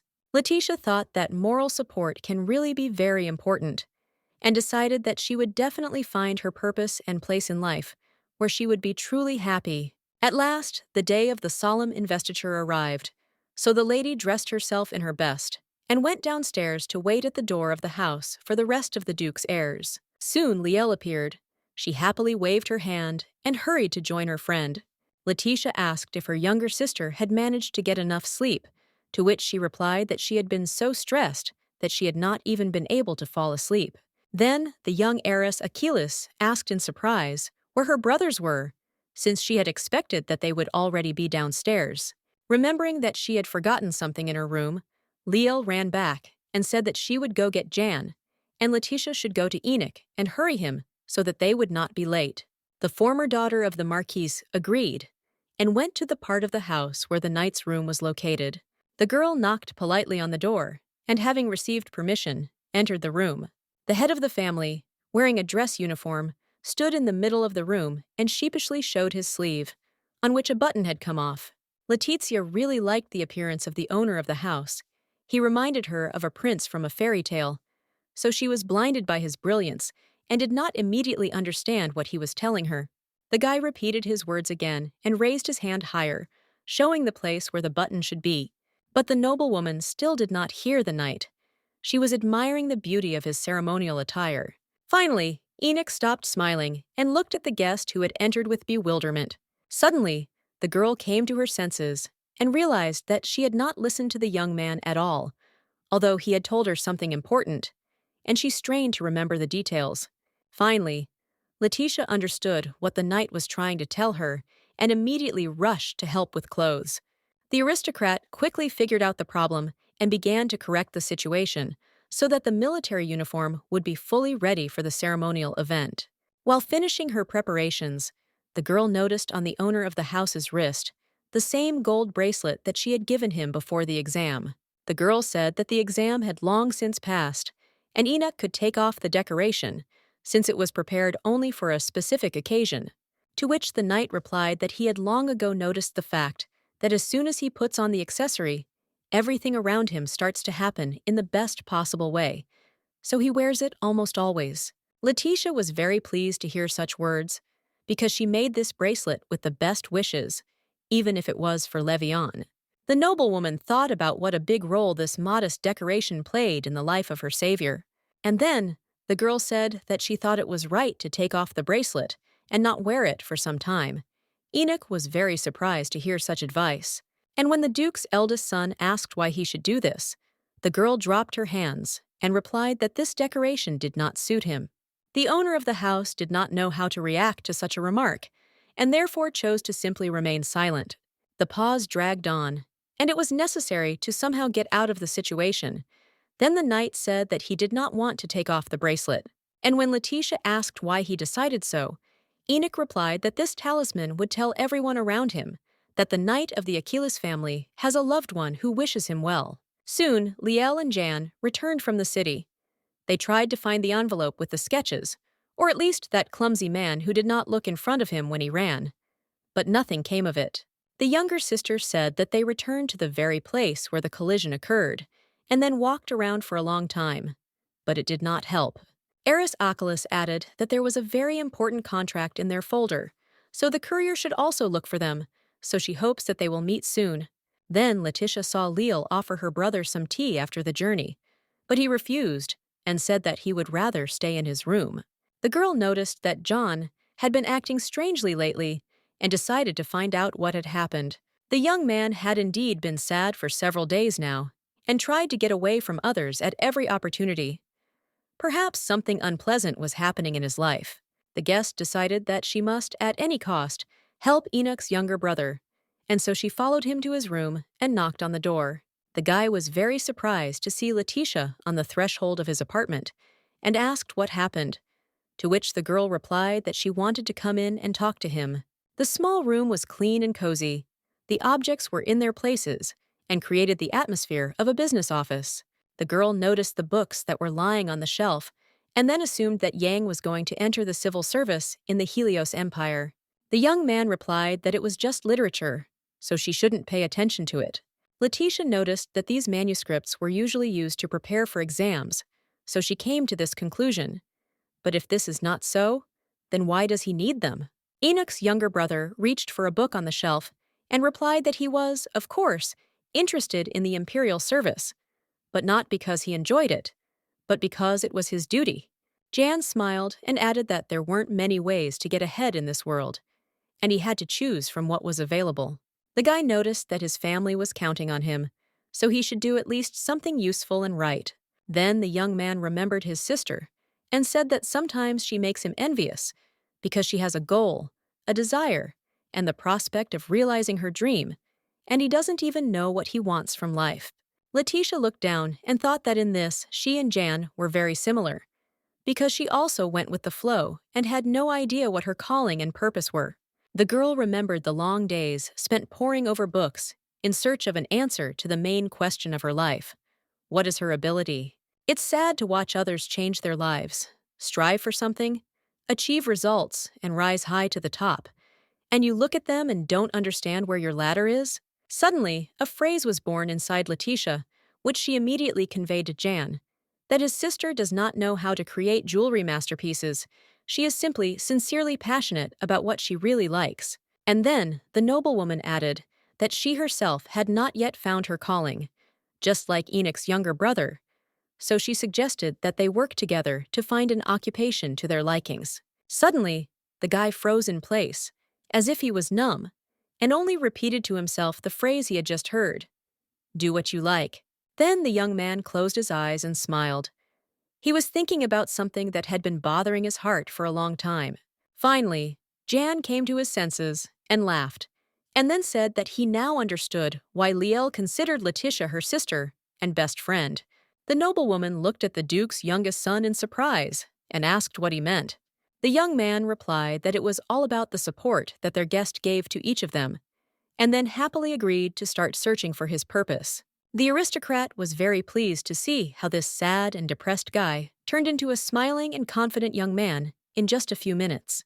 Leticia thought that moral support can really be very important, and decided that she would definitely find her purpose and place in life where she would be truly happy. At last, the day of the solemn investiture arrived, so the lady dressed herself in her best and went downstairs to wait at the door of the house for the rest of the Duke's heirs. Soon Liel appeared. She happily waved her hand and hurried to join her friend. Leticia asked if her younger sister had managed to get enough sleep, to which she replied that she had been so stressed that she had not even been able to fall asleep.